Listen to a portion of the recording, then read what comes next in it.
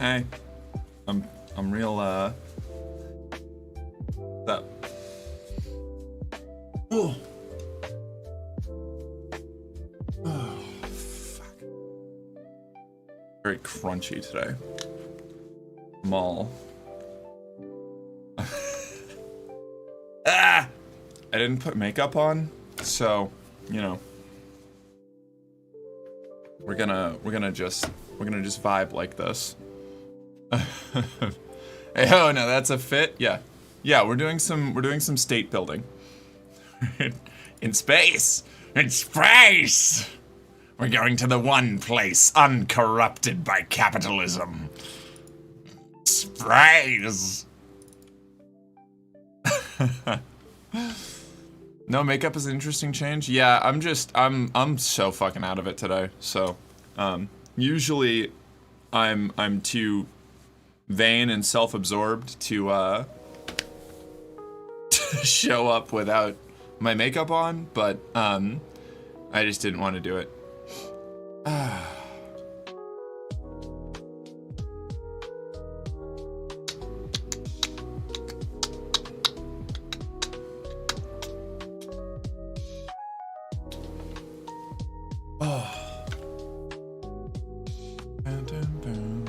It's that kind of stream, yeah. Oh, hi, Mark. Hi, Squirrel. What's up? Hey, Grackle.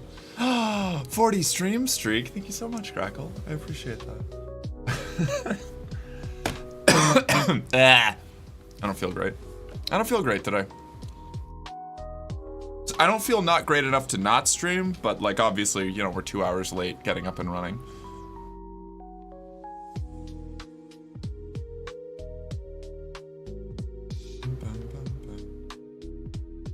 Probably I could, leave the music on, but I like Stellaris' music, so I'm going to, well, I guess I should wait until I can actually turn the music back on in Stellaris. Ah! Girlfriend Garrison's in uniform today, yeah. Yeah, this is the mercenary girlfriend casual fit, you know? We get a little paramilitary as a treat. Bleh. Bleh. You're still looking sexy as fuck. Thanks. I appreciate that. I always feel like a little inhuman when I don't have my makeup on. Because of the brainworms. So, you know, glad to hear that. Lips look more kissable without lipstick? Damn, really? Fascinating. Okay. Noted. Thank you. Medic! Yeah. I appreciate you. Thank you. I appreciate you too, Squirrel.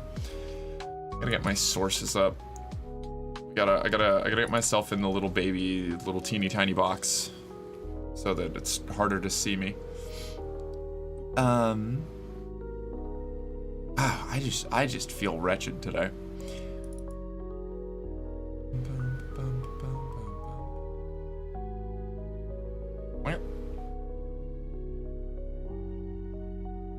Hey, there we go. Okay. Ah.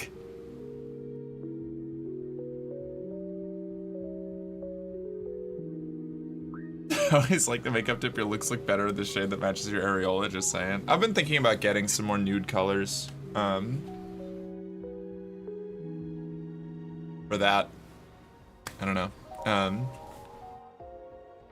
I'm expanding my lipstick roster slowly. Lipstick's just so expensive.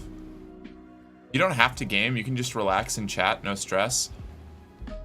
Chatting is a little more stressful, usually, actually. Like, I think there's a reason I'm playing Stellaris. Stellaris is like a meditative game for me. I'm just going to we're going to chat and I'm going to build a little empire and read out events dramatically, and that's what I'm gonna do. That's just I'm doing that. That's the plan. Um,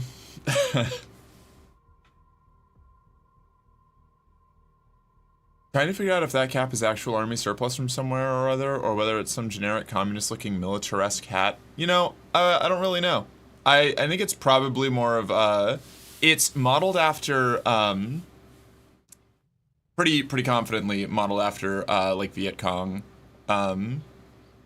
uniform hats, but I don't think it's a. I don't think it's an actual surplus one. I think it's a recreation. Let's go vibe stream. Yeah, we're doing a vibe stream. We're doing a vibe stream. I had the I got to like that 2 roads like the you know there's 2 roads that you can take and the options were like don't stream and sleep for 3 more hours or stream 2 hours late without makeup and just play Stellaris and zone out. You know, so I took that one. All right, anything you need, you just yell. Thanks, I will. My dear sweet partner got me some sushi, and I've got an energy drink, and I've got Stellaris, and all of you fine folk. So, we're chilling.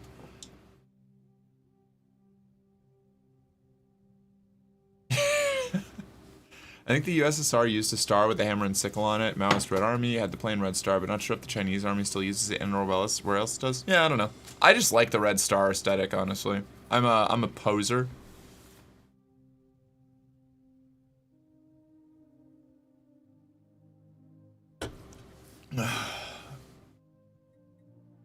I'm cribbing the aesthetic, you know. Okay. Let's see what we're gonna do.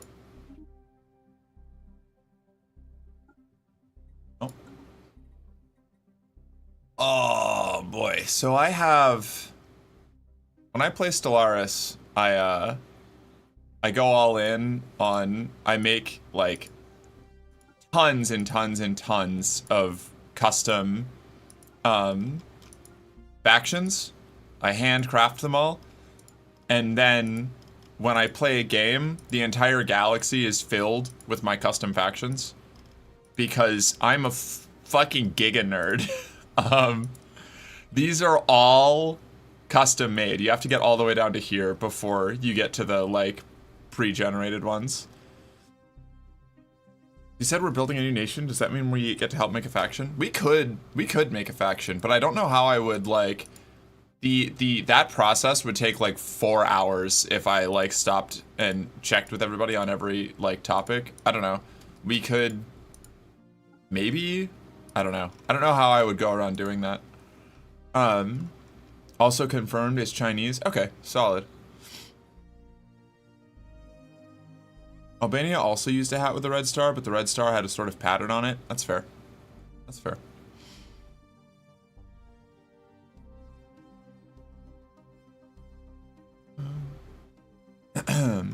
So probably I'm just gonna pick one that I already have. And we're gonna roll with it. Or we could start pitching ideas. I don't know. If people want to pitch ideas, maybe I can go and spin off and make something, but I'm probably gonna be largely we could finish mine. We could. We have these rock people I was making for King. Oh, I'd love to pitch ideas. Yeah, you know what? I'm gonna finish King's faction, and while I'm working on that, y'all should start spinning out ideas. I don't know if any of you know anything about Stellaris, and what you can do with it, with its faction creator. But feel free to throw some stuff at the wall, and if I like it, maybe I'll make something. No promises though. For King, I was making a hive mind of semi-individualistic rock people, where like the they're all linked by a collective consciousness and awareness, but their leadership, like the nodes that they have that develop like that manage specific like tasks or areas, kind of develop their own personalities, and their drones have like an increased level of autonomy to where they're like almost conscious.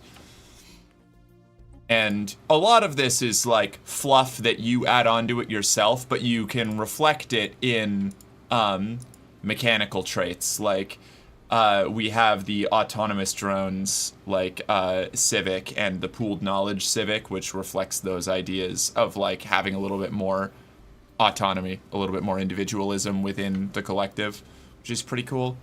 They're always rock hard too. Damn right, Aria. Hi, how you doing? I have it but never played it. I fucking love Stellaris. This is one of my favorite games. I don't know, what are my hours looking like in Stellaris? It's probably one of my less played Paradox games, just because my friends don't like Stellaris as much as I do. And most of the time I'm playing a Paradox game, I'm playing with my friends. Yeah, I only have 550 hours in Stellaris. As opposed to like Hearts of Iron, I think I'm up around like, yeah, 870. What's my Crusader Kings 3 at? Crusader Kings and Hearts of Iron are the ones that my friends like the most. Crusader Kings is 623. All right, yeah. My Europa Universalis 4. What did that do? That's only 226. That tracks. Europa Universalis 4 is so fucking crunchy. I have to relearn it every time I pick it up. Rookie numbers! I know. I'm an amateur, chat. I'm not even a real gamer. I also own it, but I've never played it. Interesting. I like Stellaris. I'm just shit at it. Hey, everybody's shit at Stellaris for a while, Aria. Stellaris is I'm probably still shit at Stellaris. This is a very complicated game. I know I've got friends who play on higher difficulties than me. I play on, like, what is the equivalent of like hard difficulty, but then there's like very hard and extreme tiers. Oh, I love this game, but the major updates keep changing the gameplay. You're right, but that's also part of what keeps me coming back. Like every time I come back to Stellaris, there's something new to learn, and I love that. Like, learning how to play a game is like a huge part of the joy that I get from it. It's actually part of why I liked League of Legends so much, and why a lot of other people that I know couldn't stand it, is because it changed so much, and there were always like things shifting. Nothing ever really like, you could never rely on like a build or a way of playing like staying feasible forever. And I thrive in like situations where I have to like improvise and learn stuff on the fly, and where people can't study too much to get that much of an advantage on me, because I'm terrible at study and memorization and like repetition of things, but I'm pretty quick on the uptake, so I get the advantage in those kind of situations usually, you know. The spiffing Brit is amazing at the game, but he's also an AI robot from the future sent here to humiliate us. Yeah, I've seen that guy's content. That's some crazy shit. I've only seen heavily modded versions of this game where everyone was an anime character. I actually, you know, I've thought about modding Stellaris a couple times. I don't want to. I just really like the base game. I say, with all of the DLC except Scholars of the Shroud or Shadows of the Shroud, because I'm afraid of adding it. Because it's got some negative reviews and it changes psychic stuff a lot. Hello chatters, hello streamer, hello Song, how are you? It's good to see you. Right, alright, so I'm gonna go through and finish this up. We're making rock people. The autonomous rock people. What we're doing here, these are the we've set up the way their government functions, which is a hive mind with autonomous drones and pooled knowledge. That doesn't mean a lot to everybody probably, but I'm just talking at the world. I'm thinking of calling them the Geonotions. I like that. Here, I'll hold on. Where's the names? Here, we'll just.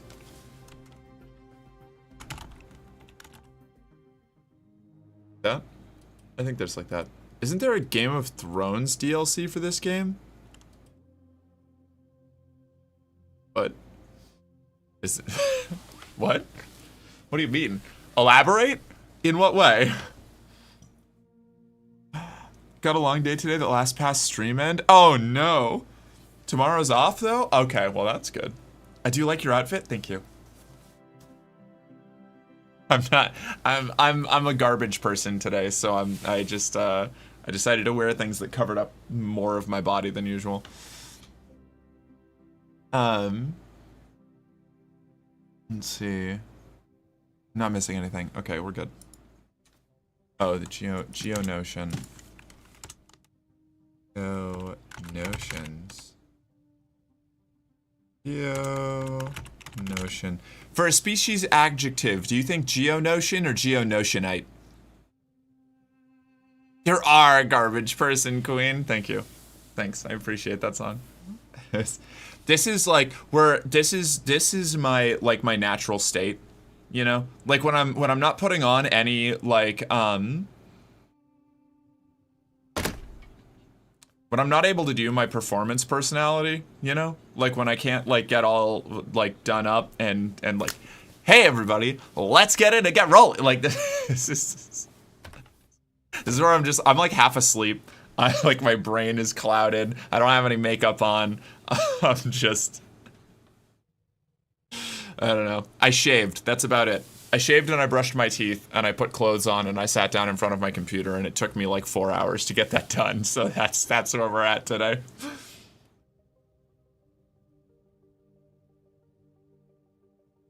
Hey, fits don't have to be skimpy to be cool. That's true. They don't. I'm just I have this really entrenched self-consciousness about and this is something that I developed kind of early in my transition and I never got over, where it was I always feel like I have to be accentuating whatever the most femme feature about me at the time is in order to not immediately read as a dude.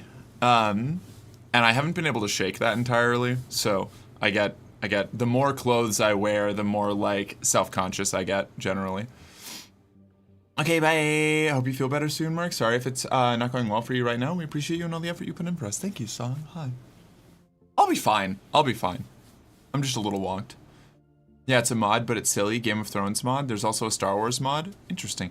Game of Thrones mod for Stellaris is wild, because I feel like Crusader Kings 3 is so much the better option. But I guess they're going to put, every Paradox game is probably going to have mods for, all of the big properties, because every specific nerd for these games is going to have their I don't want it in Crusader Kings, I want it in Stellaris. I want Game of Thrones in my space game.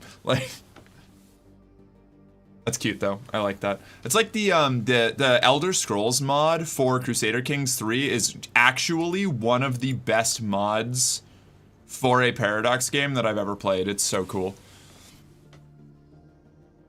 They have a Game of Thrones CK3 mod as well? I believe that. Hey, what? Oh, Geonotionite. Very good. Pokemon mod for this game when? Yeah, right. What do you want your empire name to be? Do you, what you... Think on that, because your species name is Geonotion, right? Geonotion? Like Star Wars Geonotion? Is that where you got that from? Or is that a coincidence? I know it's Geonotion, rock thought, but Geonosis from Star Wars has the Geonosians, which now god damn, all right, look at me, I'm still there, I still got my it's still working, the gears are just a little cranky.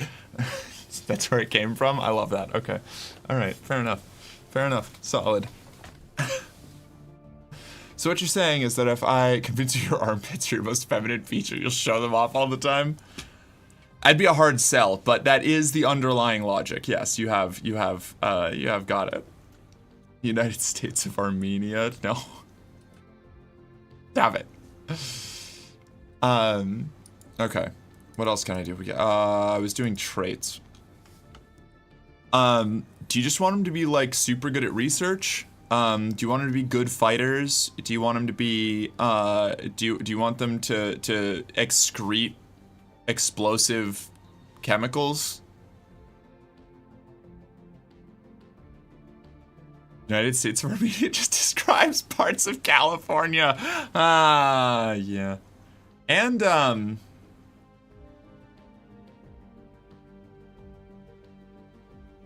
fuck, I can't recall it right now, but I definitely lived in another... Florida. When I was in Tampa. That was similar. If I remember correctly, California has more Armenians than Armenia. I mean, depending on how you trace it, we probably have more English people than England, too.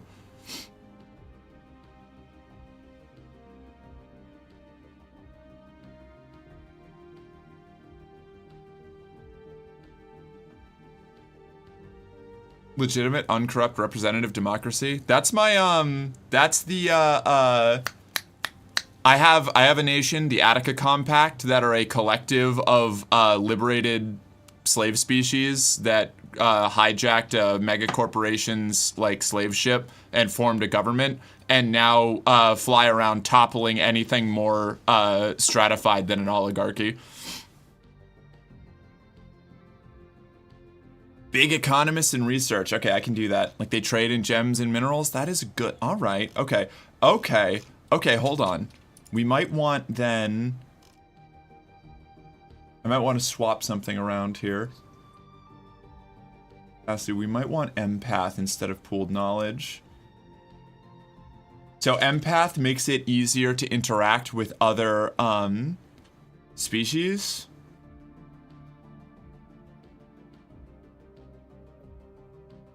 So does familiar face, but empath's a lot better. Empath can be added later on, though. Reduces the opinion penalty gestalts normally have with biological empires.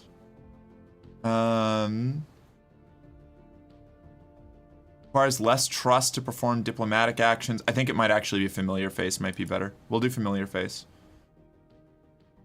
Cooperation is preferred to direct confrontation. This hive mind has evolved diplomatic drones able to take on the shape and mannerisms of their interlocutors. Envoys and officials take on the physical forms of the empire they're assigned to. Lurk! Okay, we'll catch you later, CRJ. Legitimate, uncorrupt... Oh, I see. That's what you call it if you want to make everybody really suspicious of your empire. Except traumatized ADHD-addled women who I feel a kinship with as an ADHD trauma-filled worm goddess.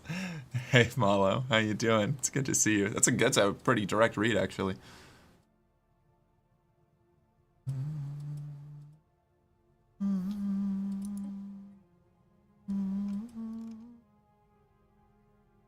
Alright, so then we're going to do, I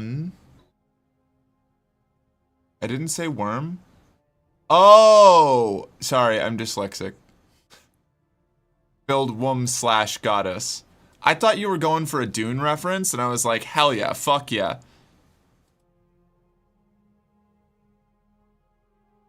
My bad. I fucked it up. Like, they craft themselves to look like other people to put them at ease. Yeah, you sculpt the rock face into something that matches the people you're interacting with, you know? What am I doing here? Thrifty for trader jobs, and where's there's gotta be one for diplomacy. Diplomacy! It's charismatic effect.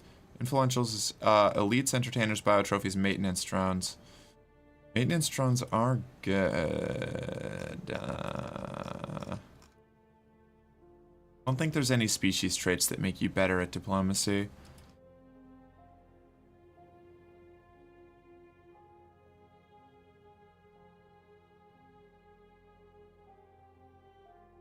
Radiotrophic.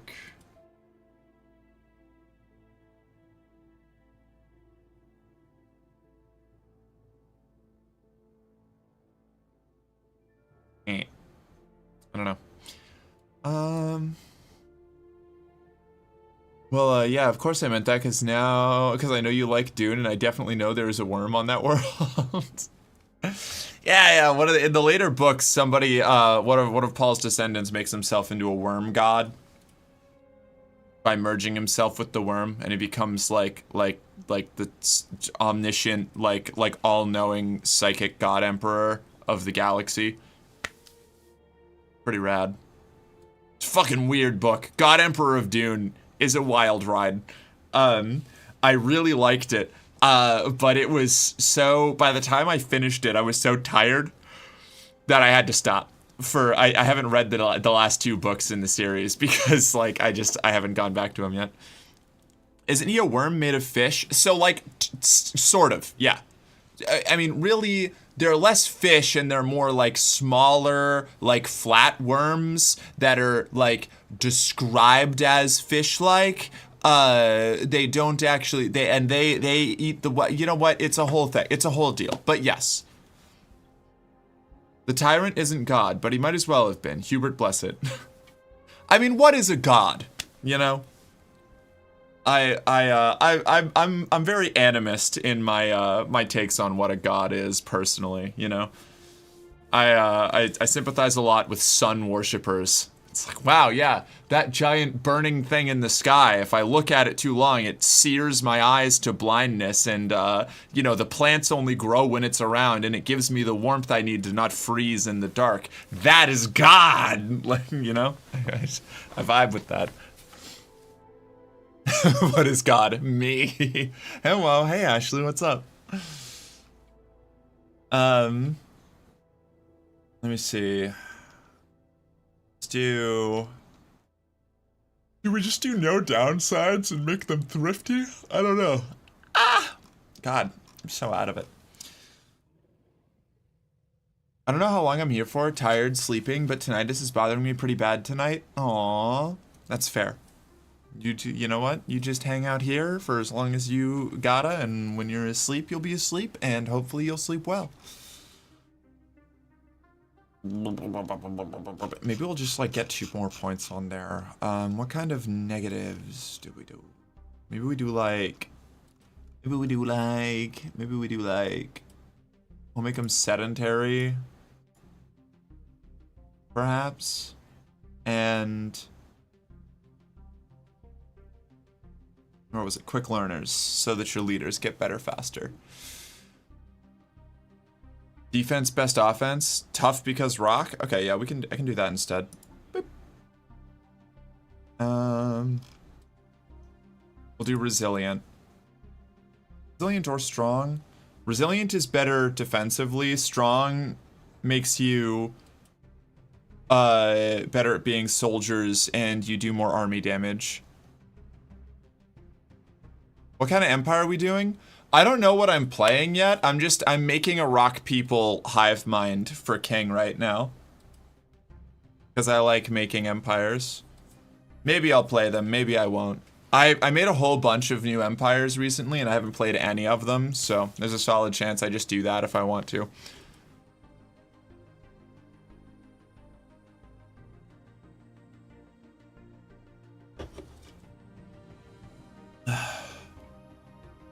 You should play a group of people called Chat, the Chat Empire. It's a direct, it's a direct democracy. Maybe get another negative to get quick learner. Sure.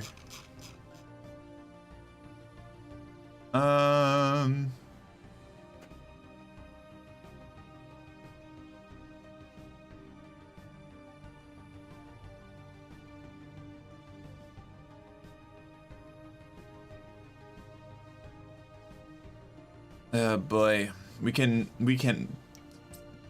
either your leaders live less, they have a higher number of maximum negative traits, they're worse at being bureaucrats, we're not taking slow learners because that's the opposite of what we're trying to add, or they require more housing, or they're frail.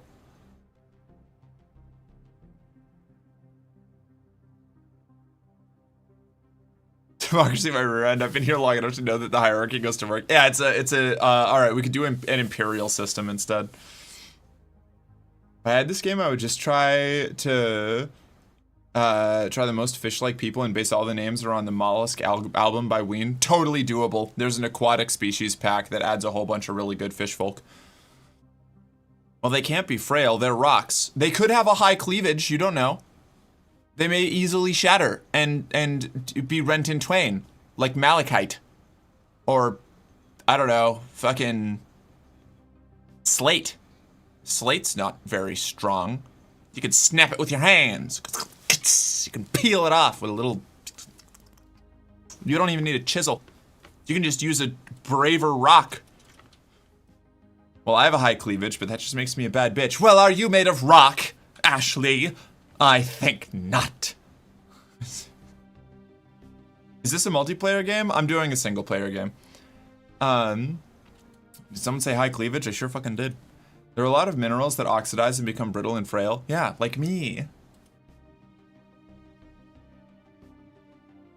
More housing? More housing, okay. That was kind of the one that I was thinking of.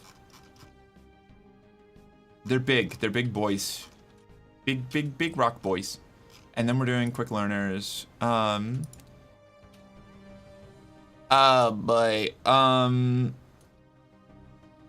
Where's our lithoid name styles? I'm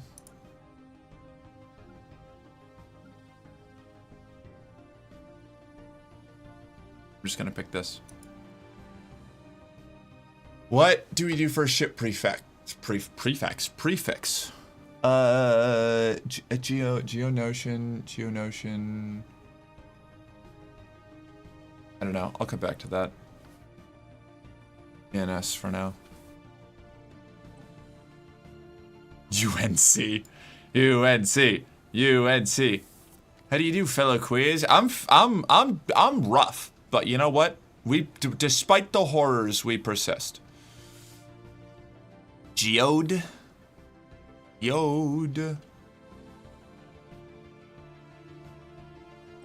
okay. Whoops. Nailed it.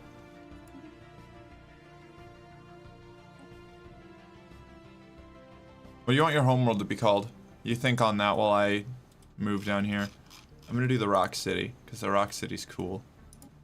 Rock City, bitch.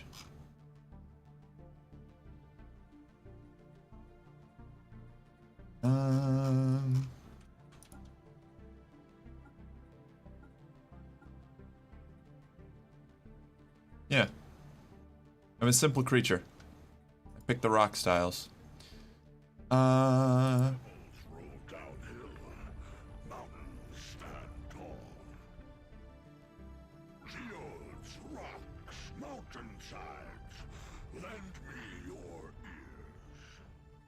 And the lithoid voice is very funny. The only rock people I've ever made are the terrorvores. The lithorachnids. I made rock spiders that eat planets. Because I have a very specific set of phobias. The crag. Yeah, okay.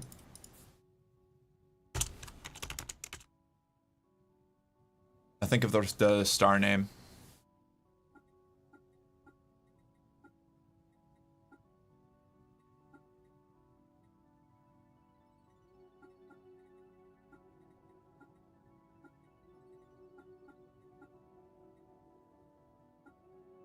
I'm just gonna leave it on arid unless you tell me otherwise. Where's the rock ships? I don't get to use these often. Oh, I don't have those. What am I looking at? Why can't, wait. Lithoid. Here we go. Ships made out of rocks. Brilliant.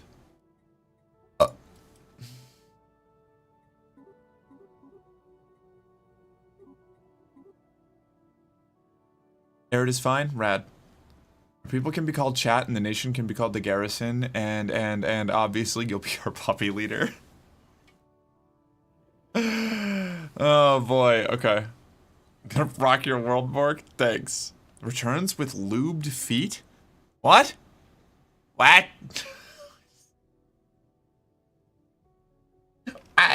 What does that mean? What does that mean?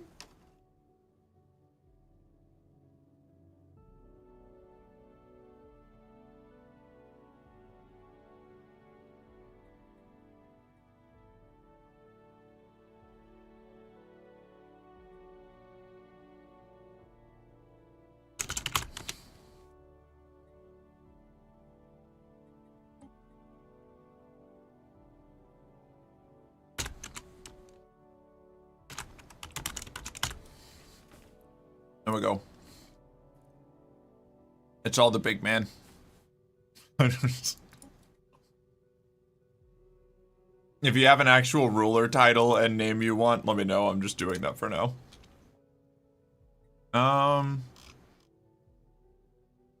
Do we have eye for talent, leadership, experience gain? I think we're just about done. No, I need a star name.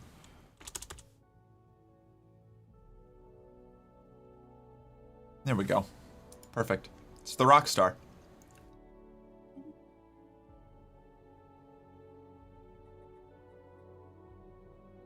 was gonna say obsidiolith or some kind of stone.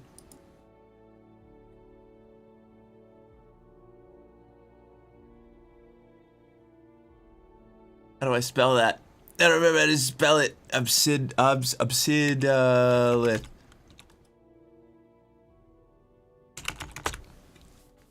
The Pebble Empire. That is the last thing. The last thing we need to do, King, is you've got to pick what the empire name is. We could just call it, like, you know, Geonotia or Geonotiana. And then I'll go make chat. We'll go make an empire that's just chat. And I'll play as that. That sounds suitably wacky.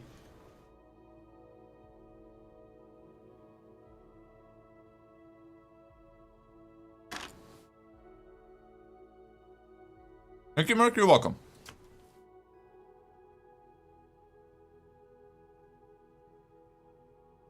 What the fuck, Mark? Why are you looking so cute? Oh, thank you. I feel like garbage, but I'm glad. I'm glad.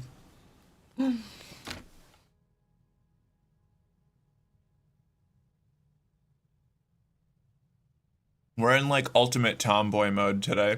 I've got no makeup on. I'm half asleep.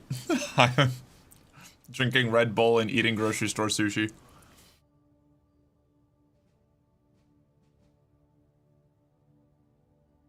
Do they have no women? Women are not allowed to be top dog? No, that's not true. It's just whether you're a big man is a gender neutral term in the Geonosian nation.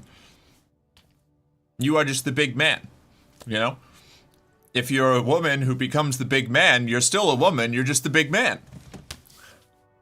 You look like a hot garbage in that case? Thanks. Orbis sexorum. Okay, sure.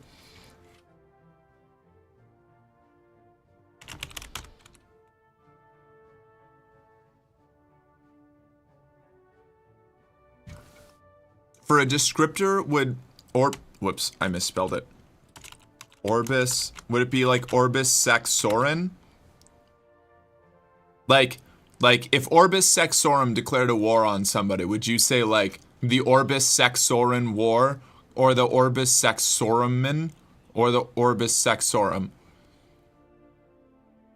I'm gonna say Orbis sexorum is correct, because that's what you responded to initially, and that was the first thing that I said. Alright, we're done, I think. Are we done? Orbis sexorum. There we go. Save. Save!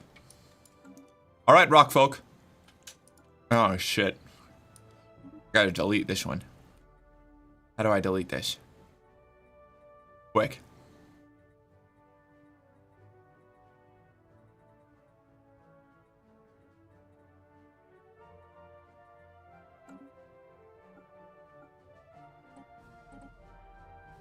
Oh well, we'll just, we'll leave that until I can figure out how to get rid of it.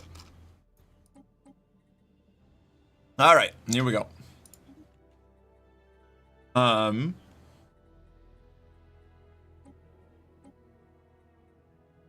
Species name is chat.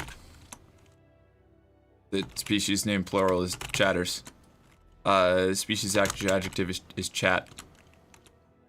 The empire name is we're just gonna call it garrison, because it'll say the garrison when it's described. Garrison? Garrison.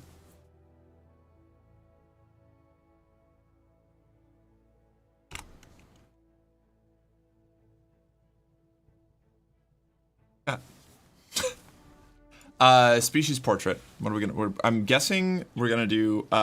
If we want to lean into the bit, we'd probably go like mammalian and try to find something dog-like. Right? Like this freaky thing is probably a contender.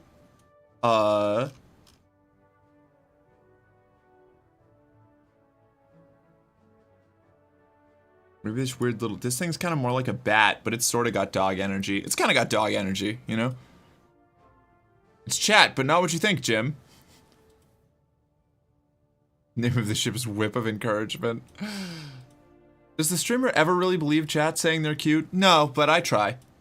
You know? I do my best. It feels nice. There's a bit to lean into, I'll do it anyway. Can you switch to female portraits? Most of the alien portraits don't have that. Well, I guess, no, we can go check. So, like, if we go here, I think this is the female variant. This is the best way to do it. This one doesn't have... Okay, yeah, so that's the male. This is the female for that one. I think I have it set to be the female one by default right now. Where did I go? Species and portrait.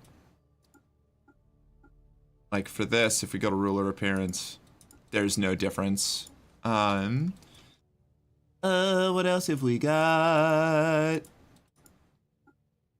We could also, like, we've got the little fox things are a popular one. We could also go out of mammals completely, and go look at, like, there's weird lizard people, you know. We got birds, worms. Your vote is fox. Ducks. You vote fox? Okay, so we've got 2 votes for fox. We have 1 vote for duck, which I think we actually do have a... Hold on. I think it actually follows the closest thing to a duck is in the mammalian category because it's a platypus, I think. Or something like a platypus. Ah! No! I don't want DLC. I mean, I do, but I'm not spending money on it.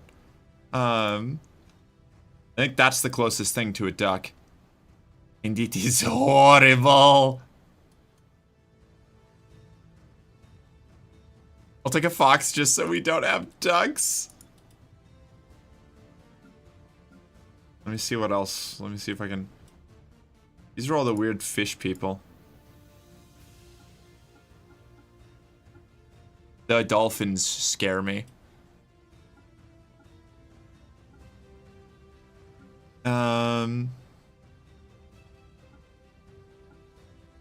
We've got the freaky toxoids people. We have this little man on a disc who I think is very funny. He's just a freaky little guy and I appreciate him.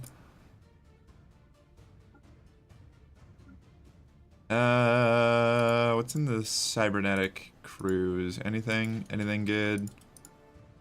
Anything we're looking for? Nah, okay. Alright. Okay. That's fine.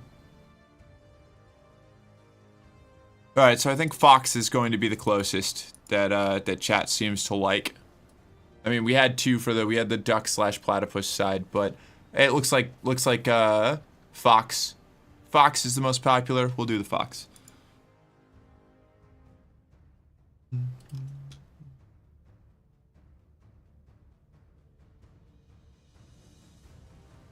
Okay. I know cats will not win. Fair. That's fair. Now we have to figure out an origin. Where we come from. How our whole world happened. We can be a lost colony from some other civilization, which would spawn a sister civilization out in the world. We could have developed in a system with a disabled gateway that leads to some mysterious other place to a network of gateways. We could have developed with spaceborne plants. I've never done this one before, it's weird. This one we need to be a hive mind. I'm not doing syncretic evolution. Mechanist. This civilization has been preoccupied with the idea of metallic automatons since the early steam age. Although many said it could not be done, the first true robots left the assembly lines long before even rudimentary spaceflight was achieved. So you start out with robots. Hard reset is you were a species subjugated by a super AI, and now you're all you've been freed from the network, and you're a bunch of cyborgs trying to figure out how to live without the big AI. Clone army? We could do clone army. Clone army is pretty funny. Starlit Citadel or Knights of Toxicity? Toxic Knights is pretty funny. Clone army, a species of short-lived and infertile soldier clones exceptionally proficient in matters of war, left masterless and alone to question their engineered purpose and uncertain fate. We can come from a Gaia world where we have like a perfect home world, but it means that we're really bad at settling anything that isn't a Gaia planet. We were all born of a social contagion and became dolls. Ah, the woke mind virus, yes! Post-apocalyptic, we can come from a hell world that blew up. There's the 2 Federation starts, which I'm not doing because they're a lot of work.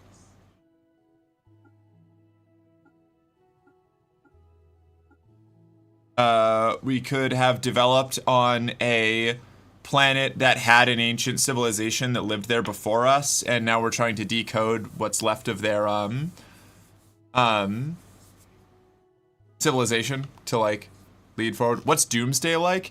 Doomsday is your scientists discover that the core of your planet is about to go, or in the next couple hundred years is going to go critical and blow up the whole planet, and you need to get, ideally, but if not, as many of, and hopefully all of your people off of your homeworld and settled on other planets before it goes critical and explodes. Doomsday is a fucking wild start. It's very hard. I love it so much. It's really difficult. Post-apocalyptic is the most common one for people who want to make jokes about Earth. Void dwellers, we all live in space stations, orbital space stations, instead of on planets. Scion is your, like, the client state of a hyper-advanced fallen empire. Shattered Ring, you live on a Halo world that is mostly broken, and you have to try and, like, restore it and rebuild it, over the course of the game. Void Dwellers is fun. Life Seeded is also very fun. That's the Gaia world one. You like post-apocalyptic? Okay. Remnants is you used to be a super advanced civilization and you collapsed a long time ago, and now you're like living in the very valuable ruins of like a what was like a city world, kind of like Holy Terra from 40K. Like when at the start of the Great Crusade, when they're like rebuilding and they're like rebuilding civilization in the ruins of a worldwide city with like hyper technology and stuff they have to reawake. If you give me a couple choices, I'll make a poll. All right, I'll figure it out. Ocean Paradise. We can have a giant space dragon that lives in our system that we have to appease or it will eat us, but will also defend us from invaders.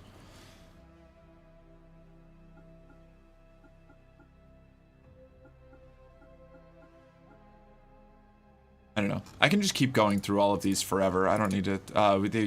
They could do where there's a big dimensional rift in space above the planet. You can be evolutionary predators and eat everyone to get more like bits. What's the ocean one? The ocean one is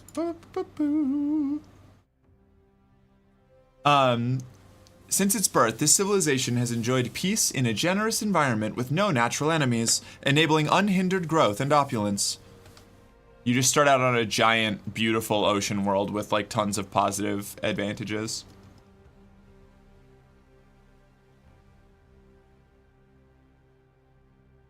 Okay. I guess I should just put up a poll. We'll see what we can do. I don't have any of the psychic ones. Doomsday, Shoulders of Giants, Slingshot to the Stars.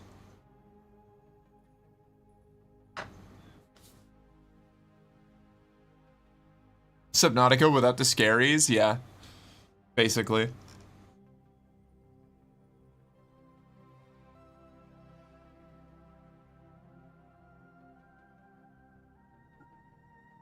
Knights of the Toxic God. I was hoping it was a deep sea based situation. Yeah, no. Starting the poll now for your convenience. Just give me the options. Rad, thank you. Good evening, Legs. My, you're looking sort of militant tonight. Yeah. I'm phoning it in today. So, you know, we're being basic. Subterranean is crazy. Chat is a bunch of basement dwellers.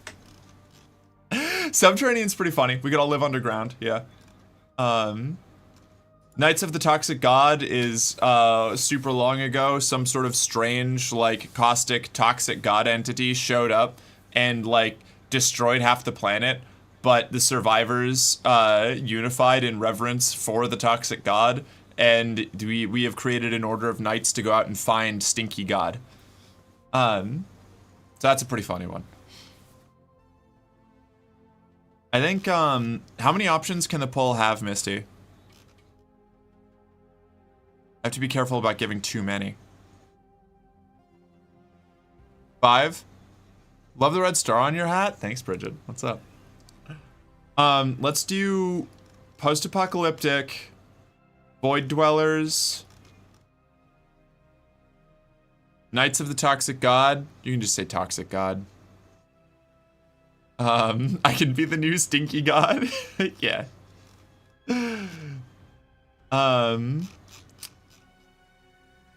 Subterranean. Did I already say Subterranean? I might have already said Subterranean. Fuck. Okay. Hold on. Wait. What's Fear of the Dark?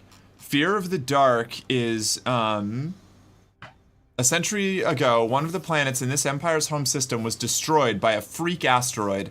Some believe this was a malicious attack by an alien species. Others brushed off these concerns as mere paranoia. The tension between the two groups grew so great that a newly terraformed planet was granted to the fearmongers. So you have your planet and a pre-FTL civilization in the same system of people that are too afraid to go to space and think that it's evil that you're going to space. And you have to, like, deal with the political implications of that. Post-apocalyptic, Knights, Void Dwellers, Subterranean, and blank. Okay. Alright, so I have one more pick. Meh, he says. Okay, let's do, for the last one, Clone Army. Payback? Payback is, actually, scratch that, Misty, don't do Payback, or don't do Clone Army yet. Payback is, your XCOM.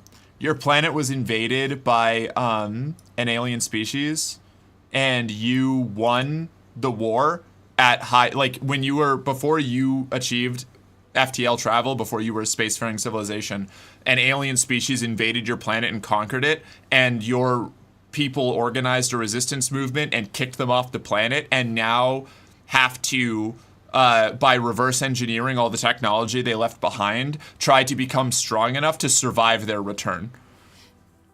That sounds low-key badass. Payback is one of my favorites. I like Payback a lot. We'll do Payback as the last one.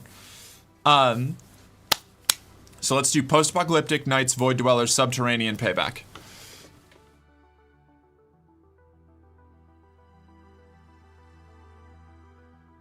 Payback is the one that my my sex worker workers cooperative empire is. They have the Payback origin. Poll started, and yes, you can dump points into it. All right, everybody. This is where you get to use all those big points. It's time for polling. And just spend your influence. Manipulate those elections. We don't believe in free voting. Oh no, the ad break happened. Shit. Oh well. Hi everybody. Perfect time for the ad break, honestly, while the poll's happening.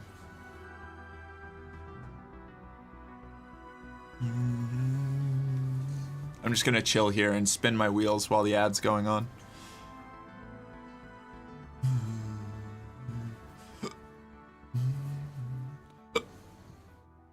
Someone's pulling hard for knights. It's probably Cat.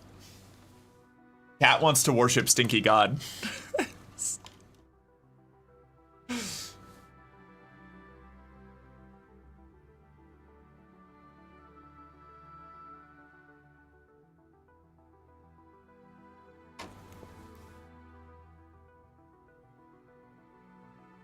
I'm not wasting my points on this.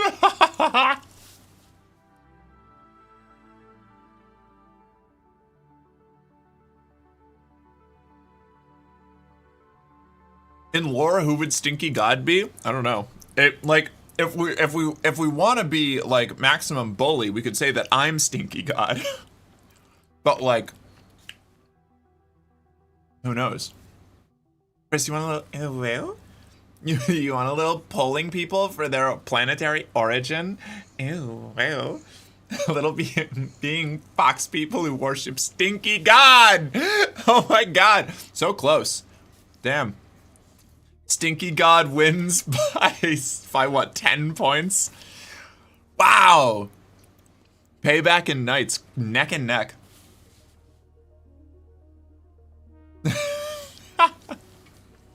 Payback was really close, yeah. Payback rules.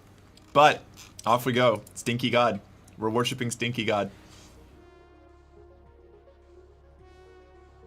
Mark has final say? No, I will respect the vote. If we do like point dump polls, I respect it.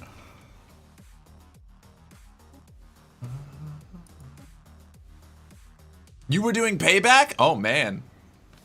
It was close. Alright, so now, if we're doing Stinky God, do we want to change to a Stinky People? Or do we want to stay Fox People? I can't waste my points until I get second VIP. Oh my God.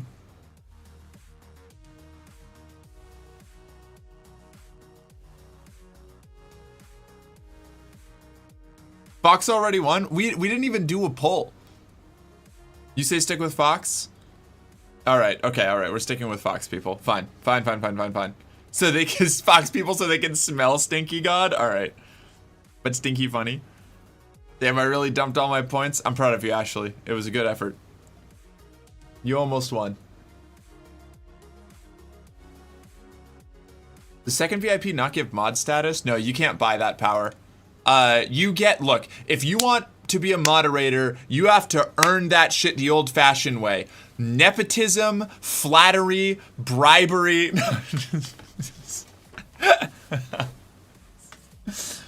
We operate on a very Roman imperial system here, you know? It's just like the Republic.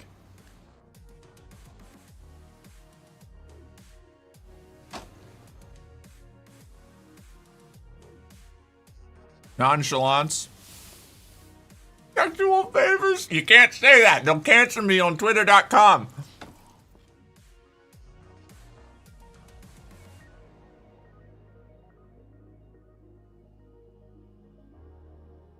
Hello, how be things? Have you played Stellaris before? I have. I have like, I've got 550 hours in Stellaris. I like this game a lot, but there's been a lot of updates since the last time I played, so I'm kind of relearning things right now. We're just putting together a little empire to fuck around with for a low-key Stellaris day.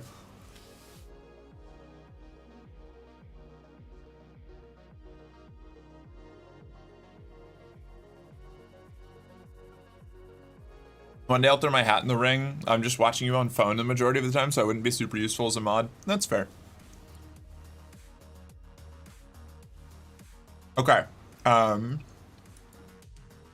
think we were saying we wanted to do an imperial authority, right? We're going to be like authoritarian, spiritualist. Do we think spiritualist? So the ethics that we have access to, chat. I'll let you use me as a chair if I get mod. I cannot trust you with moderatorship, Ashley. The power. I'm on a dinner break, which feels so fucking wrong to say. That does feel odd. I'm so sorry. That's wild. I pulled a 24-hour shift once. That's a wretched thing. One day I'll throw my hat in the ring. Oh, I already read that. My bad. I think we just found a bug in Twitch TOS. You can't do things in exchange for sexual favors, but nothing says you can't do sexual favors in exchange for stuff. I think there's a broader legal precedent for that. CRJ. Merc is the leader and we're the Knights of a Dark God. Finster? No. Finster will not be our god. I refuse to worship Finster. Finster is my ultimate rival that I must overcome. I can't. Finster can't be my god.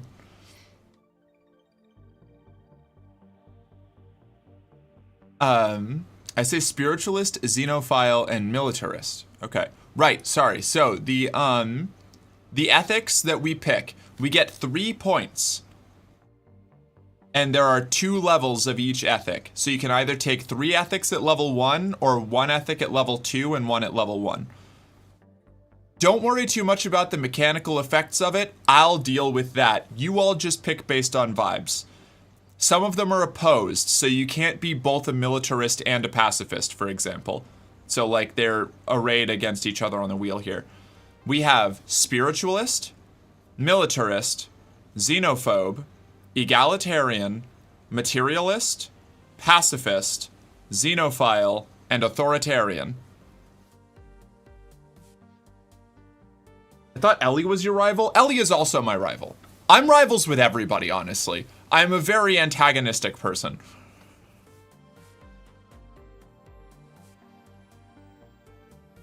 I guess Ellie can be my rival and Finster's like the final boss that we have to overtake, you know? I thought that was Mr. Whipper. I have a lot of rivals, okay? I miss apple cider. Sai's still around. She's just busy.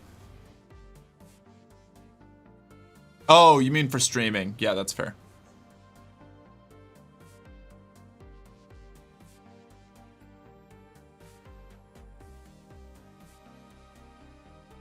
You can give me my powers if you want. I would only abuse your trust some of the time. All pinky promises. Oh, gee golly. I guess he'd have to be militarist. Okay, so we gotta have at least 1 point in militarist. I think that's a good point. US laws are more restrictive than I thought if someone can't legally offer sexual favors in exchange for being a moderator. Yeah, I think that is actually illegal. I think it would count as prostitution. And you know how we feel about that here. Legally. when anybody with Eddie Power is paying attention. You agree with xenophile? Okay, we'll do xenophile. That makes sense. You want a short vote for 3 at 1 or 1 at 2 and 1 at 1? Nah, I don't think we need to vote. I think I'm just gonna go off of vibes here.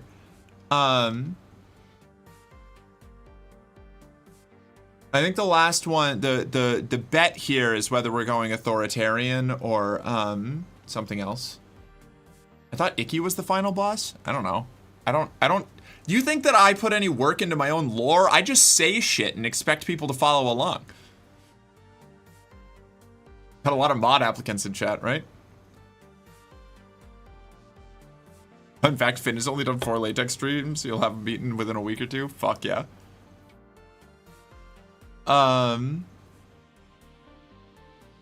Let's see. Authoritarian, spiritualist. Okay, so it's our theme. So we have some spiritual issues. It's true. It's true. It's true. I'm gonna let you argue it out between what is it? I guess spiritualist and authoritarian. I mean, you can pick whatever you want, but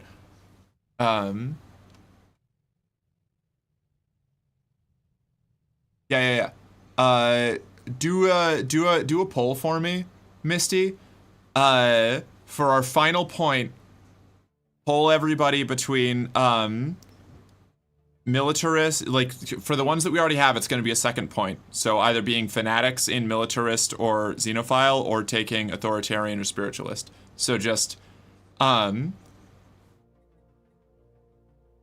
the poll for militarist, spiritualist, authoritarian, xenophile. I have to run to the bathroom.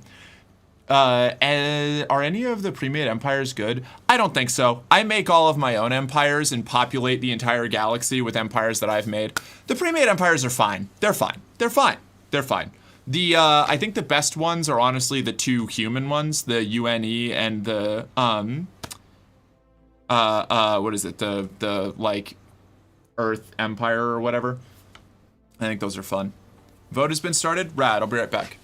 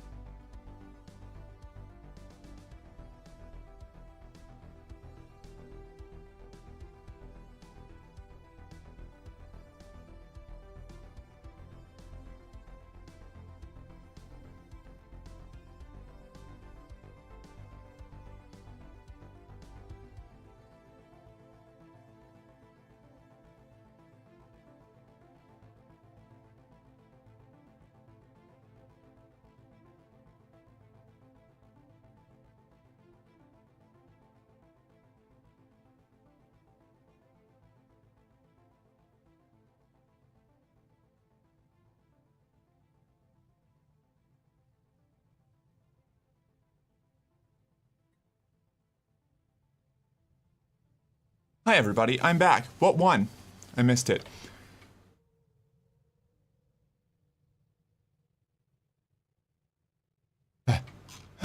Work has been gone too long, I'm sorry. We're spiritual? Okay. This is interesting. I never play spiritual empires. I'm always like a space Reddit atheist, you know? I'm broke. Oh no. Okay. So, we're a theocratic monarchy. My favorite thing. Alright, now I have to figure out... I'm just going to have to pick civics. Because there's no way that we're going to be able to vote on these any kind of realistically, you know? Did I miss anything?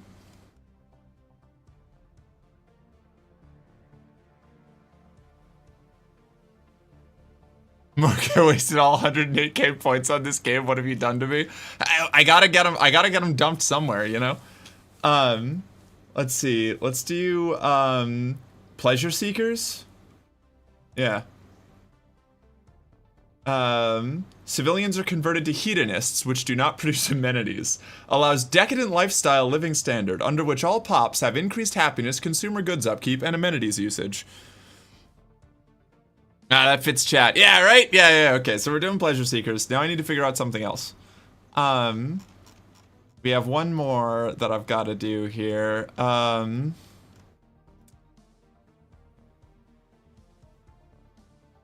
Dimensional worship gives science for bureaucrats, chance for rare technology, chance for astral rifts. Cutthroat politics, crusader spirit. Crusader spirit could be funny. Hedonistic crusaders can only use liberation wars. Do we want that? Will you just make everybody imperialists? That could be silly. Analytic processing, crowdsourcing.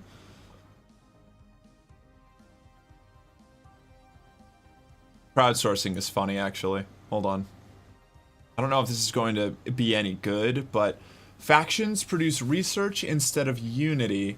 Factions will form in your empire shortly after the game starts, but faction output is reduced for the first 10 years. This society has realized that individual inspiration is the root for true innovation. Open source patents, open-mindedness, spontaneous collaboration, and innovation bounties pave the way to progress. I think we're going to do crowdsourcing. Need the rapid breeders? Yeah, we'll get rapid breeders. We'll get in there. Oh, it's going to be awful. I'm so excited. Would you say Biogenesis and Shadows of the Shroud are worth it? I don't have Shadows of the Shroud yet. I'm a little scared to try it. I've heard that Shadows of the Shroud is kind of one of those, like, you either really like it or you really don't. From what I read, it basically brings, like, sort of, it makes the Shroud a bit more like 40k. Like with like distinct Shroud entities that you interact with, rather than the sort of mysterious, like, self-empowerment Shroud that exists currently.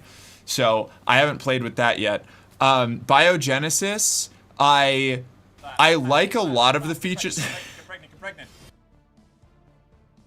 I've only done a little bit of play with the Biogenesis features since that came out, but I like what I've seen of Biogenesis so far.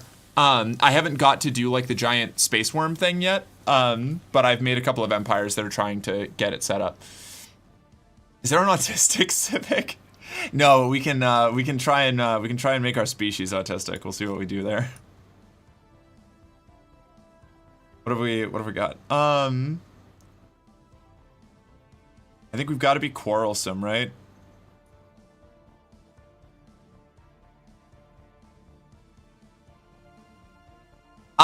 Decadent hurts my soul because it's just like you treat your workers bad, but it would also be very funny.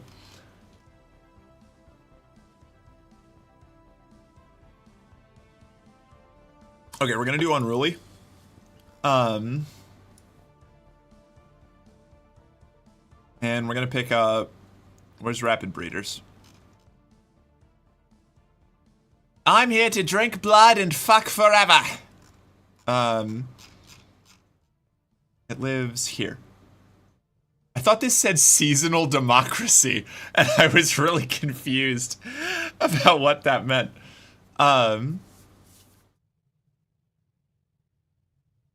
We could hibernate.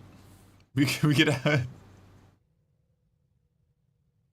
That's funny. I like that. This species has evolved on a planet with cyclical seasons that support hibernation.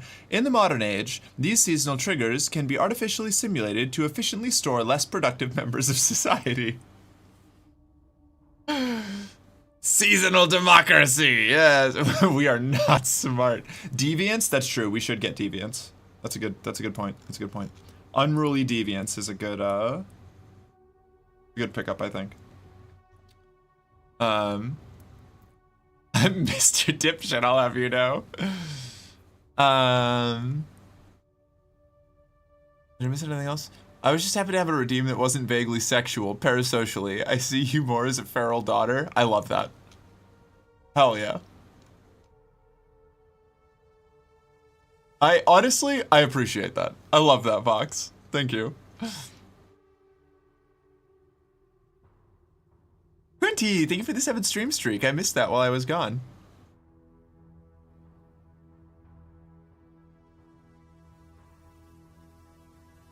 Let's see.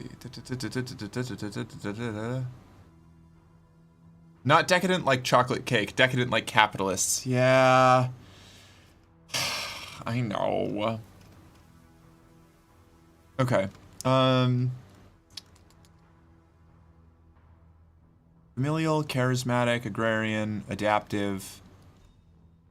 We have, what, 3 traits left? We could also choose 2 small traits.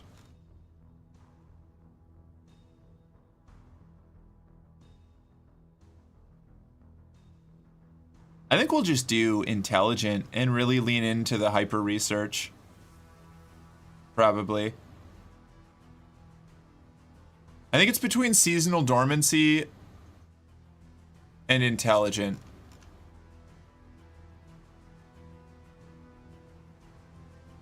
Or we could do charismatic. We could do charismatic, and that'll make everybody feel better about, like, because we're going to be getting a lot of, the seasonal depression. Oh, God, you're so right. So I would say seasonal dormancy, intelligence, or charismatic. Charismatic would make our entertainers better, which would be good for, our pleasure-seeking ways. Intelligent would lean into the crowdsourcing. And yeah, I think charismatic actually is the angle. I think you're right. We have a point left? Oh, I mixed up points and picks. We can snag a last little point. Let's see. Let's do,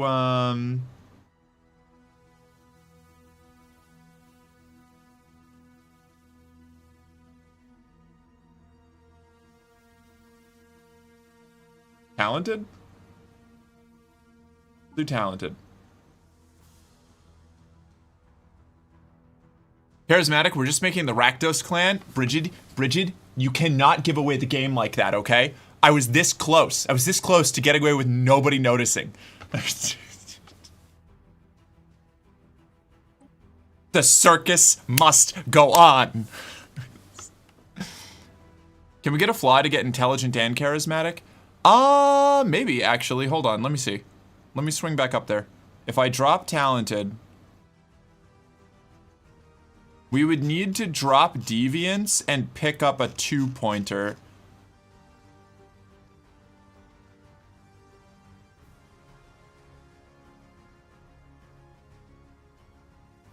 We could do psychological no, because we're militarist. We want to be at war. We could take non-adaptive, which would make us worse at living on any planets that aren't like our homeworld. We're a xenophile empire, so we can probably just settle other planets by taking in extra, like, refugees from other places. Yeah, Rakdos is one of the guilds from the Magic the Gathering setting of Ravnica, which is a hedonistic blood circus led by a demon, Rakdos, the Lord of Riots, who just makes as much trouble for the cops as possible. He's great. I love Rakdos. He also becomes a cowboy bandit who robs a train at one point when he goes to Thunder Junction, which fucking rules. Cowboy Rakdos was not on my bingo card, but I loved it. I was wondering why sanitary was a negative until I saw it was solitary. Yeah. What's nascent stage? Nascent stage means for the first 5 years of... It basically means that you have an extended, like, juvenile period where you're not capable of, like contributing, being like a pop. So for the first 5 years that a pop is alive, they are like it's basically like an extended childhood stage. So you just like have to take care of them until they get better, which we could do. We could just be like it kind of be like having a what do you call it? Like you don't have to enter the workforce until you're older. So it's us before we hit second puberty. All right. Okay. All right. We'll try nascent stage. I haven't played an Empire with nascent stage yet, so that would be good knowledge for me. Gonna slow us down a little, but that's okay. And I think we should either do cyberpunk names or what's the other one? My other favorite, one of the aquatic names makes you have pirate names, and I just think that that's really whimsical. Only I could read.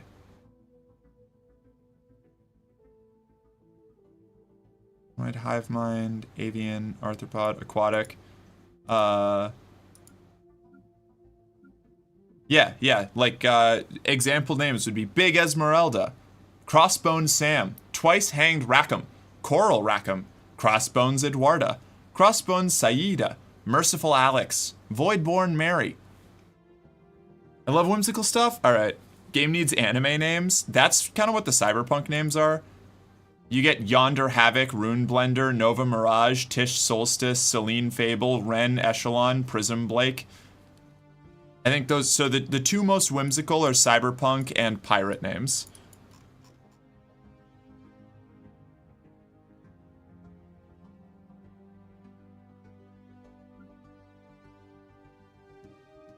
Pirates? Let's do pirates.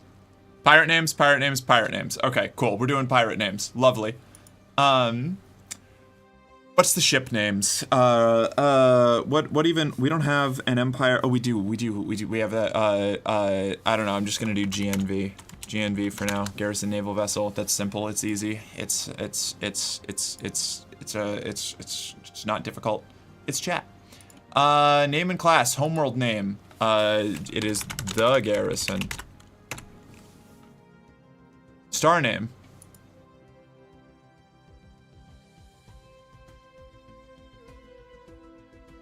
What do we call the star name? Flagship should be Queen Anne's Revenge. I think I can name individual ships. I'm pretty sure I'm allowed to do that. Maybe not. I always forget which games I can change the names of and which ones I can't, of the little things. The star should be more... Okay, alright. I wasn't gonna do it, but... Shoop? It could be Shoop. No, clearly Shoop is the stinky god. We're trying to find her. She's out there somewhere.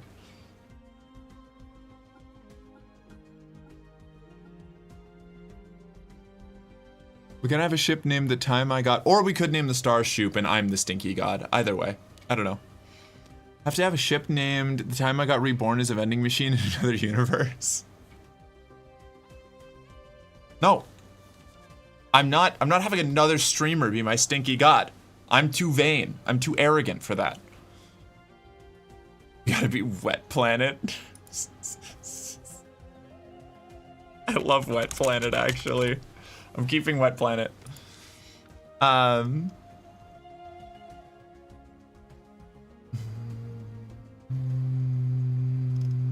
Have good stream. We'll catch you later song. I feasted. Now it's time to beast it because this is a we go until we're done kind of deal right now. Oh, I hate those jobs.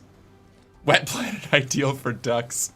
I'm gonna have to make it Aquatic Empire next.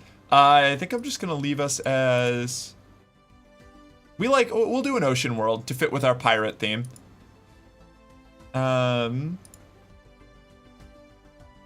The most decadent doorway possible. I think it's gonna be the one that I have right now, but oh, we could do this one with the fuck me curtains and like the filigree there. I think that's it. Yeah. Yep. That's the move. Honest work means hard labor, low wages, and no fun.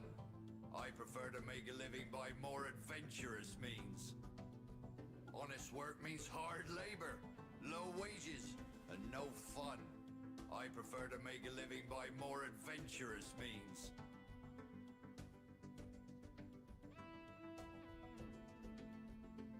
Realizing now we could lean into the... No, we already have the... I can't go back and change the government to be a pirate empire. I could. But we've already gone through too much development process. I didn't think about it. We're an empire. We're a toxic god empire.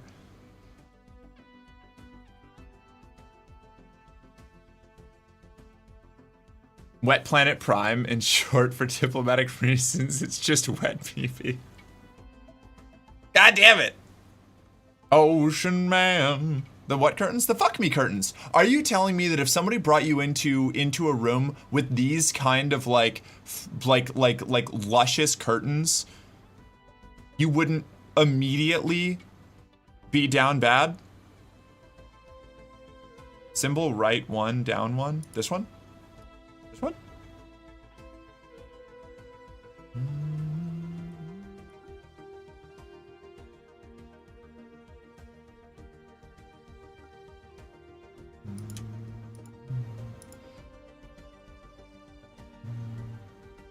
Because it looks like a fox? Honestly, yeah, fair enough. Good pick. I'm telling you that if someone brought me into a room with those curtains, I would not be down bad. Okay, well, obviously not Misty. You're not down bad for anyone. My parents had curtains like that in the lounge? Well, that explains why you were born.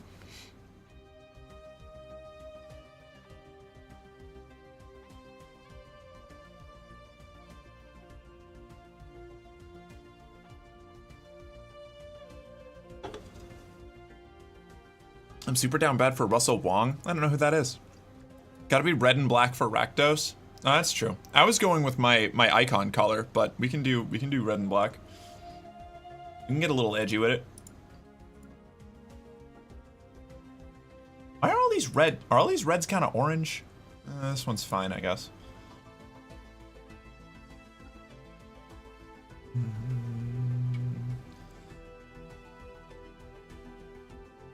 I was born because my mother had to have preg kink. I mean, these things are not mutually exclusive, dog. You're not doing trans colors? Nah. It's too easy. That looks badass. Your mom had to have preg kink is wild. Nice curtains that Merc can bury her claws into while redacted. Exactly, thank you. I'm so glad that we're on the same page here. All right, ship sets. We could do the big glowy water ships.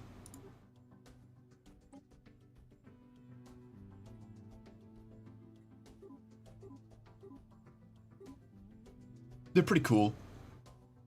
Pirate ship. Well, I don't know which ones are more. These are pretty space piratey. We could do the Necroid ships. Glowing water ships are amazing. The glowing water ships are really cool. Yeah. I think like, so these are the Toxoid ships. These are kind of space piratey. These are the aquatic ships, which lean in with the like, we come from an ocean world theme. The Necroid ships are pointy, which means evil. So like, that's pretty cool. These are the Imperium ships from Dune. What else have we got? I don't know, fungoid ships are pretty spooky looking. You know how Baldur's Gate 3 has spell slots? Is it weird if I have a slot for Raphael? No. He is canonically bad in bed though, so watch out. Just ask yourself, which ship would you mount a religious war from?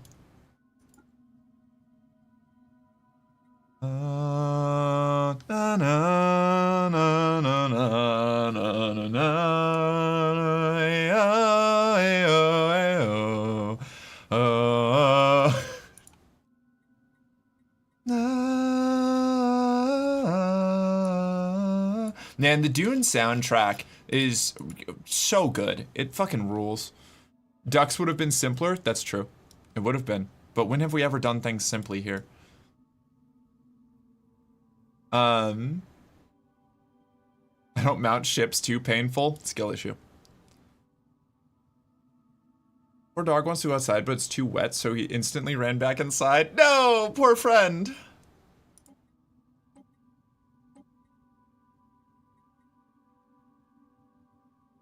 I wonder, can we can't do the raiding thing, can we? We can't be a bandit kingdom with these civics. What would we need? Barbaric despoilers. Oh, we can't be xenophiles, that's right. I'm gonna keep this real quick. I just want to see what I can do with being pirates. So it would be, oh no, but we would have to have two specific. No, that would kill the whole vibe. If I made us pirates, that would be our whole civic choice, and it's just not worth it. We're going back to what we were doing originally. Pleasure seekers with crowdsourcing.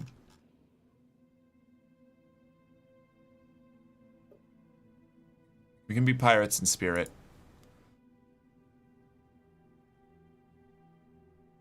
Which ship looks like it could host the biggest opulent orgy? It's obviously the aquatic ships, right? Like, these aren't like biomes that we live in. It's just like the lube reserves. That's where you store all of the.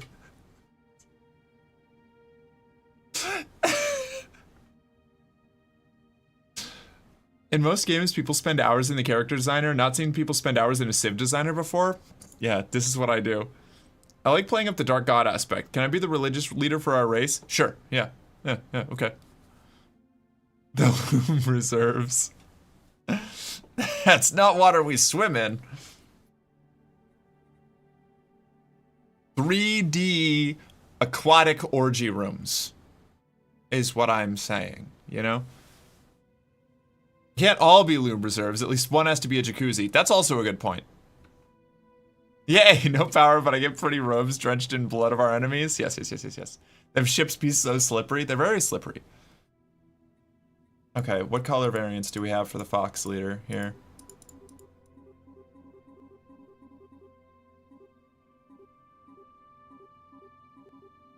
I like this one.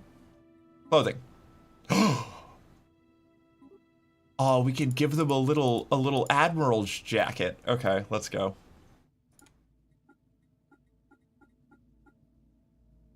What do we call our ruler?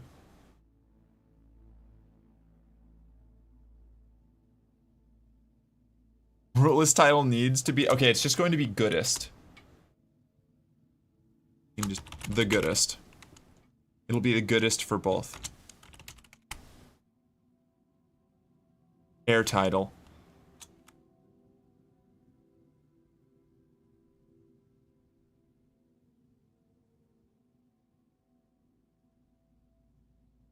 I'm gonna have to fix the capitalization there.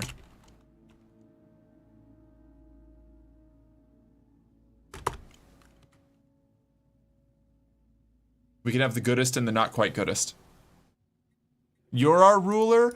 No, but see, the ruler is mortal. I guess we can start out. I'm just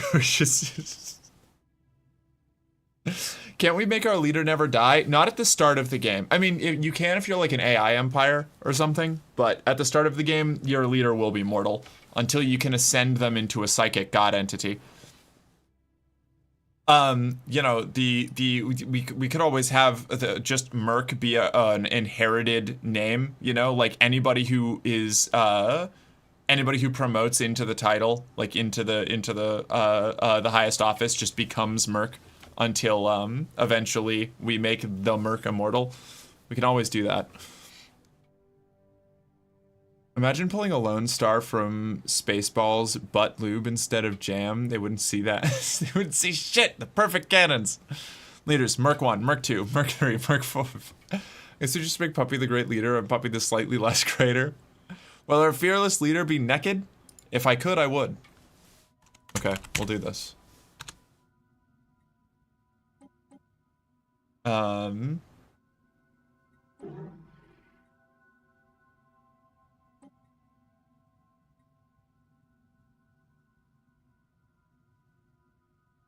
Principled. What do we do? What do we do? What do we do? What do we do? We're doing...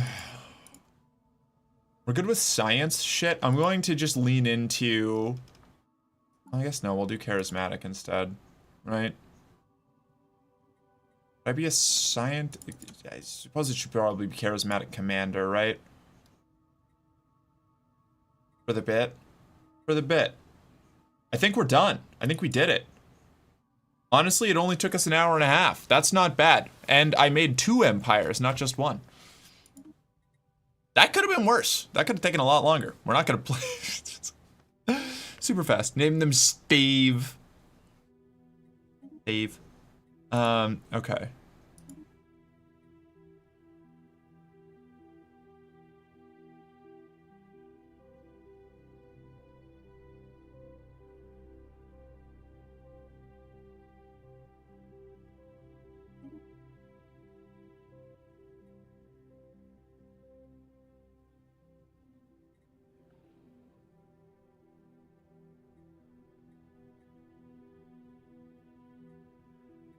I'm warning you all right now.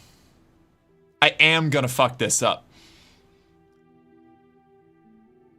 Let me see. What am I'm not gonna fuck around with the settings too much. I'm just gonna kind of roll into it.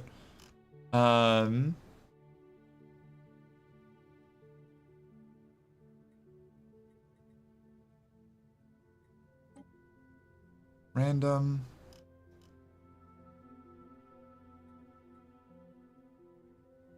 Fuck it, we ball.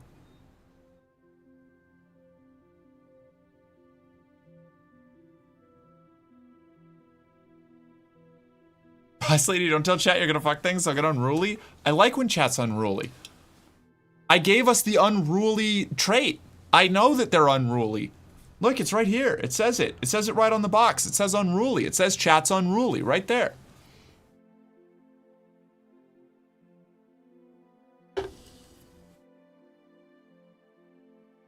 Super fast and I love this empire? I'm glad.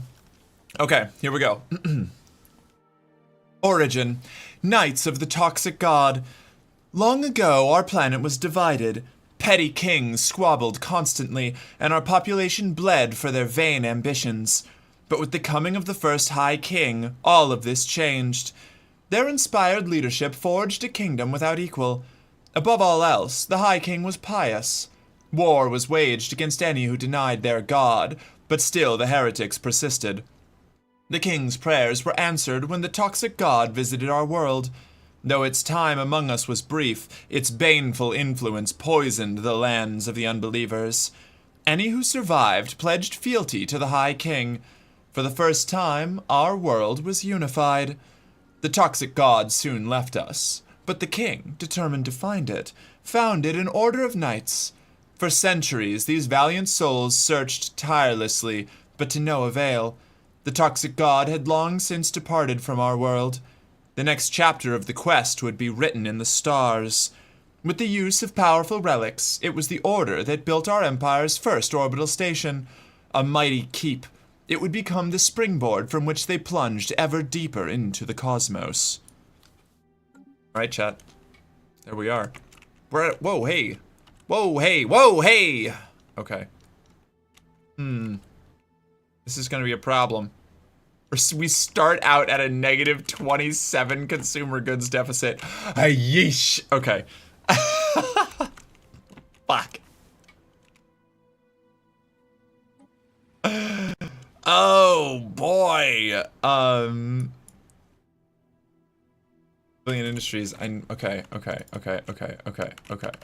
Wow. Gee golly. This is gonna be a bit of a problem.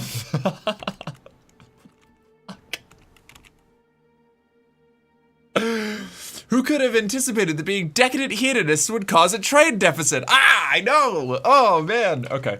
This is fine. I can make this work. I can figure this out. I can do this. I believe in the me that believes in me. Okay.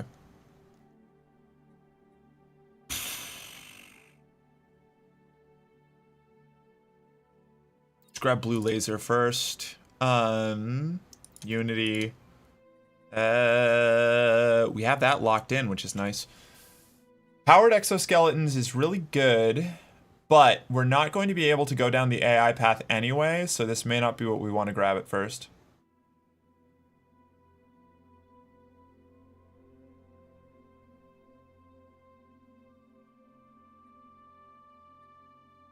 I don't know, the extra worker efficiency is probably worth it. Okay. Gotta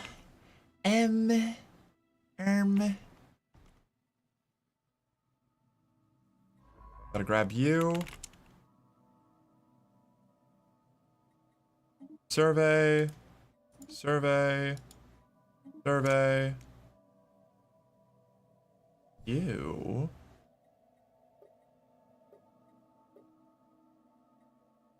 Science ship. I can't tap out all of my alloys to build a second construction ship because I will perish. Because we're at an alloy deficit as well. Not quite goodest, Barnacle is the new heir to our empire and will take the throne when our ruler dies. I love the pirate names so much. I have idle leaders that must be put to work. Faction founded. A new faction has recently been gaining traction in the internal political landscape of the garrison. They call themselves the Conclave of Exalted Clergy. Their members support spiritualist and conservative values. Okay. See, when I was playing yesterday, I was starting to get it, but the planet management goes right over my head. I'll try to let you know. I'll try to fill you in on stuff as we go. Your home system is pinned against the edge of the galaxy. Yeah, which is actually great. Like, this is a crazy, this is a crazy fortunate first start. Like, we can just build, Fortress Station here, Fortress Station here, Fortress Station here, and it will take actual factual space god to kill us. And we worship space god, at least the only god that matters, which is Stinky God. Stinky God is the one true god. Had to step away to clean kitchen post-dinner. How fares the garrison of stinky, evil-worshipping, hedonistic foxes on planet Wet? Honestly, we just started, and things are already catastrophic. Okay, wait. Okay, this is it. So we already get to pick our first social tradition here. I think we want discovery because we have to find Stinky God, right? All bless Stinky God. Hail Stinky God. My God is an awesome God.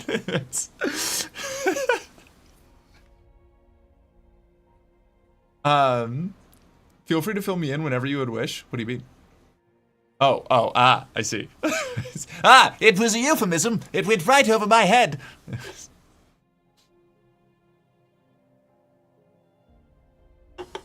Softly pins you to the edge of the galaxy. Hey, pet. It's so good.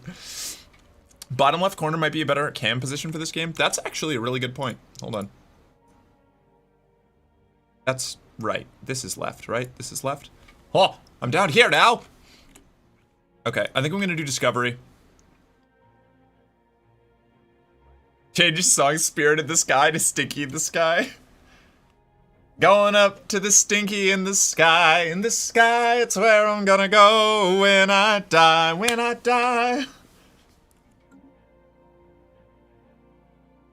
I'm gonna go when they lay me, or what is it?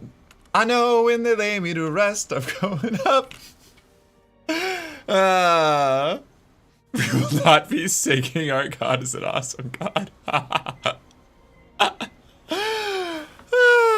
Dearest Mark the Greater, as a religious leader, I'd like to inform you that our musical aesthetics are that of black churches.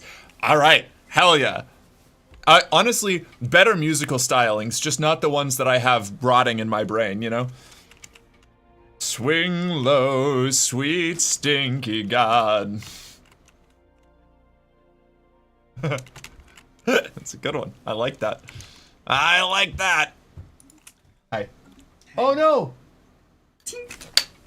You spilled all over yourself. Oh no, it got overflown! It's dripping. Oh. Not my It's not ruined. You just gotta lose. Stupid. No, I just.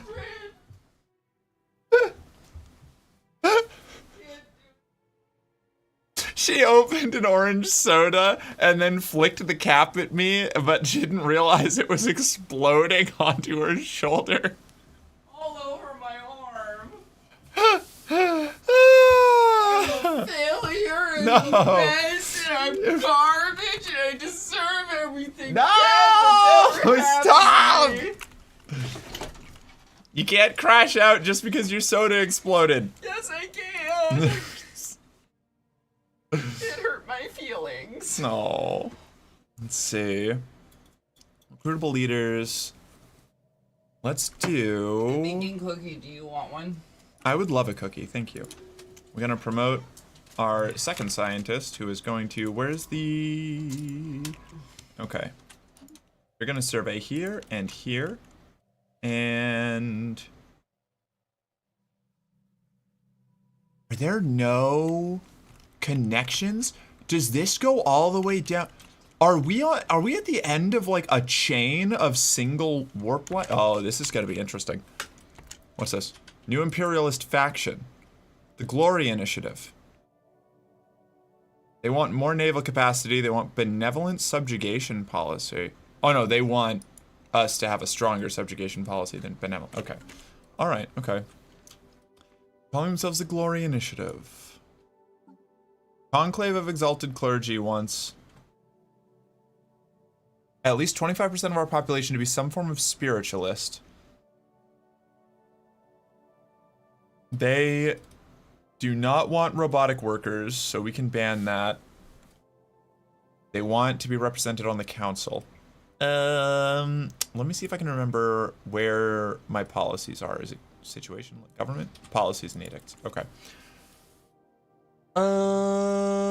Subjugation. Do we want to change that? I don't know.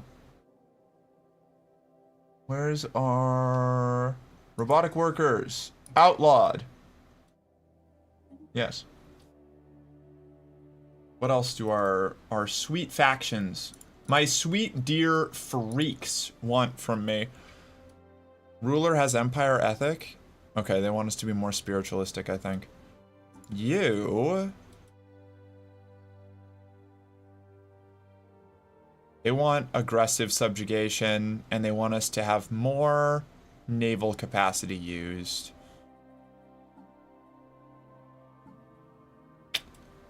Policies and edicts. Let's do subjugation war terms, oppressive vassalage.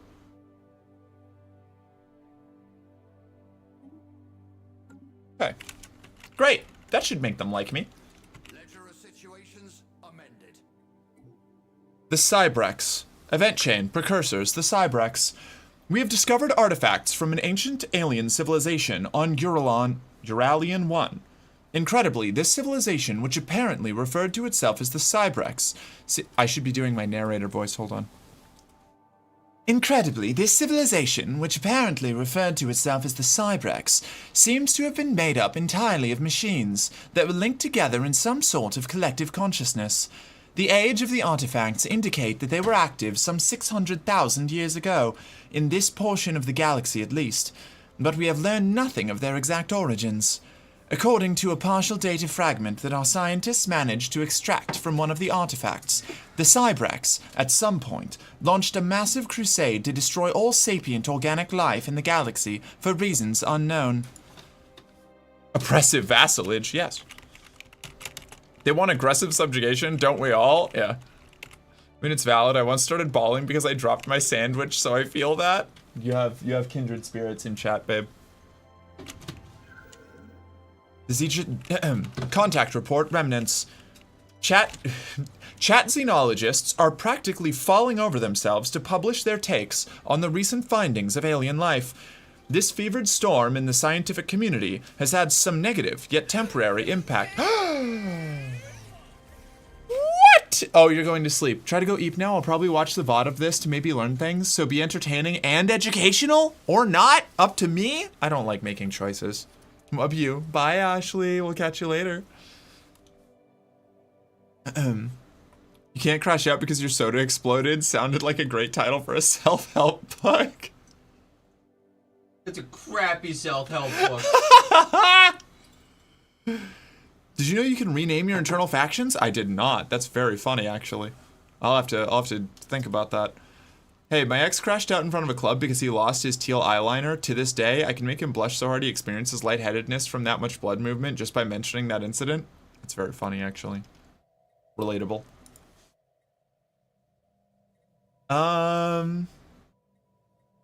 Prepare to confront potential threats.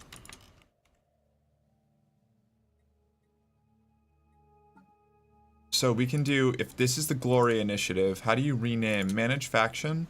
No. Here we go. Okay, so we can do, there. Perfect. And I don't know, if somebody thinks of a name for the Conclave of Exalted Clergy, let me know. Idle leaders. I have an idle leader? Barnacle not quite goodest.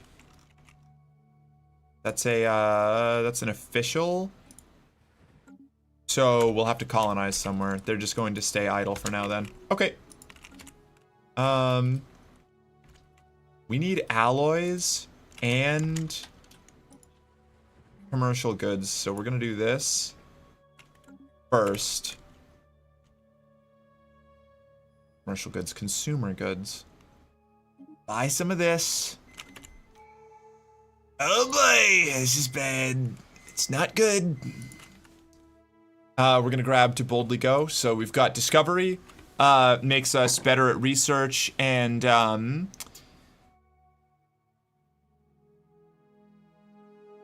research and like anomaly researching, like untangling mysteries out in the world. And then I just grabbed us better survey speed so we can explore faster. The clergy should be called the Sniffers. The Stinky Swingers. You can rename the spiritual conclave to the High Priestess of the High Priestess of the Stinky God. Well, as Misty is our religious leader, I will take that. I'll take that initial suggestion.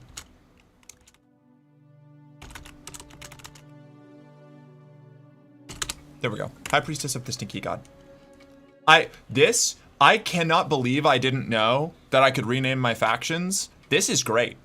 This is hilarious. I'm going to be insufferable about this in all of my other games. Give us the stuff we want, Merc. We need amenities. Yes, I know. We're out of alloys. It's a problem. I understand that.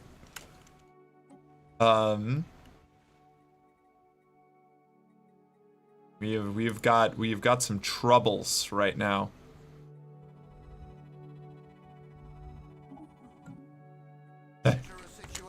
Mass extinction.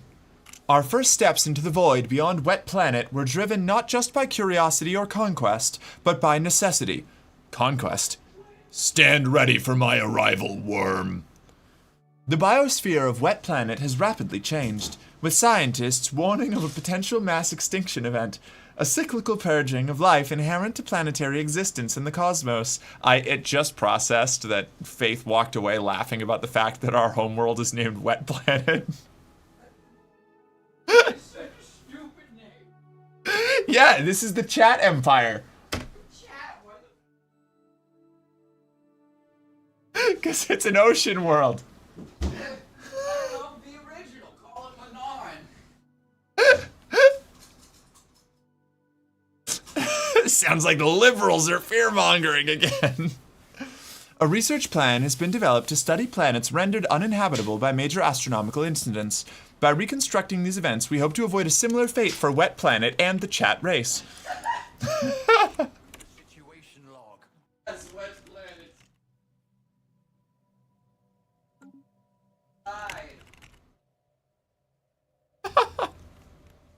She's losing it over Wet Planet, chat. What's a whetstone? Well, that's not spelled W-E-T. That's W-H-E-T. Yeah, So it's pronounced the same. it's called a sharpening rock.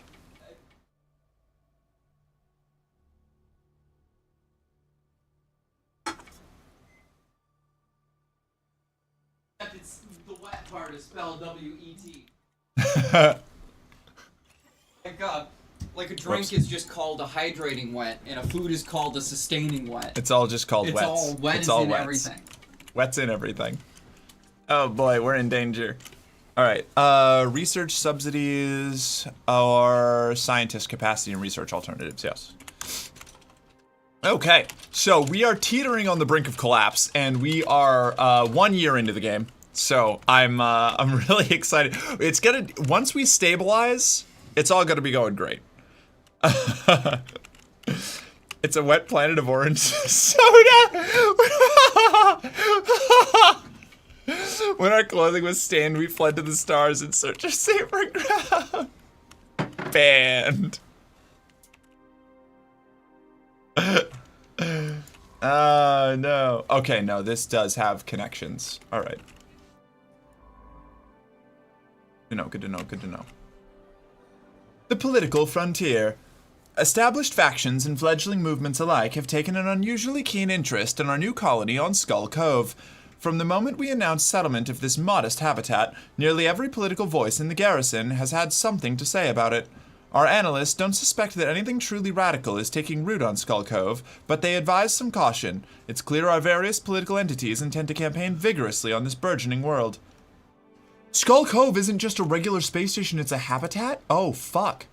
That makes so much sense. I'm so sorry, dog. Here, take a job, not quite goodest barnacle. Oh my god, this explains so much. Okay, yes, right. Right. This is where the Order lives. Okay. Wow, okay, alright. Interesting. Interesting.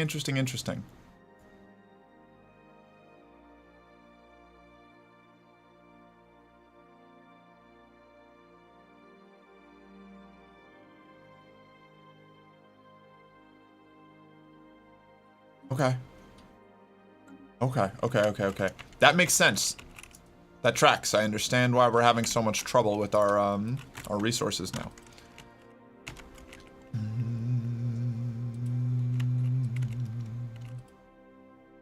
So once we get up and running here, I think we'll be. We need these alloy foundries. 600 spare denizens on this planet. Council agenda ready. Launch infinite opportunities. I can increase spiritual ethics attraction, and we get extra unity from priests. Survey speed. Oh, we're gonna do chart the unknown. We want that survey speed. This early in the game, survey speed. Oh, the economy's in shambles. Oh boy. Oh, jeepers.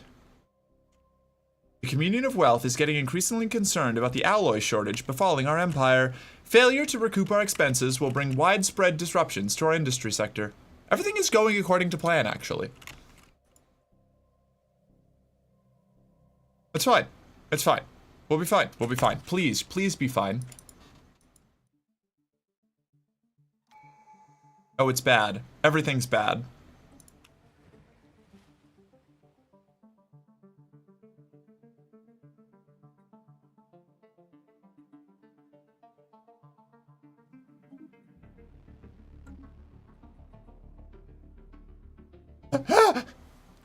Okay, are we fully... Let's see.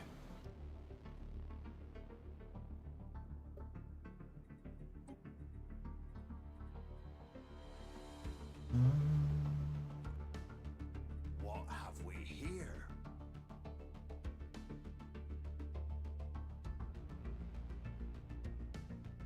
A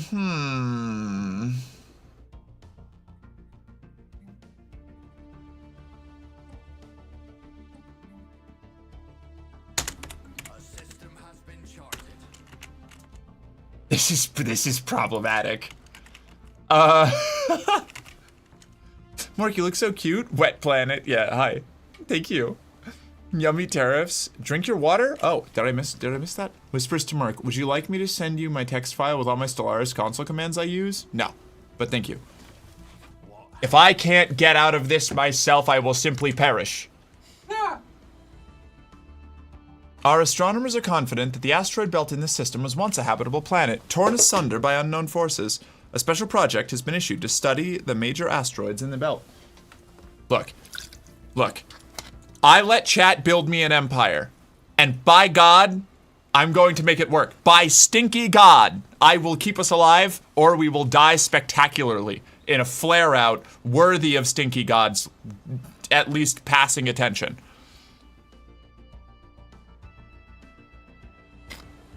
I didn't say that as a command, but figured I'd suggest. That's fair.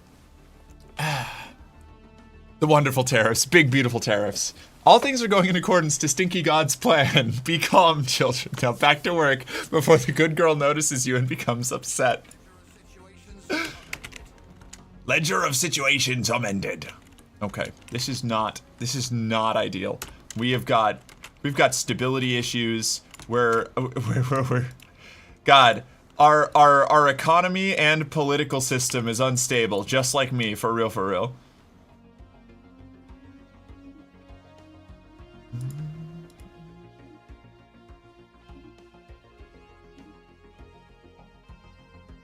Okay, oh! We did it. We've stabilized alloy production. Okay. We're making progress. I can do this. I can make this work. All right.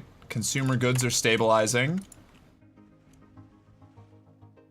We're training up people to fulfill all of the jobs that I built up for. We're getting there. We're gonna live. We're gonna live, everyone. We're gonna live!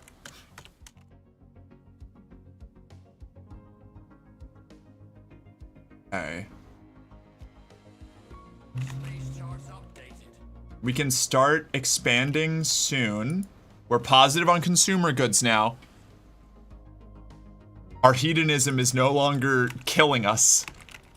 It's just making my life really difficult. It's instructive to realize just how incredibly bad a government can be while still running rings around the US's current lot. Yeah. Oh, I know this is fictional, there's jobs. Yeah, our unemployment rate is staggeringly low. Critical resource shortage. Oh, okay. No, that's fine. We're catching up. Now we're just gonna keep buying this.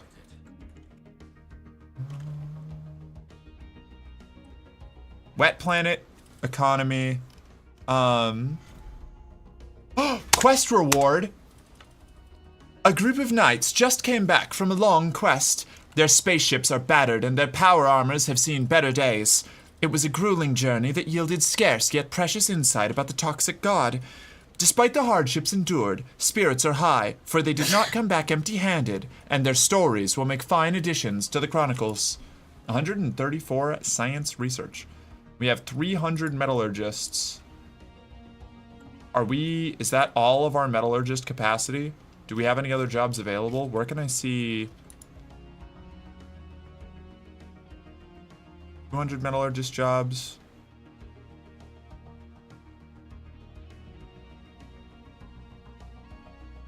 Approximate jobs upkeep, approximate jobs production.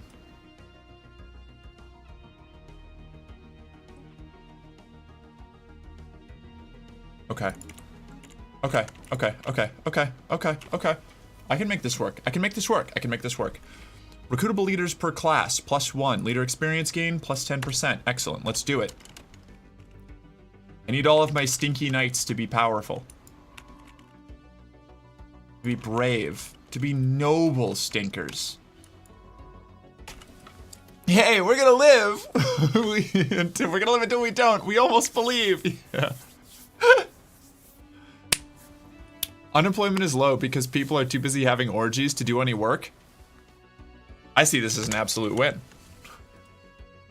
If you're not, something that is funny about like the decadent lifestyle, instead of unemployed or the whatever it is, the like hedonistic like decadent lifestyle thing that we start out in, when people are unemployed, they take up way more consumer goods, but they generate unity instead of like generating unhappiness, because you're literally just like throwing parties and orgies for anybody who isn't working at any given time. It's great. I love it. It's my second favorite living standard after Utopian, I think it is. Utopian abundance, which is like the hardest to maintain, but it's just like everybody's and you can only do it with certain civics. But it's just like you give everybody like everything that they could possibly need. You've got the supermarkets are always full. People are having a great time. Robots probably run your businesses. Time to do EPs. Work in the morning. Bye, Stinkies. Good night, Parker. I stinks like a peppery rose. That kind of sounds good, though.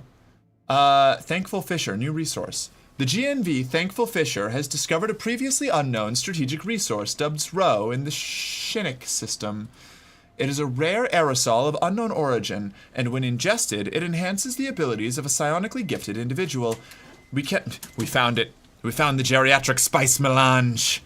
We cannot extract this resource yet, but we could establish control over the system for future exploitation.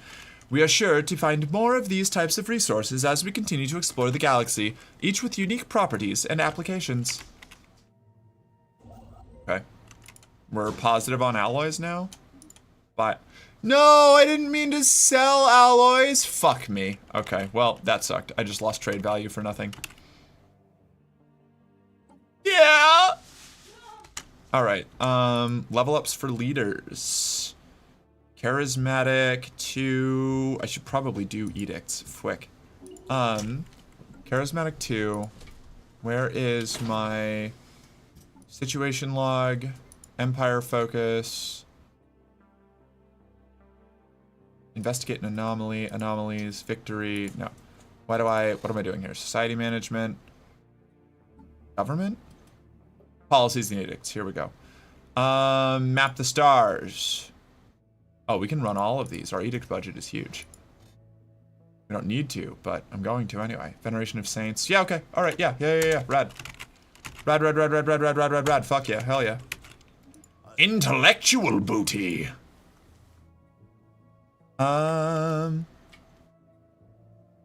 Naval capacity per 100 soldier jobs. Alien zoo. What does this do? Pre-sapients are converted into conserved fauna. Biologists are converted into zookeepers. Conserved fauna consumes food or minerals and provides amenities. Biologists turn consumer goods into society research. Do we want zoos? I feel like we want zoos. Can you rename your leaders? I absolutely can, yeah. Can I name the next star system? How about Nivolopolis? Wait a second. I think I have a redeem for this. I don't know. I forgot that I have like redeems for naming shit in Stellaris.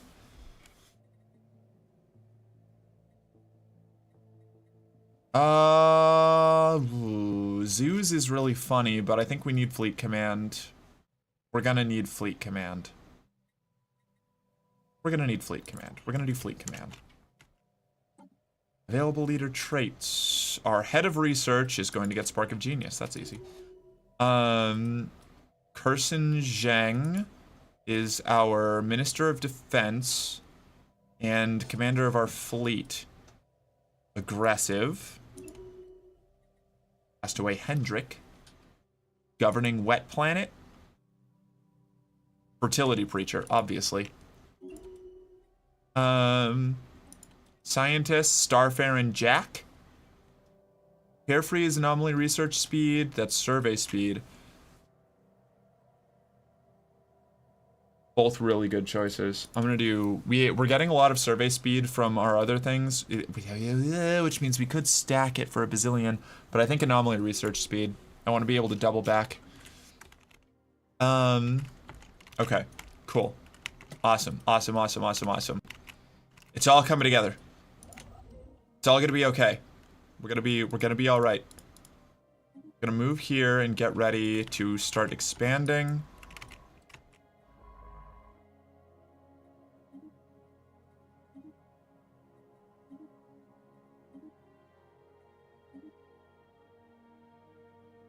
This is such an excellent starting position. I'm so cheesed. Head swivels. Did someone say intellectual booty? Pants heavily and sapiosexual. Oh my god.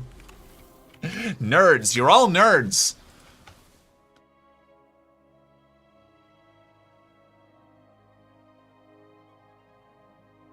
Okay. The appearance of a building-sized tentacled monster. Wait, what? I'm sorry, the guest? Wait a second.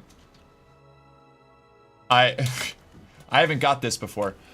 The appearance of a building-sized tentacled monstrosity in the midst of Wet Planet has thrown the capital into chaos. The creature seems as confused as we are by its sudden appearance and has allowed itself to be restrained without resistance. Inky. Tentacled and into restraints? While many scientists already claimed the creature, codenamed the Guest, to be of alien nature, others have suggested it could be a previously unknown species which had until now gone undiscovered.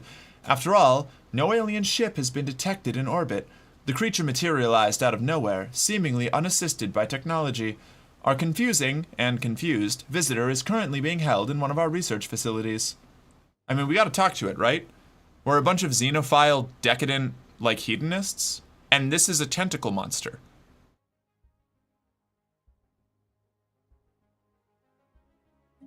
Let's speak to it. We must establish relations with this creature. Diplomatic or otherwise.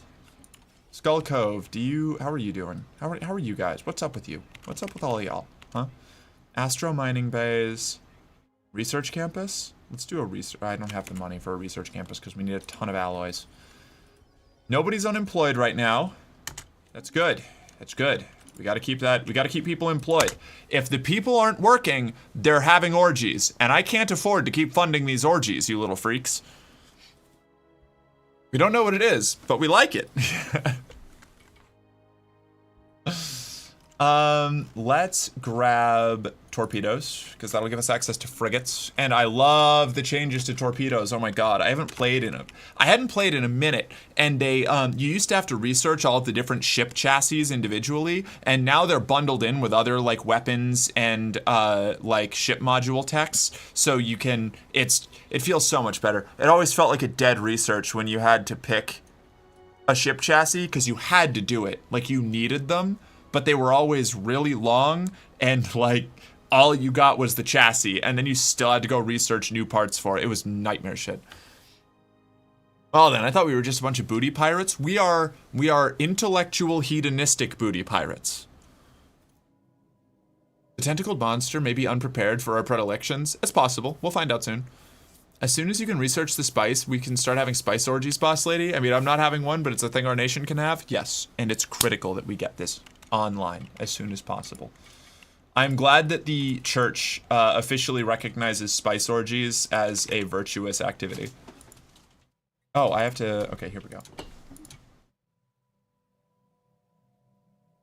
I've never had this event before. This is very exciting.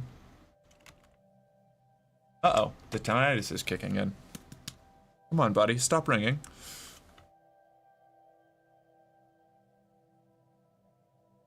Hold on, why are we booty pirates when we could be ass bandits? Because booty pirates sounds funnier?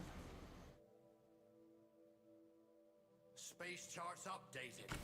Space charts updated.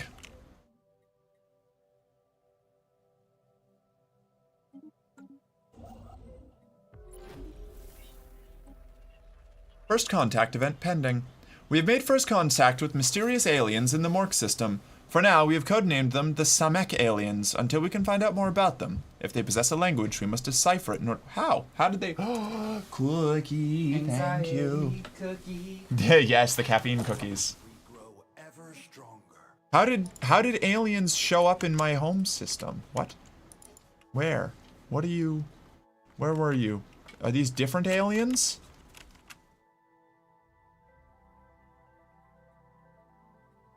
The guest Samek aliens. Anomalous space-time continuum ahead. Huh. Build mining stations.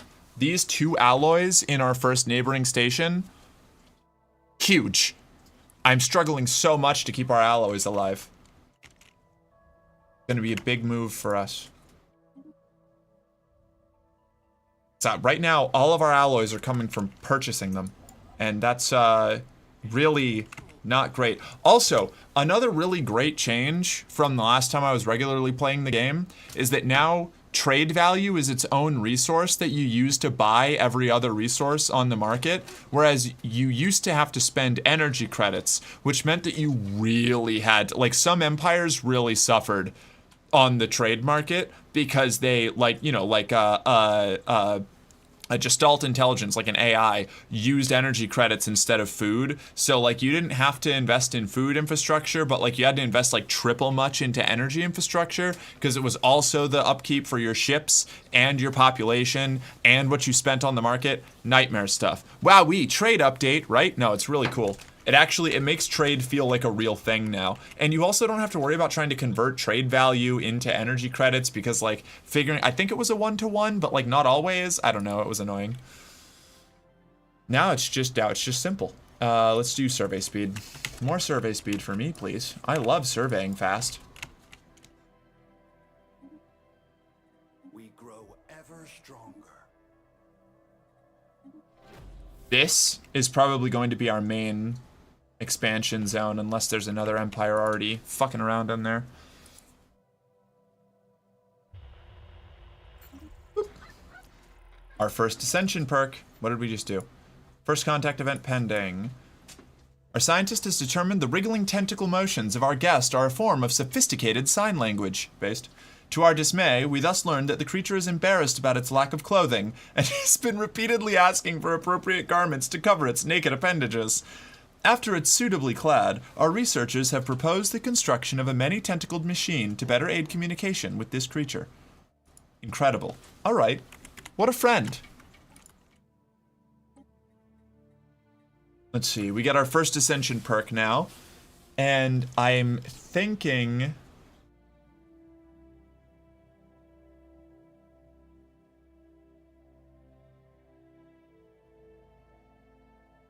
we could do Consecrated Worlds. That's pretty funny. I mean, I guess less funny, but fitting. Where we, like, choose that certain planets shouldn't be settled, up to 3 uninhabited planets. We can consecrate them as, like, shrine worlds. So we don't settle on them, and they generate unity and spiritual ethics attraction.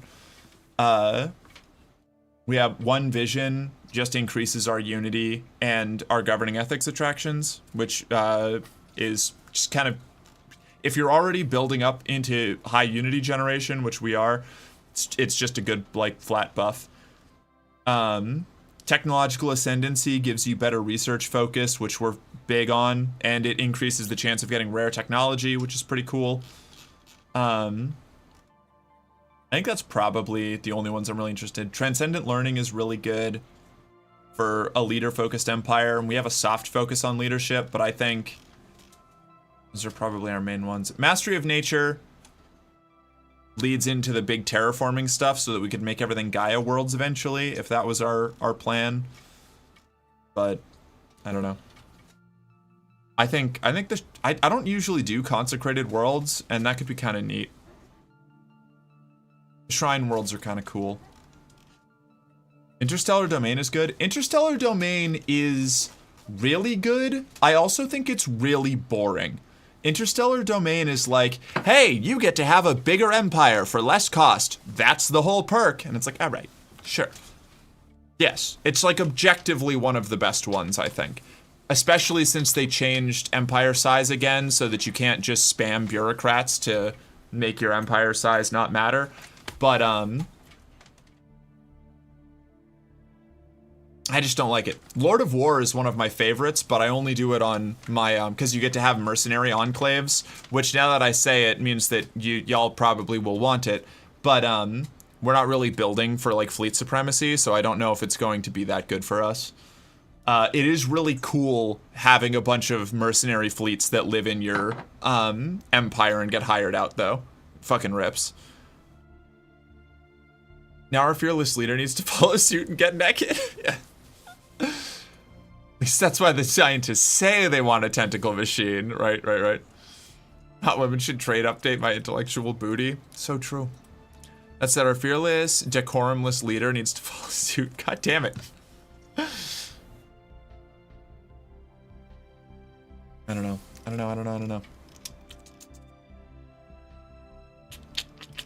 I'm gonna put it off for a second. I'm gonna look at what else we got here. We have a lot of habitable worlds. Ocean world. We could probably consecrate the continental world. I think they might be more valuable the more habitable they are for you, but we have two that are like sort of habitable and that might be decent to turn in. I don't know. Ah.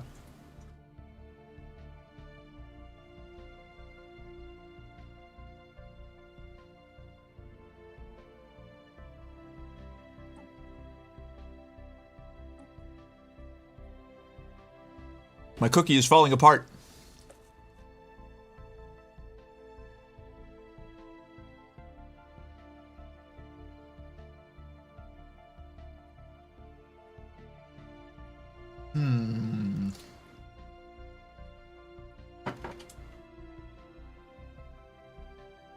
That's the way the cookie crumbles, it sure is.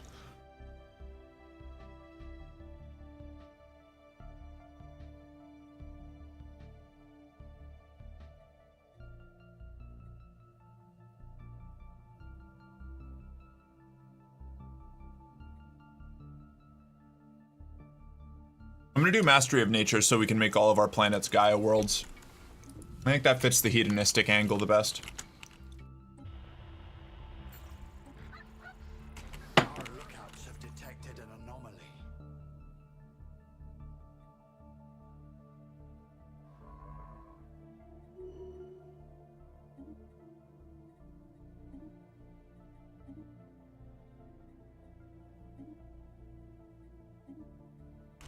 Okay. Not quite good as Barnacle has leveled up.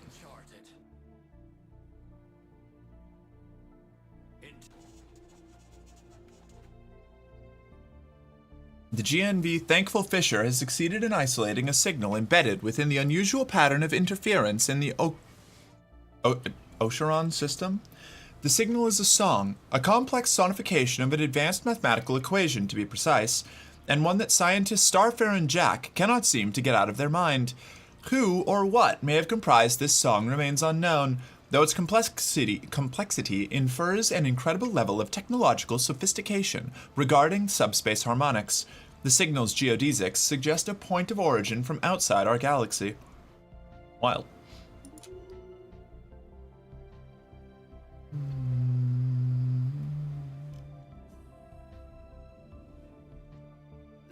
Ability Preacher. Habitable Worlds Survey. We now know without a doubt that a thriving biosphere is not something unique to Wet Planet. Both the scientific community and the public at large are eager to learn more about the various forms of alien life found throughout the galaxy. Efforts to catalog the life forms we encounter are already underway, but our xenobiologists have urged us to focus our planetary survey efforts on habitable, life-bearing worlds. A commendable initiative.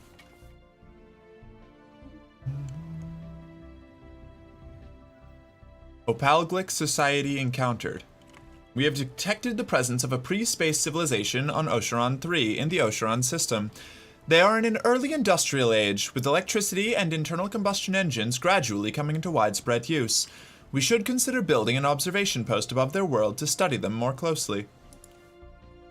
We found a pre-FTL civilization. We can enlighten them, or conquer them. Or neither, and just watch them develop until they inevitably nuke themselves into the Stone Age. Let's do Autochon... Autocathon Monument? I've never been able to pronounce that.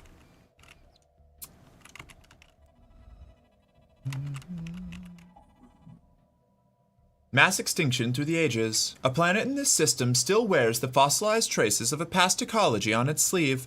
What could turn a thriving biosphere into a blasted wasteland? A special project has been issued to trace the source of this disastrous transformation. Ledger of situations amended. Ledger of situations amended. Contact report pre-FTLs. Effectively capping off previous discoveries of lower forms of life, the report on the pre-FTL aliens of Ocheron 3, encountered by our fleets, has reignited interest in the xenological sciences on Wet Planet, previously considered a largely theoretical field. I can't, every time I read Wet Planet,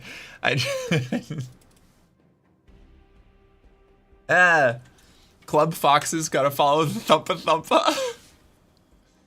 It's 3 a.m., so I guess I should get moving. Okay, good night, Asana. I said I'd go to bed early to respect my migraine self. Oh no. Stellaris, I love this game. I do too. I'm such a big Stellaris nerd. I've been putting off. I've wanted to play Stellaris for a couple days now. I've been putting it off because I want to get Sly Cooper done. Like, I want to play through Sly Cooper, have a cohesive, like, complete that, button it up. But I was feeling off today, so I'm playing Stellaris as a treat. Can I point out that you've laughed so much today? It's insane, and you look cute. Oh, I thank you. Yeah, playing as a chat-made empire in Stellaris is a wacky time. To be fair, most aquatic planets are probably called Wet Planet in a local language. Ours is called Earth, after all. You're not wrong. Did the new DLC come out? No, not yet. That's the 15th, and I'm going to be playing so much once that comes out. Probably not, like, a ton on stream because, like, you know, Stellaris is one of those games that I can just, like, disappear into for, like, 16 hours and then realize that it's been an entire day. But maybe I'll do, like, a weekly Stellaris play or something. They're adding migratory empires? I know. I'm so excited. I'm the nomad bitch. I'm so excited for nomads to be a mechanic in Stellaris. I'm so cheesed. But 2/3 of Earth is water, so why not wet water, etc.? Because we live on the dirt part, you know. Barnacles scare me. I like barnacles. I think they're neat. I've also sliced my skin on them a whole bunch as a wet rock climber. Wet? Embrace the bonds of new life. A system has been charted. A system has been charted.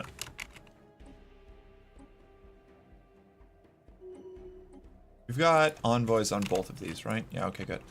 First contact event pending. The many-tentacled one. Our guest is very talkative, but cultural differences are making it hard for us to understand each other. We now know that the creature is female, refers to herself as the many-tentacled one, and seems to be a member of a spiritual order it calls the Veilfarers. But we still don't understand what this jaunt she keeps mentioning is, or how it can be responsible for her sudden appearance. Our communication efforts continue. Long jaunt, Pop. Longer than you thought.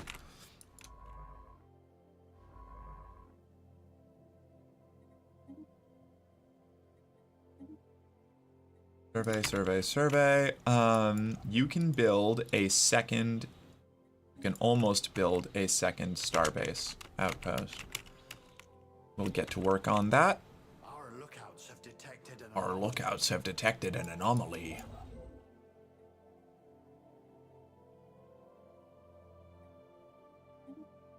Okay. Grab that there.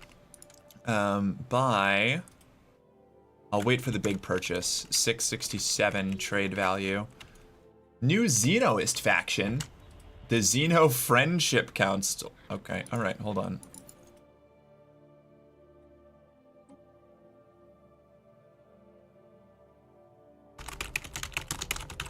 There we go. Because we're the dolphin cousins that weren't actually that bright and headed to land, which is why we used to just swim, eat, and hump, and now we just work till we die. We're all subconsciously butt mad about this, and thus modernity and its hassles. Warning, never forget you had taken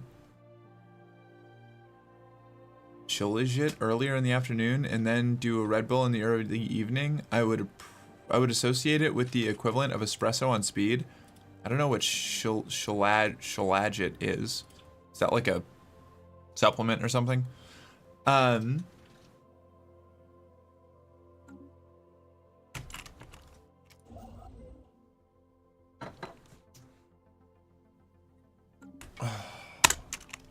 Space charts updated. Hemrick, looks like you're currently dominating a galactic empire or something like that. I would say the galactic empire is dominating me. I'm barely keeping this shit together. We have detected what appears to be a naturally occurring subspace phenomenon on the edge of the Umik system. A rift in the very fabric of space-time is formed here, creating a wormhole that, our scientists speculate, may provide a conduit through subspace to another wormhole located somewhere else in our galaxy. Depending on where the second wormhole is located, this could potentially allow ships to travel from one end of the galaxy to the other in a matter of days. Unfortunately, this wormhole, like the vast majority of its kind, is inherently unstable. Any vessels foolish enough to pass through it would be ripped apart in seconds, if it could somehow be stabilized. Our lookouts have detected an anomaly. Our lookouts have detected an anomaly. Alright, Monsterfucker Guild, what do you want? You don't want an oppressive subjugation policy. We want a new contact. We want indirect xenology.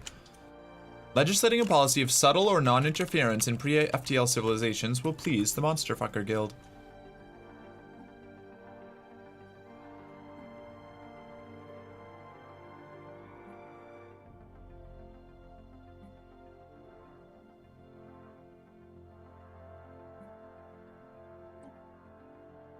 Subtle interference. Okay. Available leader trait. Head of research. Spark of genius 2.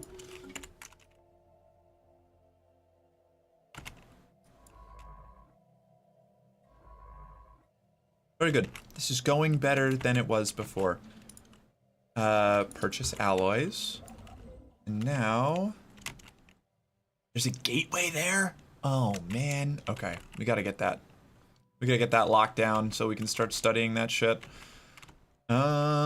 Let's send you down here next, I think. Right?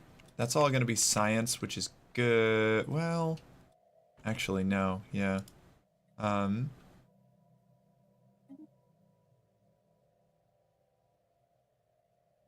up this way.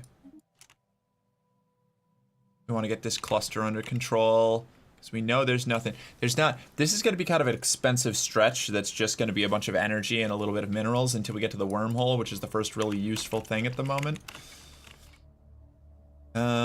Let's zoom.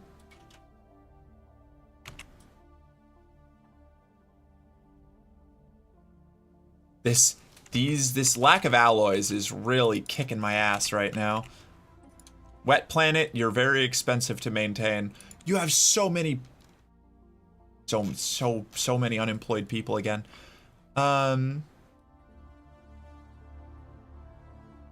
This will increase our alloy production, right?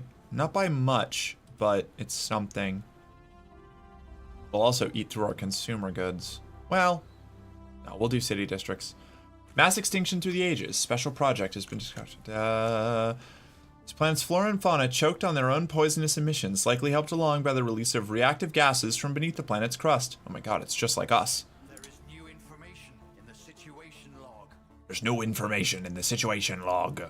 How many jobs is this gonna add? 20 minus 400 housing for a city district? What? Wait, what?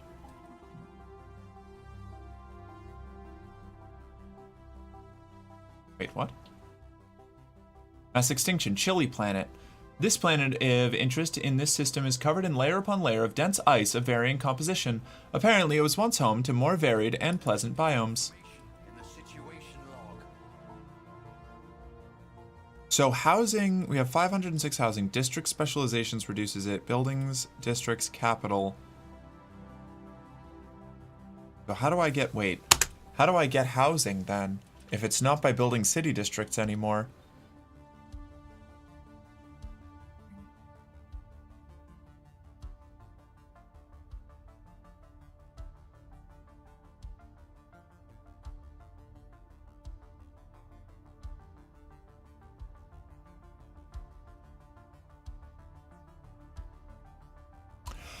Oh, okay, no. These reduce...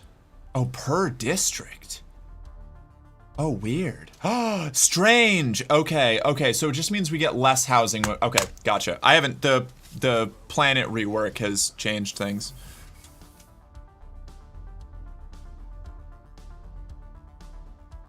Okay, Shellagit is a supplement. Okay, that's what I thought. That's what I thought.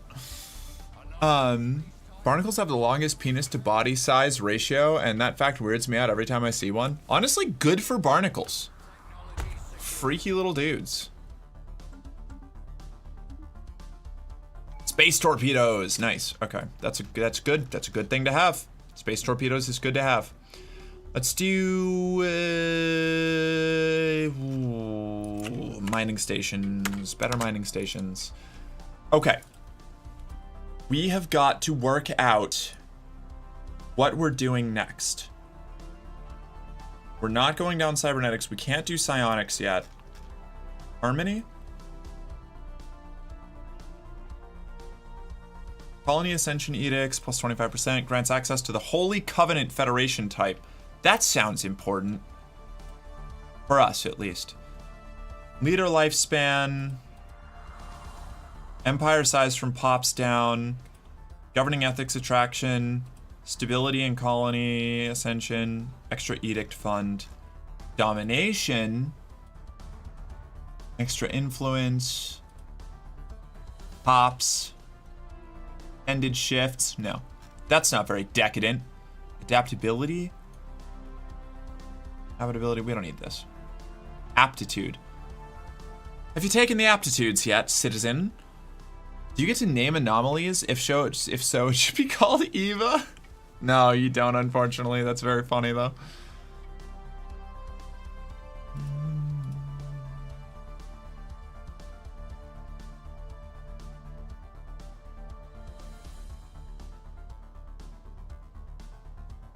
Get into trade, but we haven't met anyone yet. We could get into expansion. I think we're going to do harmony, probably. Statecraft? What does this do? Council agenda speed up. Agenda launched. Effective counselor skill. Rightful claims agenda opposed to the fallen agenda. Prosperity. Planetary infrastructure upkeep down. Planetary infrastructure cost. City districts provide additional housing. Ring world segments provide additional housing. What about, nothing for habitats, unfortunately. Upkeep from jobs down. Maybe we do prosperity. I think we do prosperity. I need to get our, and then we can do harmony after prosperity. I need to deal with our fucking Council agenda available. Maintenance costs are outrageous because we're decadent. Prosperity is critical. We need to prosper so that everybody can have spice orgies.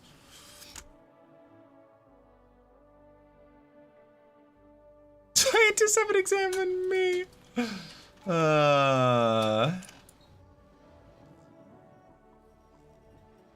Space charts updated. After it's suitably clad. Okay.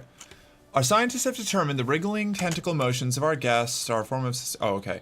Yes. To our dismay, we learned that the creature is embarrassed. After it's suitably clad, our research proposed the construction of... We already saw this. Okay. Technology research, survey speed up. Fusion reactors. New research. Food production? We're good on food production. Naval capacity. Naval capacity. First contact event pending. After successfully translating their language, we have established communication with the independent space station of the Artisan Troop. Well, that's exciting. A visitor. This is a joyous occasion indeed. Oh, forgive my manners. I believe introductions are in order. We are the Artisan Troop. Our members have dedicated their lives to the pursuit of art, music, culture, and all other things which make existence bearable to a sapient being. Please, if you would like to share in the wonder of our creations, do not hesitate to contact us. Interesting.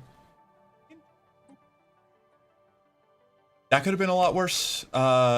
Discovering a Artisan station is a plus. Where is it, though?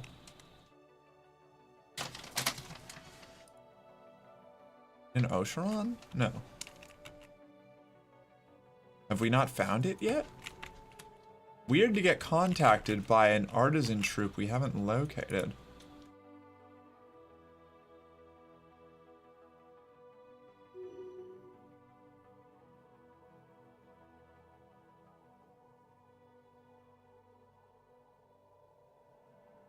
I have to wrap mine around my body a couple of What have we here?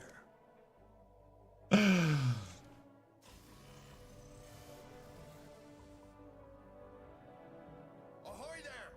Spaceborne. An extremely powerful subspace entity of some kind has been encountered in the Toibos system. It does not appear hostile and may not be fully aware of conventional spacecraft, but its mere presence in Toibos is causing massive subspace disturbances in the entire system. These disturbances are localized around the entity itself and should disappear when it leaves the system. While it does not acknowledge hails, the entity is continuously emitting a complex pattern of tachyon pulses, which appears to be a form of language. If our translation software is correct, it is saying over and over, Vlur seeks, Vlur finds. Oh no, it's Vlur. Vlur stresses me out. Hi, Vlur. Oh, okay. Vlur has moved on. Our guest is very talkative, the many-tentacled one.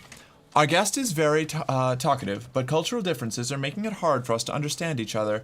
We now know that the creature is female, refers to herself as the many-tentacled one, and seems to be a member of a spiritual order it calls the Veilfarers.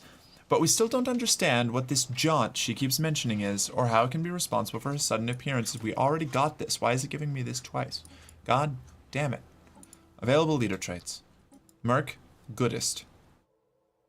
Eye for talent, warlike, champion of the people.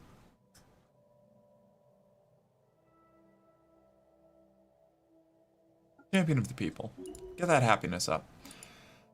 Minister of Defense, politician, or engineer. That's a commander trait, military fleet effects. You are our Minister of Defense and our military leader. Oh, we're gonna rely on you being your political commander. Starfarer Jack, Carefree 2.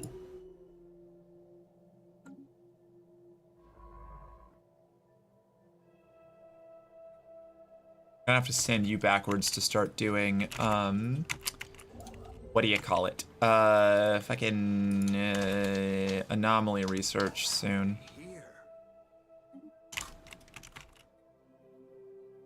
Ew, let's get another science ship online.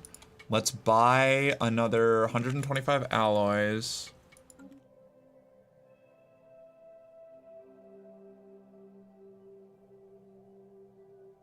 All right. Space charts updated. A system has been charted.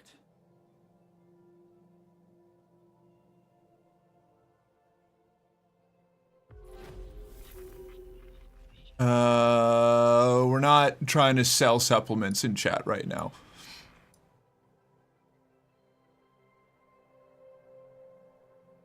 Can we talk about its mere presence is causing massive subspace disturbances in the entire system?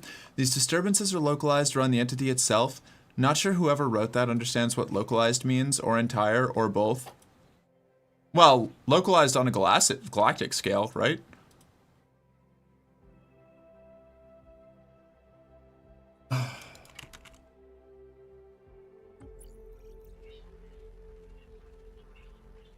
We've made first contact with the mysterious aliens in the Oli system. For now, we have code-named them Omicron aliens, until we can find more about them. If they possess a language, we must decipher it in order to establish communications.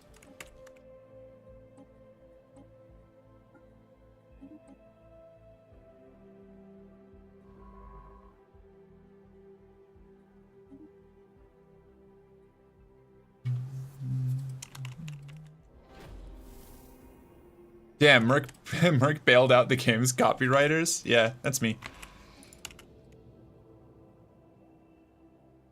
Our researchers have finally pieced together the many-tentacled one's story. Our guest is the head of a spiritual order focused on studying the jaunt, a psionic technique that allows for instantaneous teleportation anywhere in the universe. Throughout the history of her species, no one has ever managed to perform a successful jaunt until now. The many-tentacled one is unsure about her ability to replicate the feat, and her energy reserves are currently too depleted to make another attempt. For now, she would like to remain in our care, and will repay our hospitality by aiding our researches. We'll welcome her as an equal. The many-tentacled one joins our ranks as a scientist. Yes. We are being contacted by I need a new scientist for my new science vessel, actually. We're being contacted? What by? Found another anomaly. Okay. So many tentacled one. What do you look like? What's your deal? Whoa! They're a little freak. I love them. Look at this. Hold on. Is there, can I, where's my leader's screen?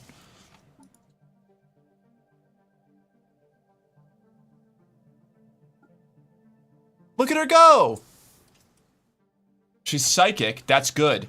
That's, once you have one psychic, it's a lot easier to deal with, like, to engage with the psychic half of the game, or part of the game. Aren't they the size of a building? How are they going to fit on a ship?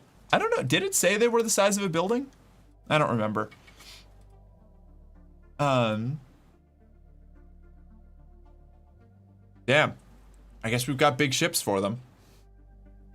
It did? Giant tentacled one. We're just squeezing her into the command room, you know? Society focus.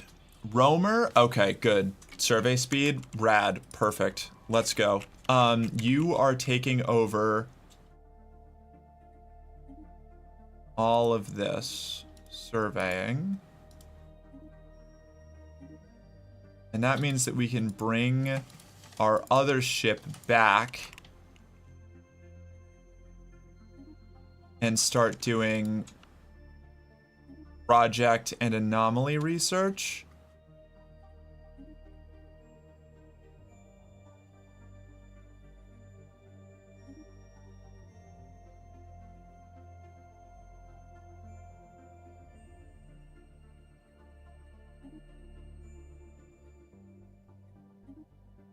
Okay, lovely.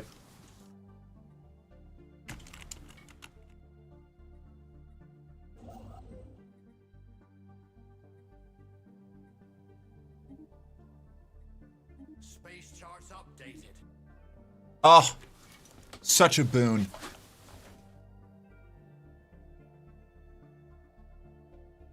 Intellectual booty.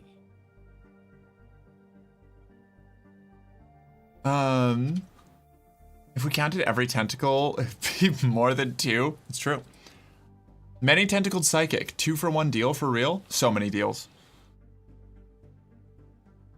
Generate pops to visit the psychic tentacled monster. PTM. No, I'm not going to do that for you. But I hadn't even... I could tell. Yes.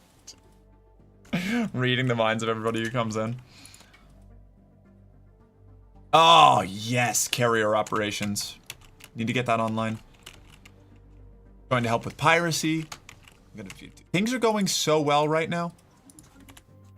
Considering where we started, we've expanded so much slower than I'm used to in a Stellaris game. But it's all in service of the decadent lifestyle of our people. Gonna cost a bunch of alloys. Our first colony. What are we gonna call it? What are we calling our first colony, chat? You know what? Think on that. I'm just gonna... Twitch? No. The writhing commune. Colonioscopy. I like the writhing commune. Mass extinction through the ages. An unnatural shift in the atmosphere's chemical makeup resulted in the slow onset of an ice age, beginning before the formation of Garrison and likely persisting long after our passing. The exact cause is unknown, but possible explanations include failed terraforming attempts or intraplanetary terrorism. Some radical elements within the scientific community on wet planets suggest that the climate shift may have been caused by the unchecked emission of industrial byproducts. This view is confined to the fringe, as it is unlikely any race intelligent enough for industrialization would be foolish enough to wipe themselves out. Research complete. Wet colony, moist, damp planet. I wouldn't want a tentacle being to be psychic. I wouldn't want them to know what I'm thinking about on the tentacles. Ah, damp. Hold on. I like damp. I like damp planet. We'll do damp planet. Like wet planet, but less. Let's get pop growth speed. Let's get research speed.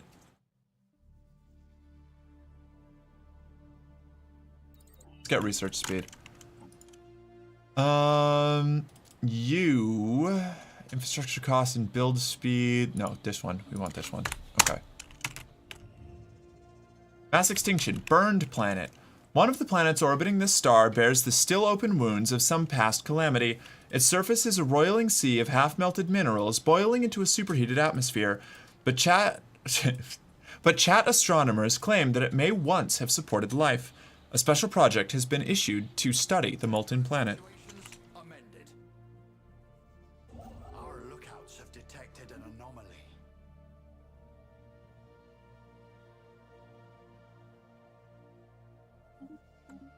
Buy a little bit more of that.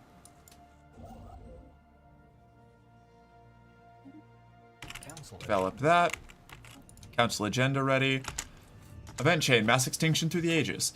The cracks in the planet's crust, initially thought to be caused by tectonic activity, are actually lasting marks of enormous roots burrowing through the earth. At some point in the past, a mutation, possibly induced by sapient beings, caused the native plant life to grow uncontrollably. Many of these plants reproduce through pollination, with countless gametes carried by currents in the lower atmosphere. What was once a mild irritation escalated as the increase in atmosphere-borne particles choked the life out of all animals on the planet within months. Damn. Launch agenda, chart the unknown. Play of power, we don't need this. Evolving society, extra unity. Favored society. Specialist resource output up. Ooh.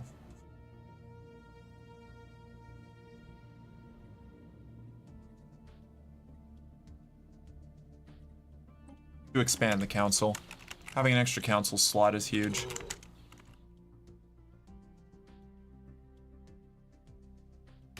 What have we here?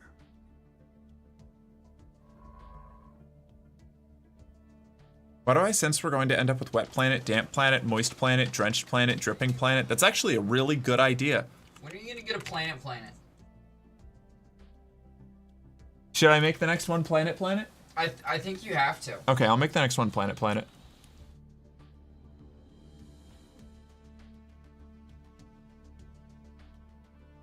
Holy shit, this system's named Freak.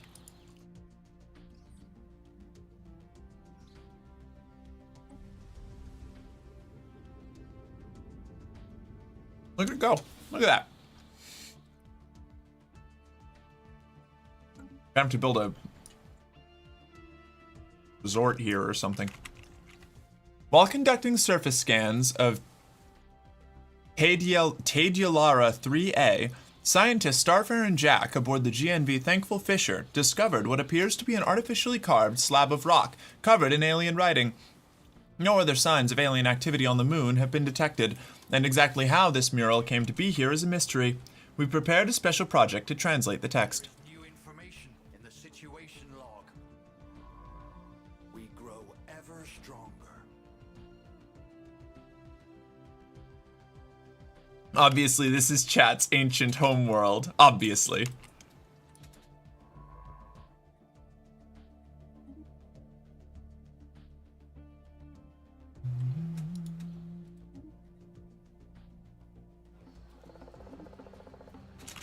Immathurian civilization encountered. We've detected the presence of Gestalt pre-FTL alien civilizations on Caus Borealis 3 in the Caus Borealis system. They are presently in what could be considered a late medieval age. With a firm grasp of metallurgy and larger hive communities, the printing press is accelerating the spread of knowledge and understanding between the minds. We should consider building an observation post above their world to study them more closely. A hive mind. Interesting. A system has been charted. What do they look like? I want to know.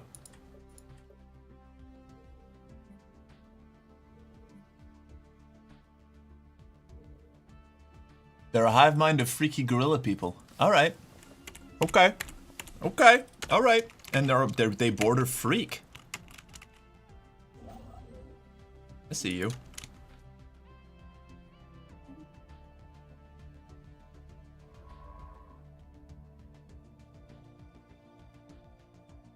It's concerning to me that we haven't found another civilization yet. I'm really afraid that they're like right here and I don't know it because I haven't explored down that avenue yet.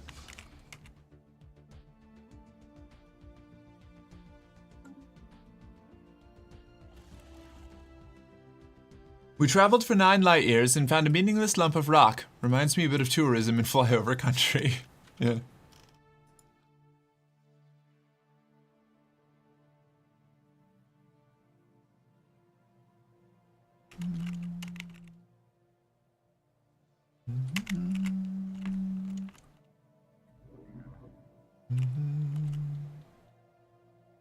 Right, we're doing good.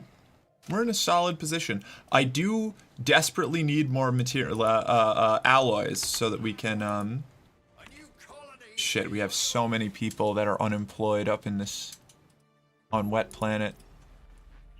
Right, I wanted to build city districts. A system has been charted. We have to, that's project completed. Starfarer and Jack has managed to partially translate the alien mural discovered on Te Diolara. It's a memorial for an extinct alien race that once maintained a small interstellar empire in this region of the galaxy. They were apparently exterminated by the creators of the mural, a fact they seem to regret. Given that the mural has been dated to be in excess of 300 million years old, it is likely that its creators are also extinct by now. Perhaps most interesting of all is the material that the mural was made of. Despite its age is in remarkably good condition. Amazing. Engineering experience. Good job, Starfarer and Jack. You're doing a great job.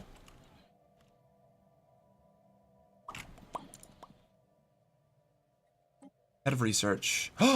Scholar, analysis, statistician. Yes. Castaway Hendrick, Minister of State. Spycraft? Principled spycraft. Spycraft? I do love spying on people, but we haven't met anyone yet. Principled is going to be more helpful. What have we here?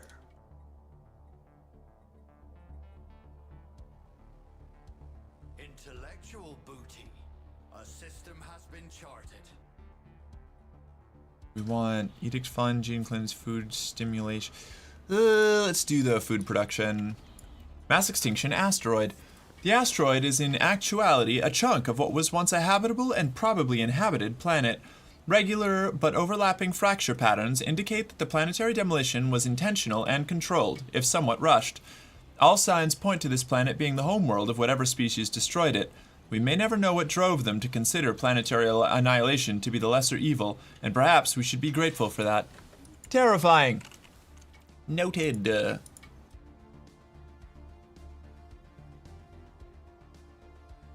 To combat rolls. I really should get that physics upgrade, but fusion missiles, yes. Our lookouts have detected an anomaly. Taking a smoko to hang out in the mercenary camp? Can I get a hell yeah? Hell yeah song, hey. What's the other side of voyeur? What's that called again? An exhibitionist? I thought you liked to be spied on? Yeah, I mean, that too. But like, you know. I'm talking about statecraft.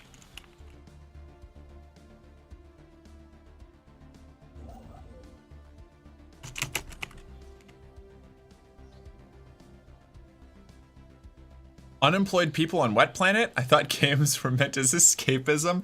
It's okay, we live in a decadent society, so people who are unemployed are just having state-funded orgies. Actually, like, that's the actual living standard I have set for my people right now. It's pretty great. The court rules otherwise, I think. Shh, quiet. The mummified remains of a single individual belonging to a previously unknown mammalian species have been found drifting in high orbit over Grunthurst Vla. Oh, Grunthurst 6A. The being is dressed in what appears to be a flight suit, complete with a helmet, and maybe a fighter pilot that ejected in some ancient battle, only to be forgotten and left behind. Our study of the corpse has provided some interesting data.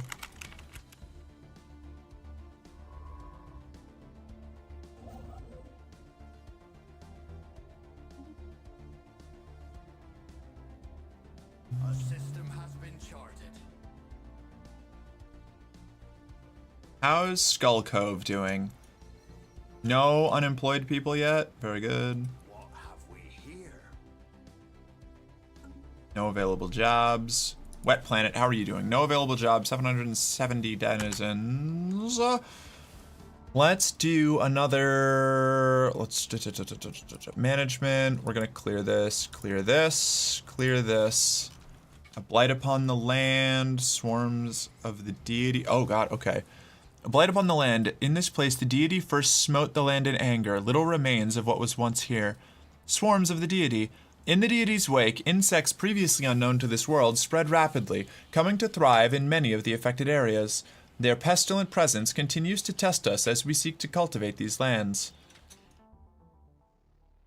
Pools most venomous. Left in the deity's wake are many pools most venomous, from which remnants of its toxins may be recovered.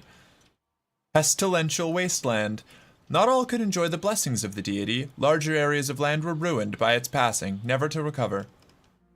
Envenomed seas. Not even the seas were spared the deity's baneful touch.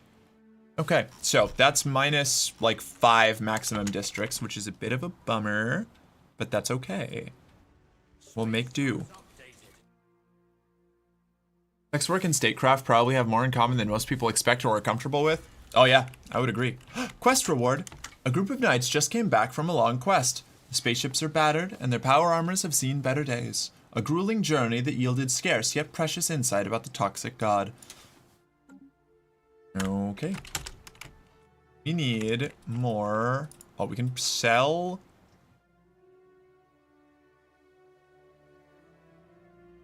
I'm gonna sell all this. And then we're gonna buy 1,000 minerals and 250 alloys. And now we can upgrade Wet Planet again.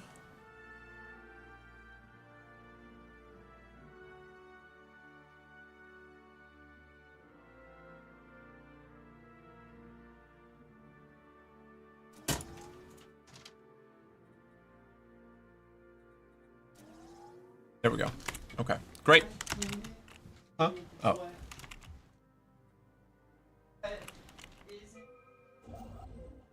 Wet Planet!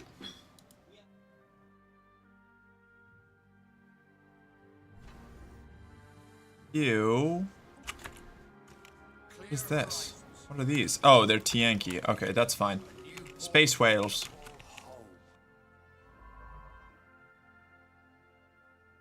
Now, I want you.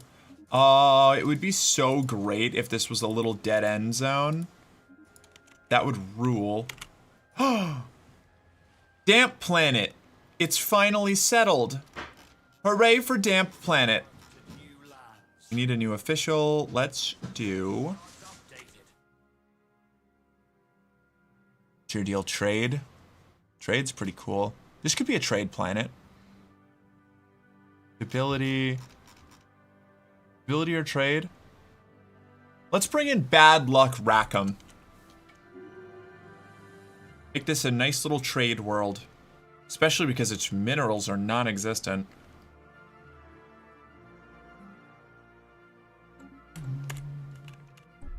First contact event pending. The diviners named the beings floating through the dark Tianki.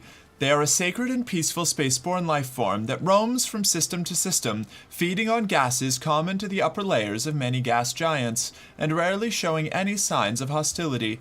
We are to keep at a respectful distance. Venerable. Research option gained. Frequency tuning. We are being contacted by aliens. They're being contacted by aliens. A system has been charted. First contact finished. Very good. We have made contact with the mysterious aliens in the Med-Karash system. For now, we have codenamed them Teth aliens until we can find out more about them. Where is this? Uh-oh. Uh-oh. Where is that? Down here. Okay. That's pretty far away, but that does mean that we should probably start developing in that direction. Alright, Mork Station, I need you to build a construction ship. Shipyards. Construction ship. Very good. That's got to start building southward.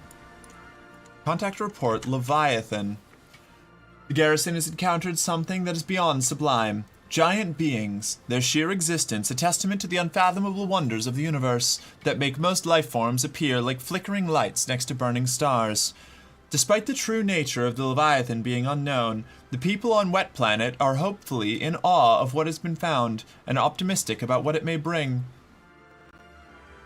Proof of the divine or fiends to test our faith. Proof of the divine. Minions of toxic god, of stinky god. This, build this, then head up here and build an outpost there. Your people are immersed in unemployment orgies right now and not devoting themselves to sacred holy warfare. When the toxic god of Skank comes back, mustn't we be prepared? Mustn't we bathe in the blessed blood of our enemies? Sing praises on high of her toxic blessings? Mustn't we purify our spirit in the cosmic horrors in preparation for the great war? You're right. Anyone want to be shooting for the... Wait, what if I wield an M16 on top of my Dodge? I'll drive. That sounds rad. Charger, Ram, Jesus Christ, Mary, they're minerals! Oh my god, arcane deciphering. Break down minor artifacts for random technology bonuses. Gain progress in a random tech. Gain research points or gain a temporary research bonus. Yes, I will do arcane deciphering. Thank you, Society Research.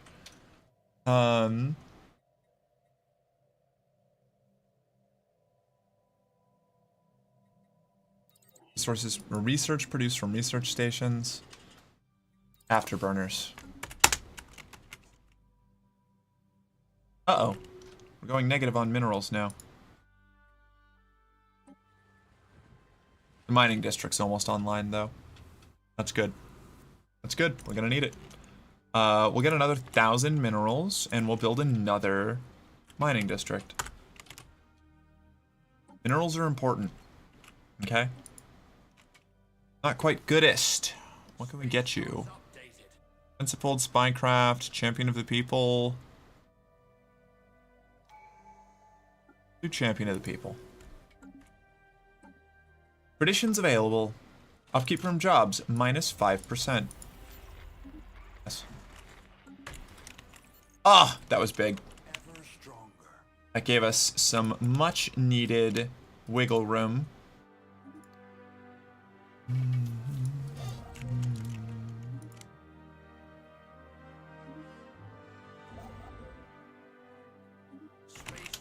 This is going well. We're making progress. Let's colonize this planet. And this, per Faith's request, will be Planet. The Scavenger. The Adar system is a sprawling graveyard of mechanical debris. The wreckage of untold numbers of derelict ships circle its star. Swathes of fuel and liquid coolant cloud our sensors like ghosts, and creaking station remnants collide with the shattered carcasses of planets on their path around the sun. An incredible construction stirs in the heat of this graveyard. It appears to be a gigantic machine, a robotic automaton larger than our greatest battleships, jury-rigged from the scraps and pieces of 1,000 shipwrecks. The GNV Thankful Fisher reports that this scavenging robot sifts through the debris field with a fixed purpose, scrounging for useful parts to add to its patchwork configuration. It's clear a battle of astronomical proportions once took place here, though whether the scavenger is its sole survivor or a scrap hunter from some distant nation remains unknown. We should exercise caution, as the construct bears heavy artillery from dozens of warships. Disconcerting. Let's jump there. Where is it? Spaceborne sighted on stranger tides. I see. Yep. We just emergency jumped away. So we'll expand to Ilya. And then probably, maybe we'll see if we can grab that. But that one is going to be off limits for a long time.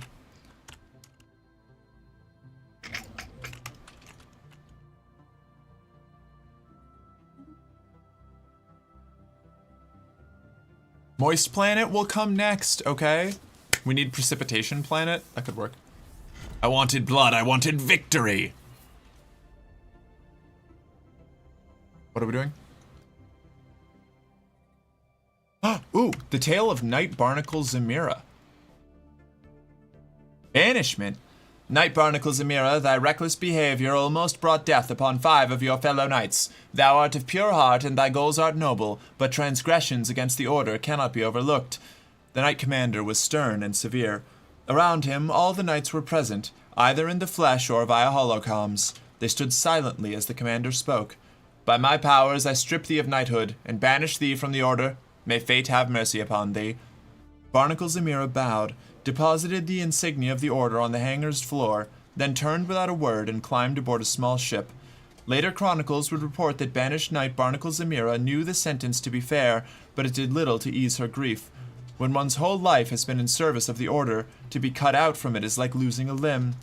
As she had done so many times before, Barnacle Zamira flew out of the keep's hangar and into the great beyond. This time there would be no return. Good luck out there, Barnacle Zamira. Has someone written all this, or is it procedurally generated? Or even hides AI? What do you mean? All the events in this game, they're all written.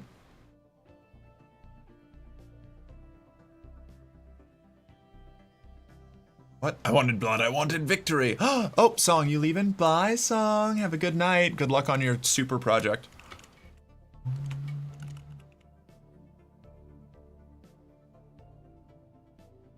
Now, this is just like a decade of, you know, of content events all stacked on top of each other.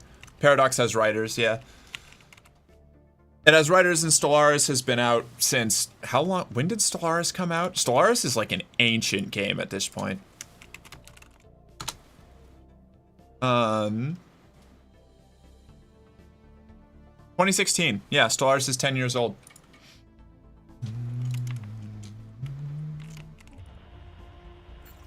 It's just been getting content updates that whole time. So there's tons and tons and tons and tons of events.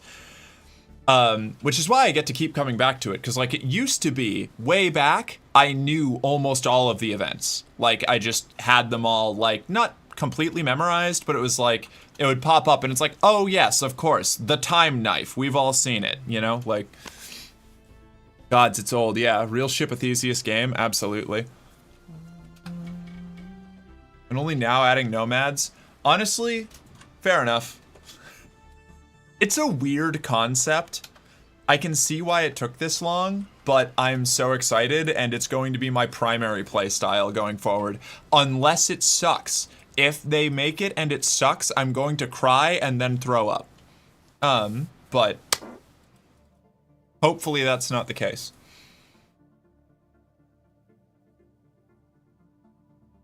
We've picked up readings of an unknown nature. The signals seem to follow some kind of repeating syntax, which could indicate sapient origin. It should be investigated further. They seem to be concentrated around a single space station, though it's unclear whether this forms part of a larger spacefaring civilization. What if we let you not be a space empire in the Space Empire game? Well, that's the thing. You are a space empire. You're just not one that has concrete borders.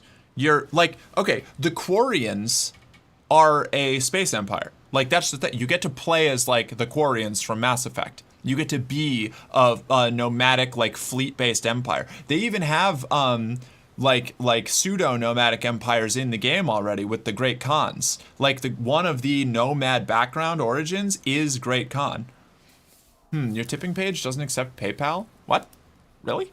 Coffee is how you do PayPal. Hold on, wait a second. The second link, coffee, is through PayPal. I had to have 2 different ones set up because one requires a card but goes through Stream Elements, and was like the easier way for me to set it up early. It integrates into my like overlays and stuff. And the coffee is the PayPal acceptable version, but I don't have integrations for it, so it just kind of like pops up.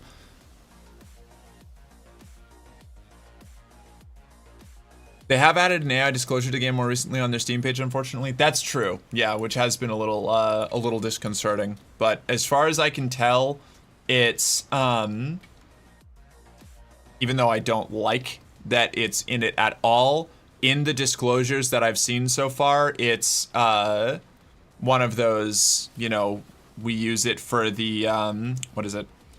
Development of ideas, but not final product. But that a lot of times means that they've mandated their teams to use AI to justify all of the licenses they paid for, but that the teams don't generally end up actually using it or use it as little as possible. I hope it doesn't end up being a major part of the content going forward, or I'm gonna fucking cry. Empire without material colonial holdings? Oh, you mean the gays. Large cultural influence, widespread reach, no material wealth or holdings. Yeah, exactly. Or like Smith Shimano Corpro from Lancer. They don't hold technology. They not hold technology. They don't hold territory. They basically like culturally expand as a concept and like integrate into other people's things. It's one of those like what is a nation? What is a people, you know? The tale of Barnacle Knight Zamira. In banishment, Barnacle Zamira was left adrift. Stories tell of an aimless errance across the stars, until at last a message came from her squire. Master, I hope fate treats thee well. I have sorted through data from thy last... Try to conquer the galaxy with an Uwu girl voice. Master, I hope fate treats thee well. I have sorted through data from thy last quest, as thou commandeth. Thou shalt find coordinates attached to this message. I know not if thou shalt find this useful now. Prithee, be careful. Thou wert a most righteous master, and I hope to see thee again. Moved by these words, Barnacle Zamira was spurred into action. If she could return to the Order with something of value, her honor might yet be restored. The coordinates led her deep into a nebula. Nested in the ambient mist was a lone station, a fortified structure that seemed pulled out of a dream. Barnacle Zamira stepped into a derelict interior, haunted by the bones of a long-dead life forms and protected by a phalanx of security droids. Hot-headed and impatient, she rushed to meet the Metal Guardians. 3 times she charged, and 3 times she was driven back. The droid's motion sensors proved unerring, but strength is not the only weapon of a knight, and though Barnacle Zamira often overlooked cunning and patience, this time a plan began to form in her mind. Think, Barnacle Zamira, think! She's too fluent in this, oh no? Oh yeah, I'm freaking good at this. We haven't had Uwu in a while. It's true, we haven't.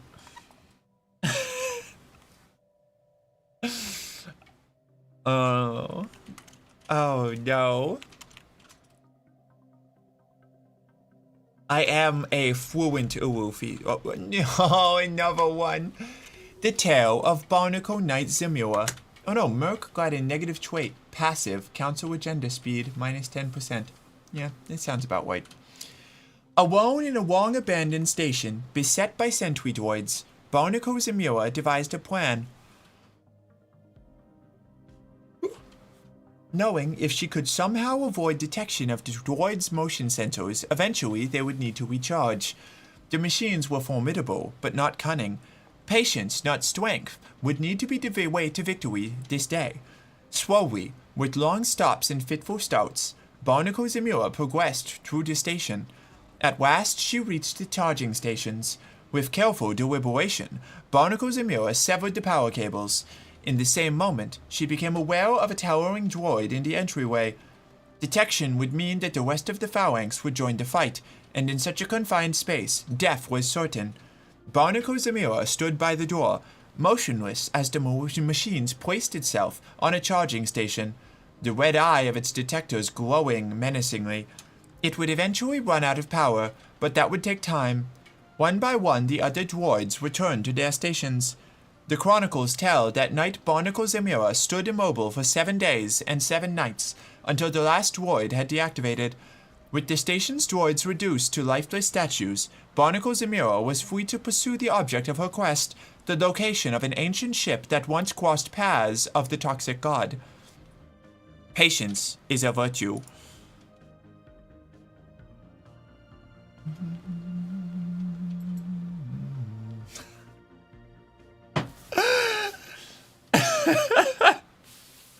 I need an after-hours stream with the Ubu. I doubt she actually switches off Ko-Fi when she's not live on Twitch. That's true. I don't turn off Ko-Fi. You would just need to tell me to check it so that I could verify. People can send me money any hour of the day. It's just, you know, I can only respond to it when I'm working. We grow ever stronger.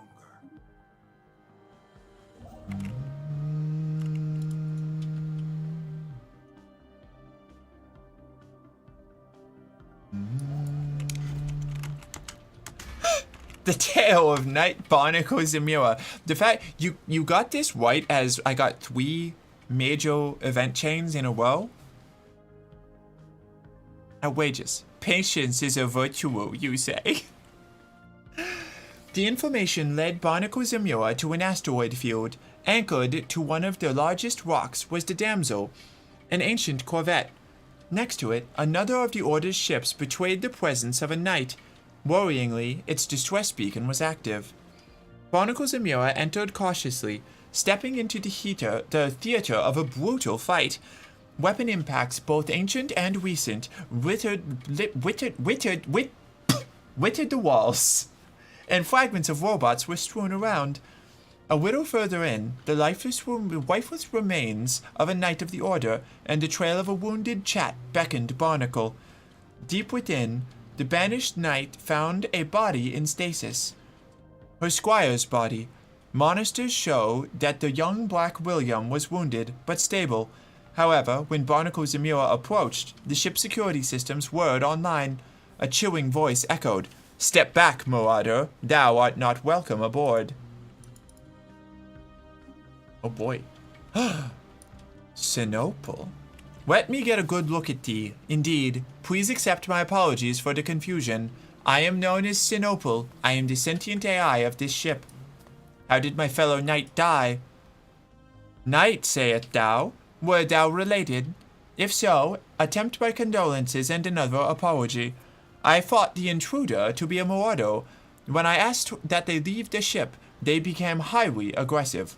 Several of my maintenance droids were destroyed trying to stop them. And my squire? What art thou doing to him?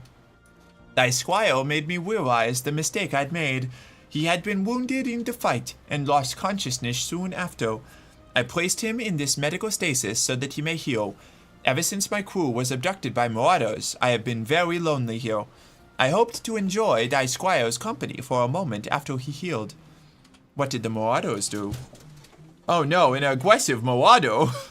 So hypothetically, we can wait until we know you're on a hot date with Fate and then donate for Ubu Voice? No. It's only, like I said, it's only while I am on camera that I'm actually going to do it. You don't get control over my off-stream life. Oh man. I suppose if you get him, if you get Ho in on the scheme, then maybe. So if we get her on camera.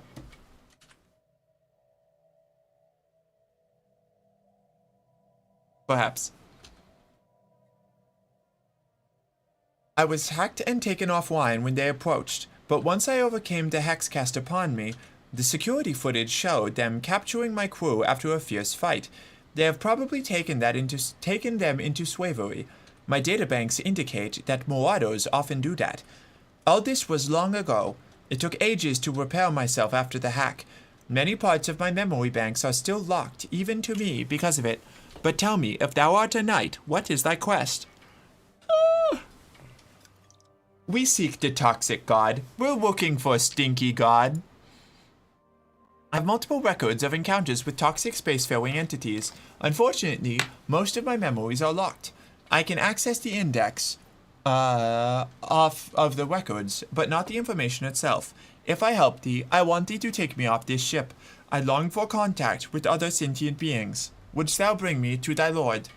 Certainly, fair AI.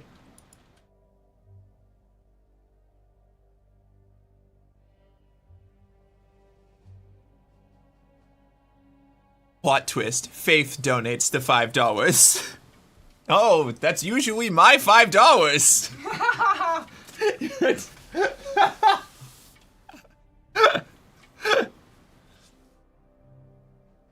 Lift every voice in song and praise her name, Stinky God.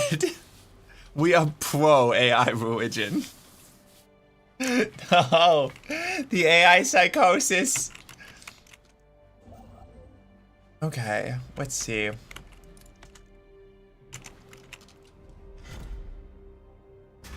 No, not another one! The Tale of Knight Barnacle Zamira. The return of the Order's Keep was momentous. There, within the Great Hall, Sinopul revealed that they had contact with an entity very similar to the toxic god sought by the Order. However, much of the AI's memory was encrypted and would require a lot of work before the Order could access it. As for Barnacle Zamira, she not only put her life on the line by coming back, but also managed to bring back a tangible clue and save Squire Black William. For this, the Lord Commander took the decision to lift the banishment and dubbed Barnacle Zamira a knight again. Oh, okay. Banish no more, rise a knight. Knights will now produce 2 additional unity and their upkeep increased by 15%. The Lord Commander will now prefer to produce 4 additional unity. Or we will learn much from Sinopul. Knights will now produce an additional 1 research and their upkeep is increased by 15%. The Lord Commander will now produce 2 additional research.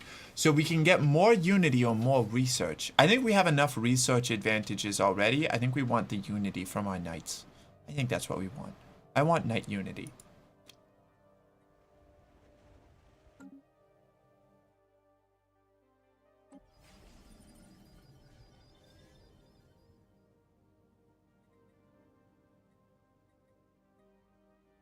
Ordo's Hall. Longhold.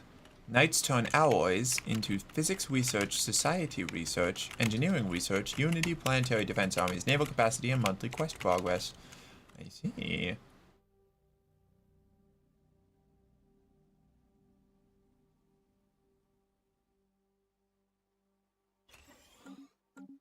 Intriguing. Wet planet.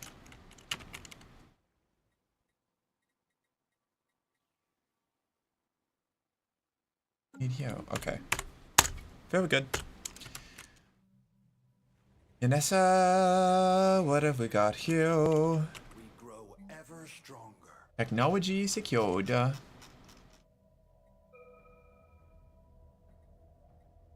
Medical Center. What does this do? Pop growth speed. Consumer goods into amenities and pop growth speed. Yeah. Yep. That's good. That's good. We can do that.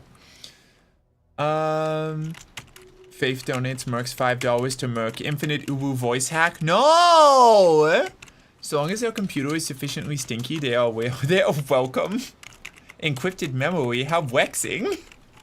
When has non-unified knights ever backfired for an empire? True. It's true. It's never happened. Knights are notoriously loyal. I mean, they would never turn on their liege ward.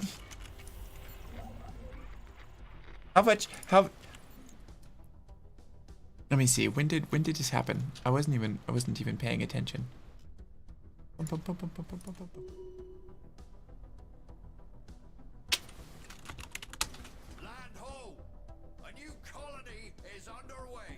A new colony is underway. Astro actions. We need to get this physics research up. Log in. Log in.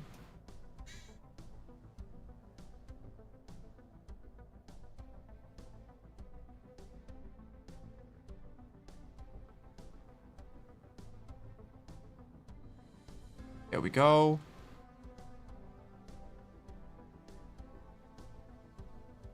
Technology secured.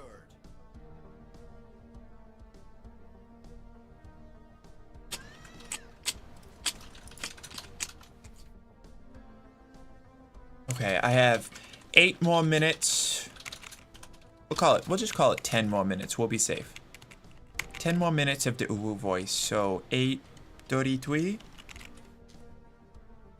Engineering research. Destroyers. Yes. Post-contact event pending. Let's see if they want to talk. Hi, Curator, Eyes of Kaki. Greetings, Star Travelers. We are the Curators. Our ancient order was established aeons ago by the various galactic powers in ascendancy at the time.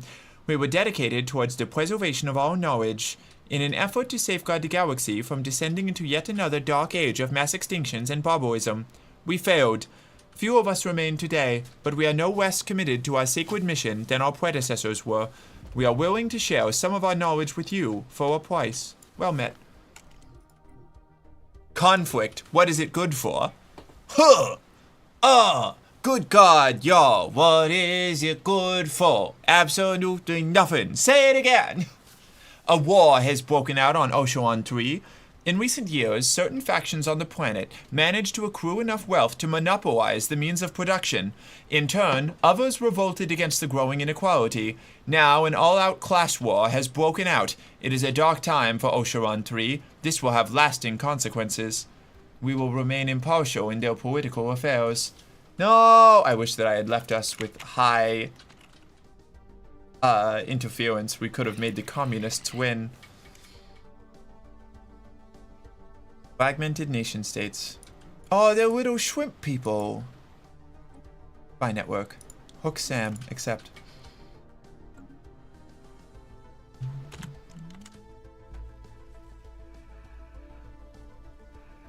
We have received our first clandestine reports from Spymaster Hook Sam inside the Opelagic Society.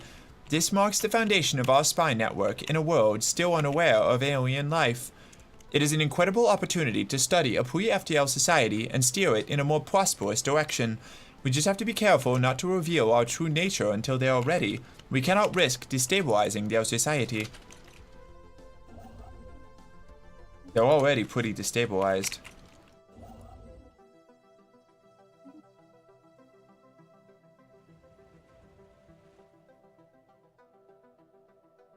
Why the Wedditor voice for him? I don't know. Whoa, it's Stellaris! Hi, Millennia. What's up? War is over! After we chose not to involve ourselves in pre-FTL politics, the war on Ocean 3 ended of its own accord. The oppressive powers steamrolled the revolutionaries with ease. The status quo has been restored. The revolution is dead. Bummer. Bummers. This is all because of the Xenofuckers Guild.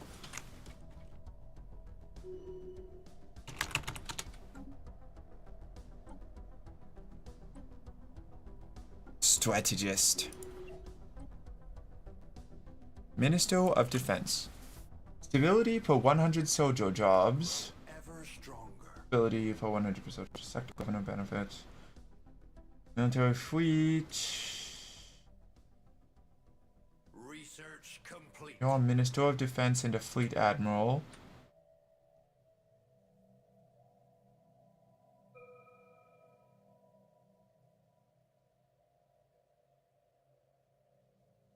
Strategos. Starfelin Jack is our anomaly researcher. Analyst. Physics research jobs. Follow. Yes.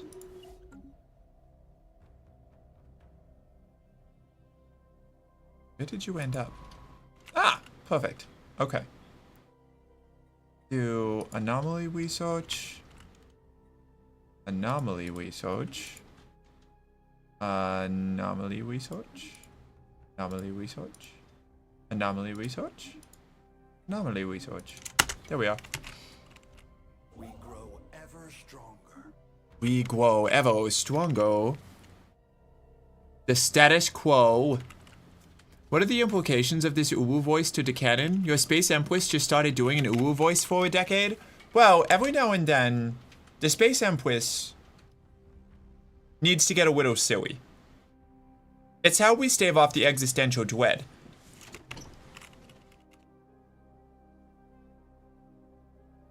I'm very concerned that that somehow my galaxy generated with no civilizations, but that can't be right. They must be out there somewhere.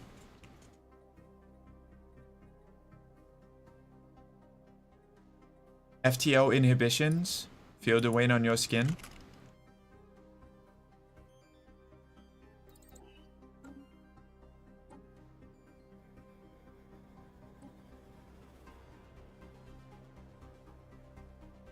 Architectural interest. What are you? You're an official governing damp planet. Lido trait, adaptable. Lido trait? Adaptable? Trade focused? Adaptable? Architectural interest. Make it cheaper to build things. We have enough minerals right now. City district.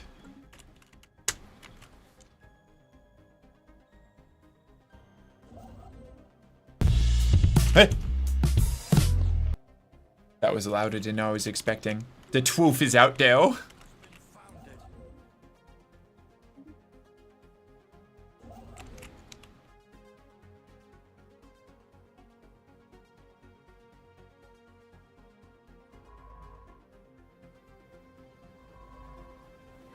I don't know whether we are expanding faster than everyone else or slower. Maybe we just ended up in a big, lonely part of the galaxy with no friends.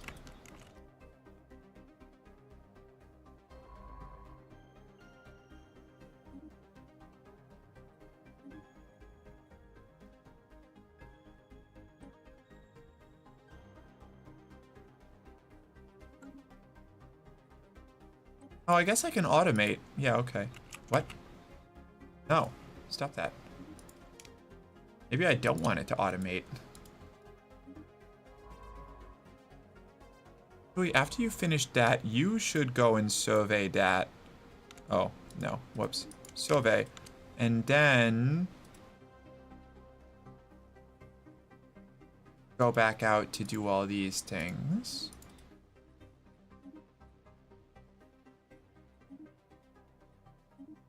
Go.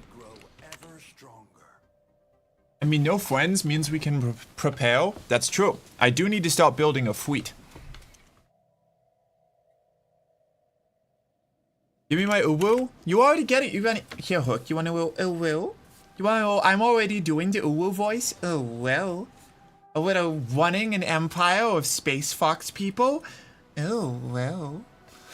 Like that? Is that what you want, Hook? Is that what you're looking for?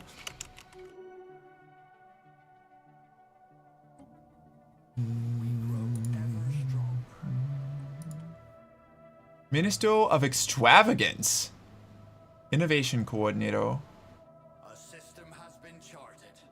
Minister of Extravagance sounds fun. Who do we hire for the Ministry of Extravagance? An ancient space station of some kind has been located at the edge of the Cominex system.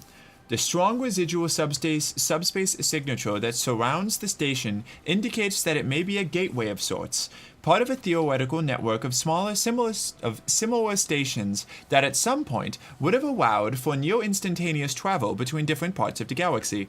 Assuming this is a gateway, its current state of disrepair has rendered it unusable.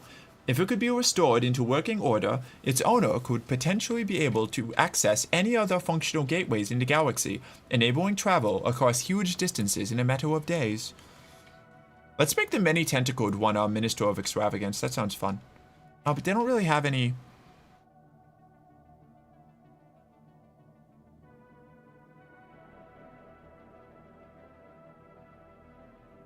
They don't actually have any benefits for that. I think perhaps we do.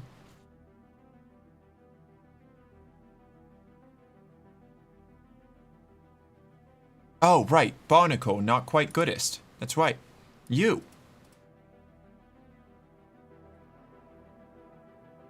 You have a whole bunch of council position traits that we're just going to waste. Favored society, evolving society. Let's do evolving society. More unity. We need to be more unified. Anomalous space-time continuum ahead. I thought Merc was about to salute doing that uwu. Do a little like this. You do the we uwu for the flag here. I'm going to have to bully my partner now because she's also trans and on a massive Stellaris kick. Hey. What can I say? Us trans folk love Stellaris.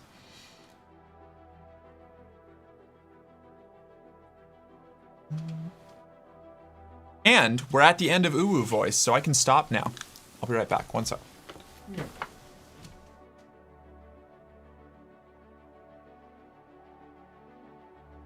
Our lookouts have detected an anomaly.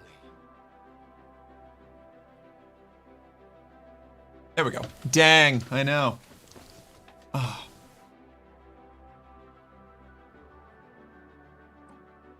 You got your, I think you got your money's worth out of that one. Getting the whole Barnacles and Mora quest line happening. In the middle of it. Pop upkeep. Ooh, advisor's good. Ambassador. Do advisor.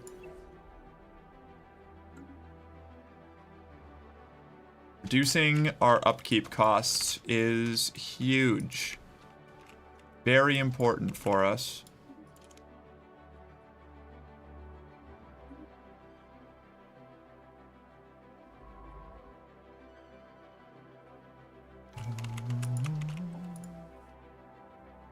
Resources from jobs plus 5%? Yes, I think I will.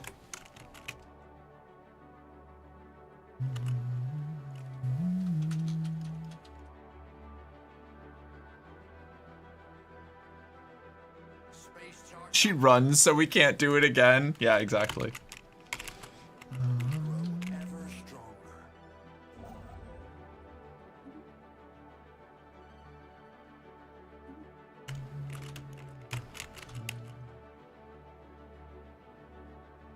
We gotta get to Mirak. That's a lot of valuable resources. An odd factory. A group of investigators have found a hidden factory on Planet.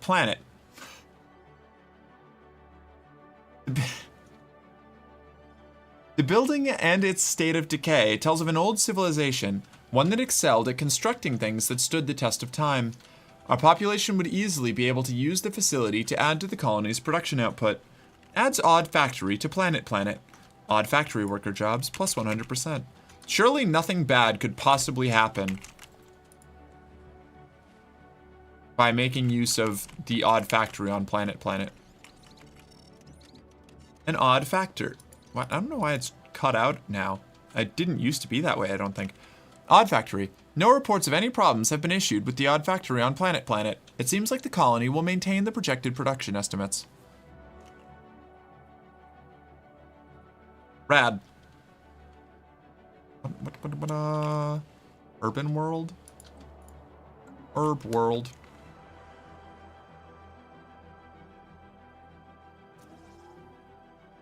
No, wait. I think we just leave it for now. Oh no, we'll do a medical facility here too. Signs of battle. There's clear evidence that a massive space battle took place in close orbit of Branamath at some point in the last 5,000 years. The surface on one side of the moon is pockmarked with craters from stray weapons blasts, and scans from the GNV Thankful Fisher have picked up several hulks on the ground. Though these wrecked ships are all in very poor condition, the fact that anything remains at all after the damage they must have sustained is a testament to their advanced design. Science Officer Starfarer Jack is preparing an expedition to sift through these derelict hulls for any valuable technologies. Information in the situation log. grounded.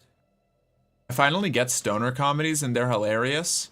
I do now have a sense of smell to find every snack in the house.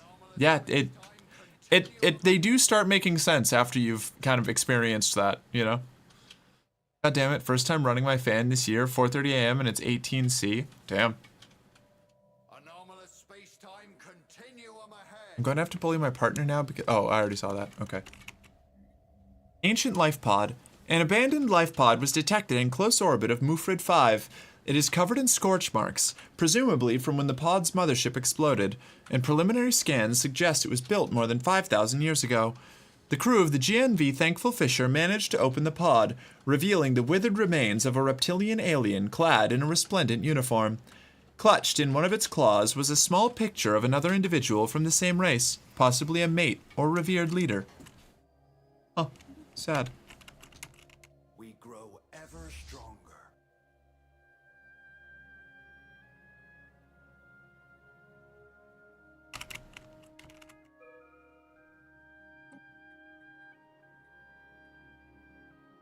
Gas extraction wells? We still don't have materials workshop? Okay, I have to get materials workshop.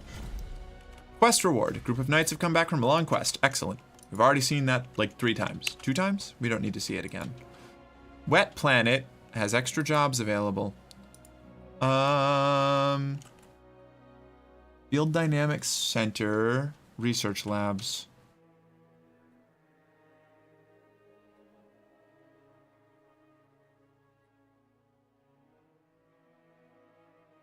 Dang. I think a single research lab. Orbital anomaly. A gravitational anomaly knocked our observation post over Acheron 3 out of orbit, causing it to briefly drop into the planet's lower atmosphere. While our crew were unharmed and our original trajectory has been restored, there are concerns that the station could have been detected from the surface by Opal-Glekians. Only time will tell if we've been exposed to the locals, and to what extent that will impact their society.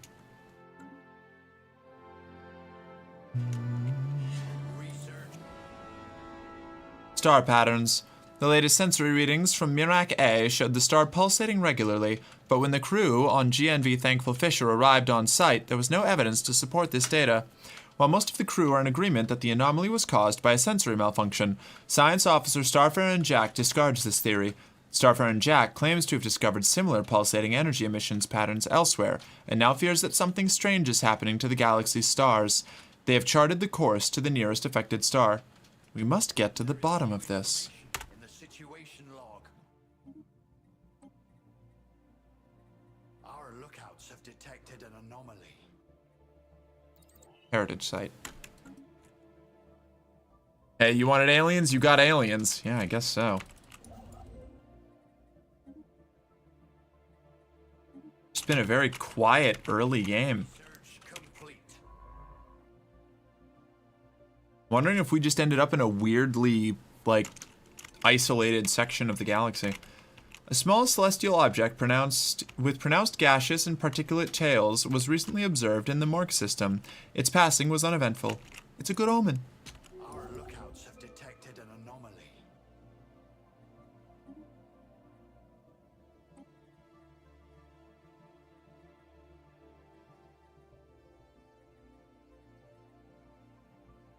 Improved deflectors. We want to be able to...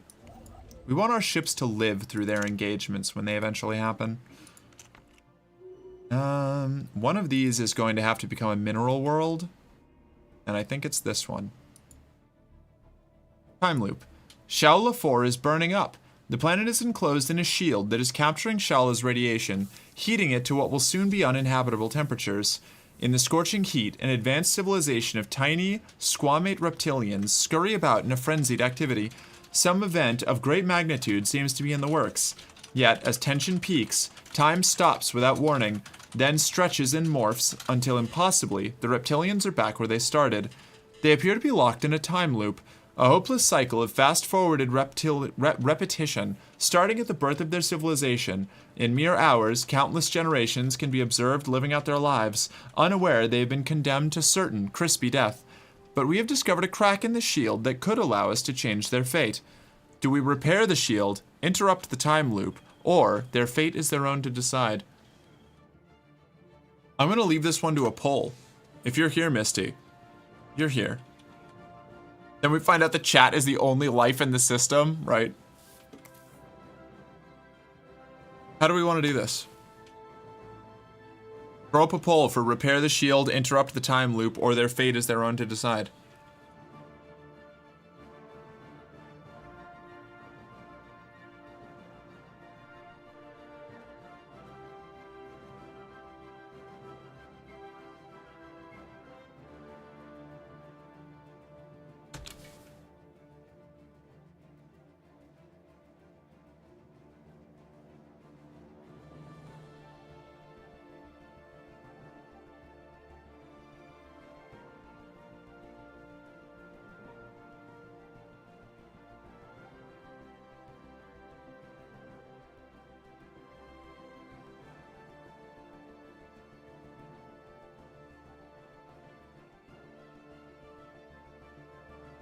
Disrupt. Poll is up. All right.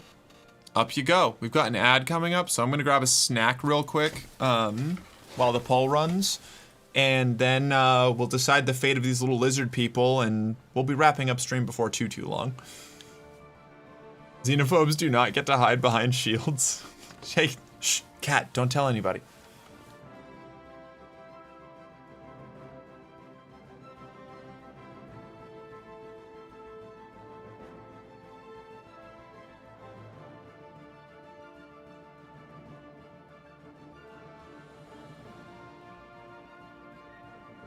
We have a date with death. Go out guns blazing, screaming fuck! Bellies full of lead, hearts full of steel.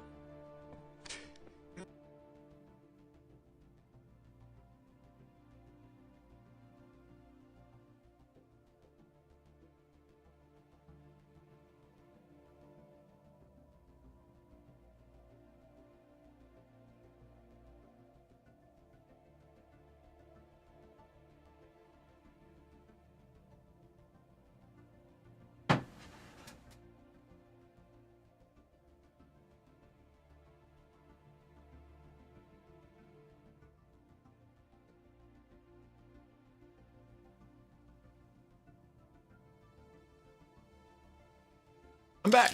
Oh my god, wait, what? Hi.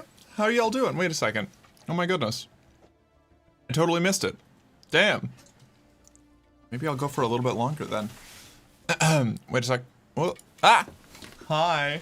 Hey, Joan. Thank you so much for the raid. If you got a raid and run, I totally understand. Hope that you have a good night. Go get a snack. Get some rest. De-stress. De-stream. Enjoy yourself. If you do want to stick around, feel free to tell us what you were doing. But I figure that's probably not the case. To everybody who came in with Joan, hi. I'm Mercenary Girlfriend. I'm an 18+ trans fan variety streamer. I play whatever games get their terrible little hooks into my ADHD-addled brain, and right now, we're playing Stellaris. I've been having a bit of a lazy day. I was feeling a little off at the beginning of stream, so I just kind of we just decided to stick around. We all made an empire together, and we've been running it. Why? Thanks. Interrupt the time loop. Okay, here we go. We just found a species of lizard people on a planet enclosed in an energy shield, and they've been trapped in a time loop from the birth of their civilization to its fiery death. So we ran a poll to see what we should do with them, and we're going to interrupt the time loop. Oh no! I'm dropping food all over the place. I'm good. Ah! Hi. Kiwi, thank you for the follow. Welcome to the company. You're one of us. Now, report to the arsenal for your standard issue equipment. A morale officer will be with you shortly.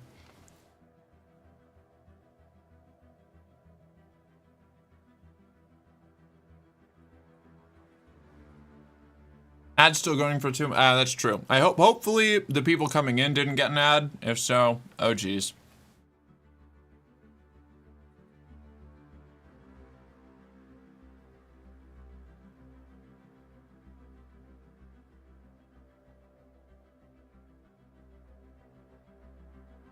I never got my standard issue equipment, by the way. Sounds made up. We definitely gave it to you. You just didn't realize. There is new information in the situation log. We've gathered enough information to create a new insight technology. Whoa. Okay. This is a different planet we were observing that had a pre-FTL civilization. Space charge updated. Ladder. Oh, shoot. It's still running. Ladders to heaven. Primitive image capturing technology managed to record our observation post while it was in low orbit above Ocheron 3. Alongside eyewitness testimonies, these photographs have inspired some nations to build ladders to heaven in order to investigate further. While this is obviously a futile effort, competition between nation-states is having a destabilizing effect. Old tensions are flaring up in the race to complete the first ladder, fueled by national pride and scarcity of resources. If we can discredit their evidence of our own existence, we may be able to diffuse tensions before the situation gets out of paw.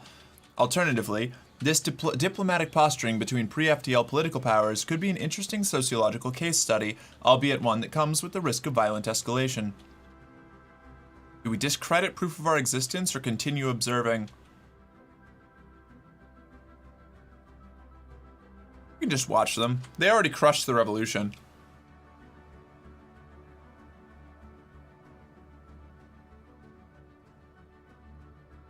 You say discredit?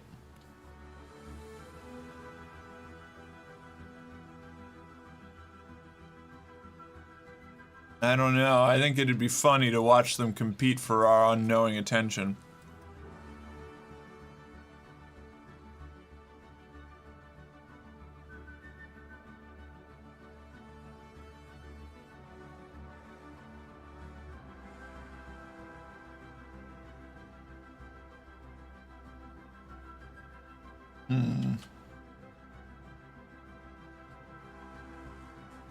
I had 2 haunt links, but I can barely tell. I can already tell I'm going to suffer. Should I just have 2 more? The pain will be more, but I'm already going to be in pain. I don't even know what that is. I like the idea of disproving that you exist. Alright, fine. Alright, fine. We'll discredit proof of our existence.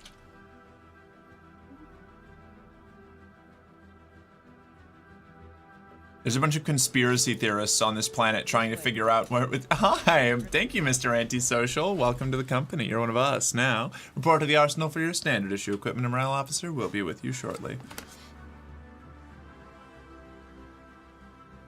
Wait, so is that a yes? I should have more hot links? Yeah, you should probably have more hot links.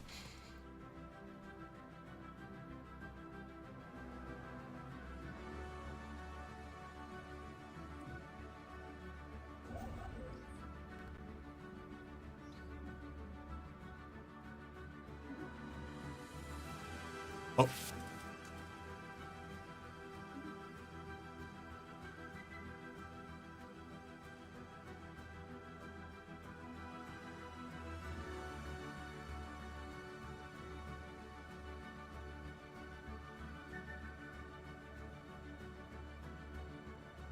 A massive crater on Caus Borealis 6 appears to be the result of a collision with a starship. From the size of the crater, we suspect that a ship exiting a hyperlane at maximum velocity rammed the planet for reasons unknown, roughly 10,000 years ago. The GNV Thankful Fisher has picked up residual subspace echoes near the crash site, reminiscent of a collapsed hyperparticulate field, but as the ship itself disintegrated on impact, the theory cannot be verified. Good lord. The mysterious moon of Moist Planet. Now that Moist Planet has been settled for a while, some data irregularities have been noticed. Specifically, the moon Tadialara 3A does not seem to be made of remotely similar material to Moist Planet. This suggests it was not formed at the same time, but rather originally formed elsewhere, and somehow was captured by the gravity field of Moist Planet at a later date. Quite where Tadialara 3A came from is currently a mystery. New information in the situation log.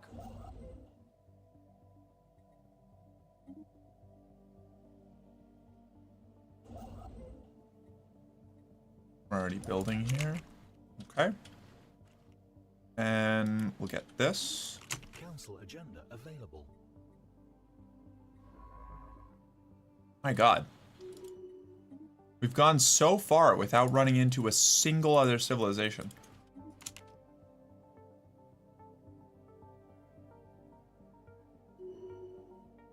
Starting to get really concerned. This forest is looking real dark.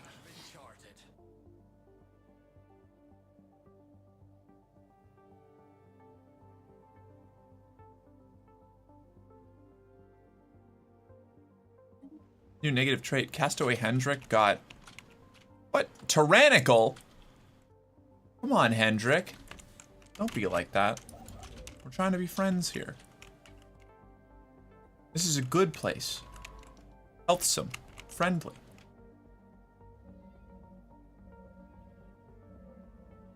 Let me get these queued up real quick.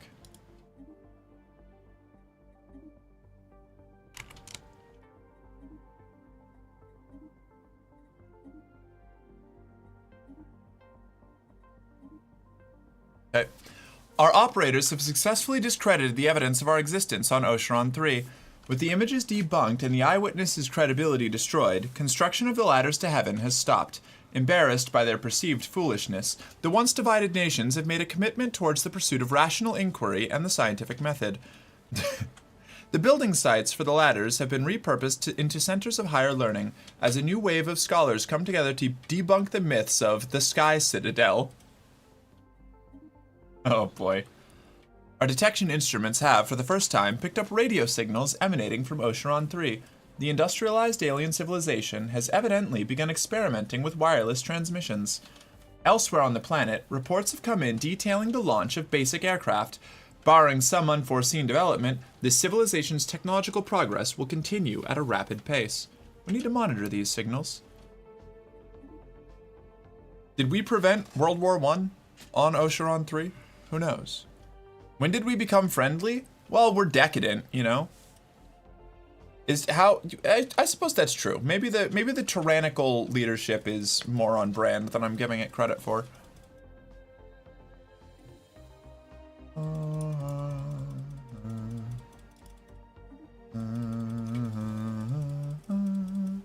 The scientific method is going to take a real beating on that planet when they realize they were tricked into adopting it by people faking their non-existence. Yeah, the rubber band effect of the like on rational like thought on that planet is going to be crazy when they find out that they were tricked in the first place. Technology secured. Moist is drawing in all the solid rocks. Mass extinction molten. The unfortunate fate of the planet can be laid squarely at the feet of cosmic whims. A gravitational disturbance, which our scientists suspect was a transient space-time anomaly, forced the planet from its natural orbit to one much too close to the sun. Although the planet is slowly spiraling back towards its original orbit, it has been cooking in the residual heat from the star ever since. Yikes. Or tangled hair. Keep forgetting to put my hair up when I go to bed. And if I don't do that, I wake up and it's just absolutely a nightmare.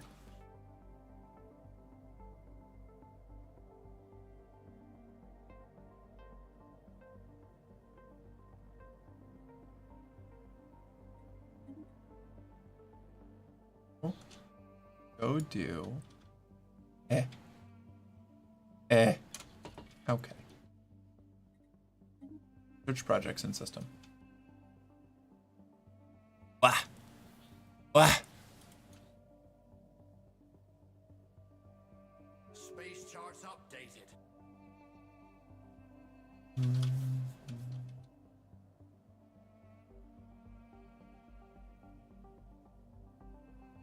Technology secured.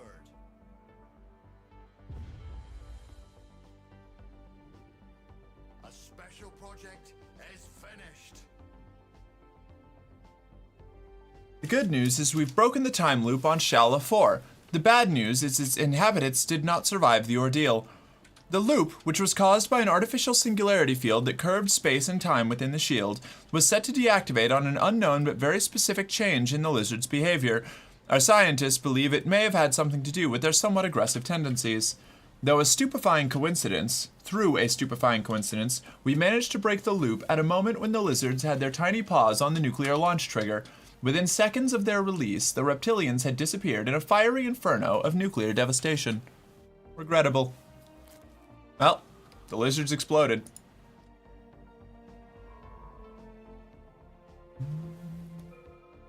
Create the big boom? Nice. Yeah.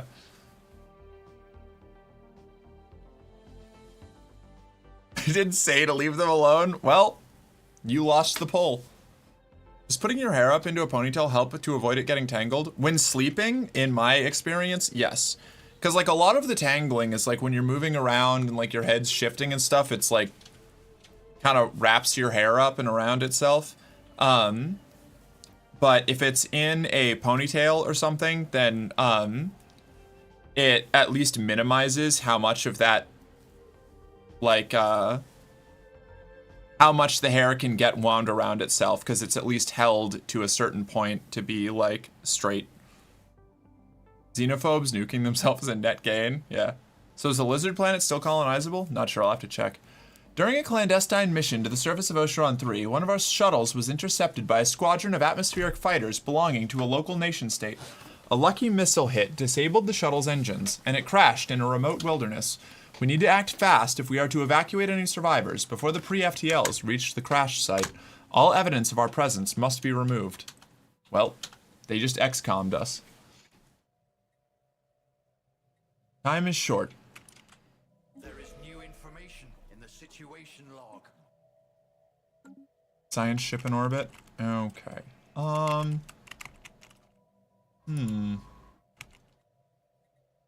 Get over there. And then when you're done, study that anomaly. What have we here? Oh, right, science. Gravitic sensors. Hyperlane breach points? Hyperlane breach points, that sounds rad.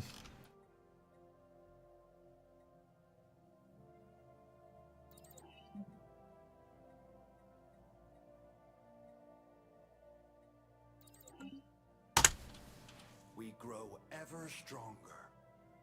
I keep thinking I should start, like, dedicating resources to building a fleet, but we still haven't found any life, any, like any spaceborne life within our borders that is any kind of threat to us. Awareness increased. High awareness. Oh boy.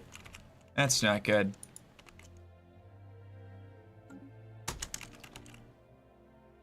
They've figured us out. We're in danger. Trait selection for our head of research. Expertise, new worlds, cartographer, terraforming speed, clear blocker speed. A system has been Yes. charted. I like that. That's exciting.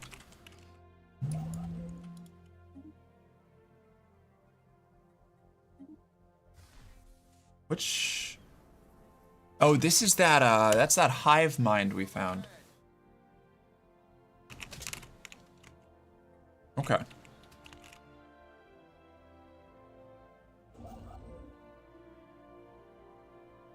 Building mining stations, build that afterwards. We're just gonna keep expanding. We're just gonna keep growing. A little bit at a time. I guess this one fleet, we should probably expand this fleet. Fleet management. I'm not gonna worry about doing fancy ship designs right now because, like, well, maybe I should. Oh, these are bad. Are they? I feel like we should probably have something better than this for our corvettes. Well,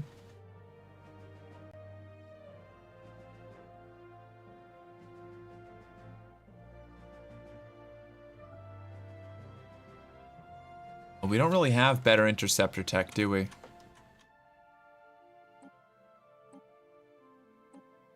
None of this is using our missiles. Why?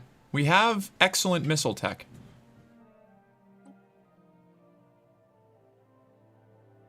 We grow. Operatives rescued on Ocheron 3. Operatives from the GMV Thankful Fisher managed to evacuate several survivors from the crashed shuttle on Ocheron 3. The remaining debris was destroyed in a controlled explosion, leaving nothing but a small crater for the pre-FTLs to find. The nation-state where the incident occurred will no doubt blame its neighbors for this border violation, but hopefully the disruption to their natural development will prove minimal. We did it. We saved our agents, everyone. Hey, Captain, it's 2100 hours. Not saying to stop, just making you aware of the time. Yeah, I'm going to be closing out soon. Are we bound by some equivalent of the Prime Directive or not? We're desperate to recover FTL technology from one planet, but we messed with another and it nuked itself? We're not bound by anything. We are doing entirely arbitrary activities. I am leaving these people unfucked with because the factions in my government don't want me messing with pre-FTL societies. But we could go and conquer them if we so desired. We could just go in there. Like, I could change my if I went to excuse me, government, I could go to policies and edict, and we could change our interference level to active. We can't do aggressive because we're xenophiles, so we can't, like, direct invade them, I don't think. But we could change to active interference and start manipulating them and, like, messing with their governments and development. But we have subtle interference, so we only do it with, like,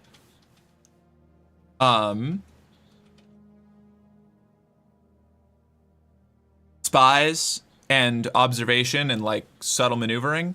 The energy shield thing was more of a, we found a planet that had been encased in some sort of bizarro anomaly. We broke the anomaly, and then the people exploded. So, like, you know. Conquer is such a strong word. I prefer ballistic uplift.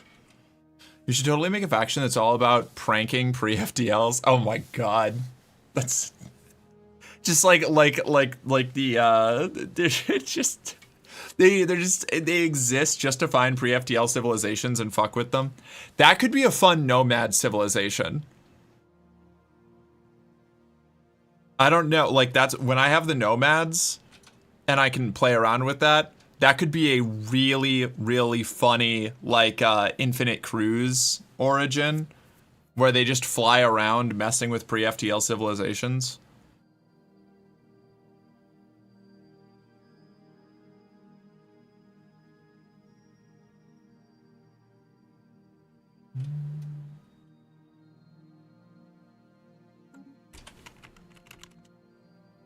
But yeah, I do think I am going to, we're going to save it here and we're going to stop. So we have made good progress. This was nice. I'm glad that we all got to hang out. That would be hella funny, right? Let's swing up here. Oh.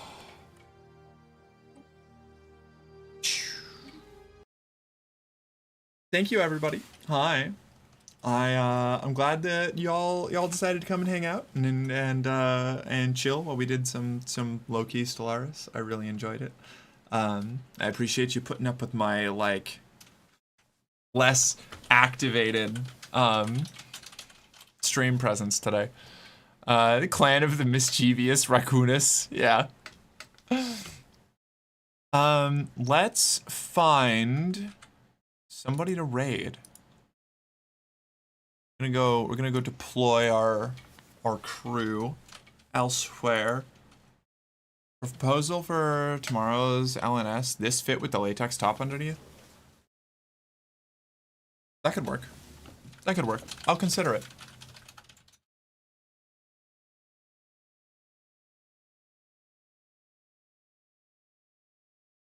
Where are we going? Who are we gonna go and raid today? Let's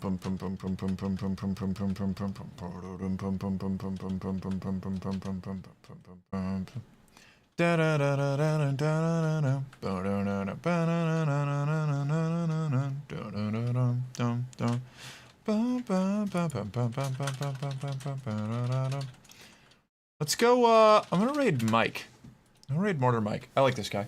He's a lot higher key than I am, generally. Very, very excitable. Very, like, up and active. He's one of the Firekeepers, who is the stream network. They're the stream network that I'm a part of, which I've got to get into an event or something on at some point. I keep getting distracted. Mike is fun. I like Mike. I think Mike's cool. So we're gonna raid Mike. Caps is playing something called Bum Simulator. Wild. No, we're gonna go raid Mortar Mike. He's playing Night Rain right now. But I will catch you all on the other side. Remember, all of you. Whether you're a regular, just an occasional visitor, a frequent chatter, or a lurker, I appreciate all of you. And you are the reason I get to keep doing this. And I love that. Thank you so much. Have a lovely night, everybody. I'll catch you later.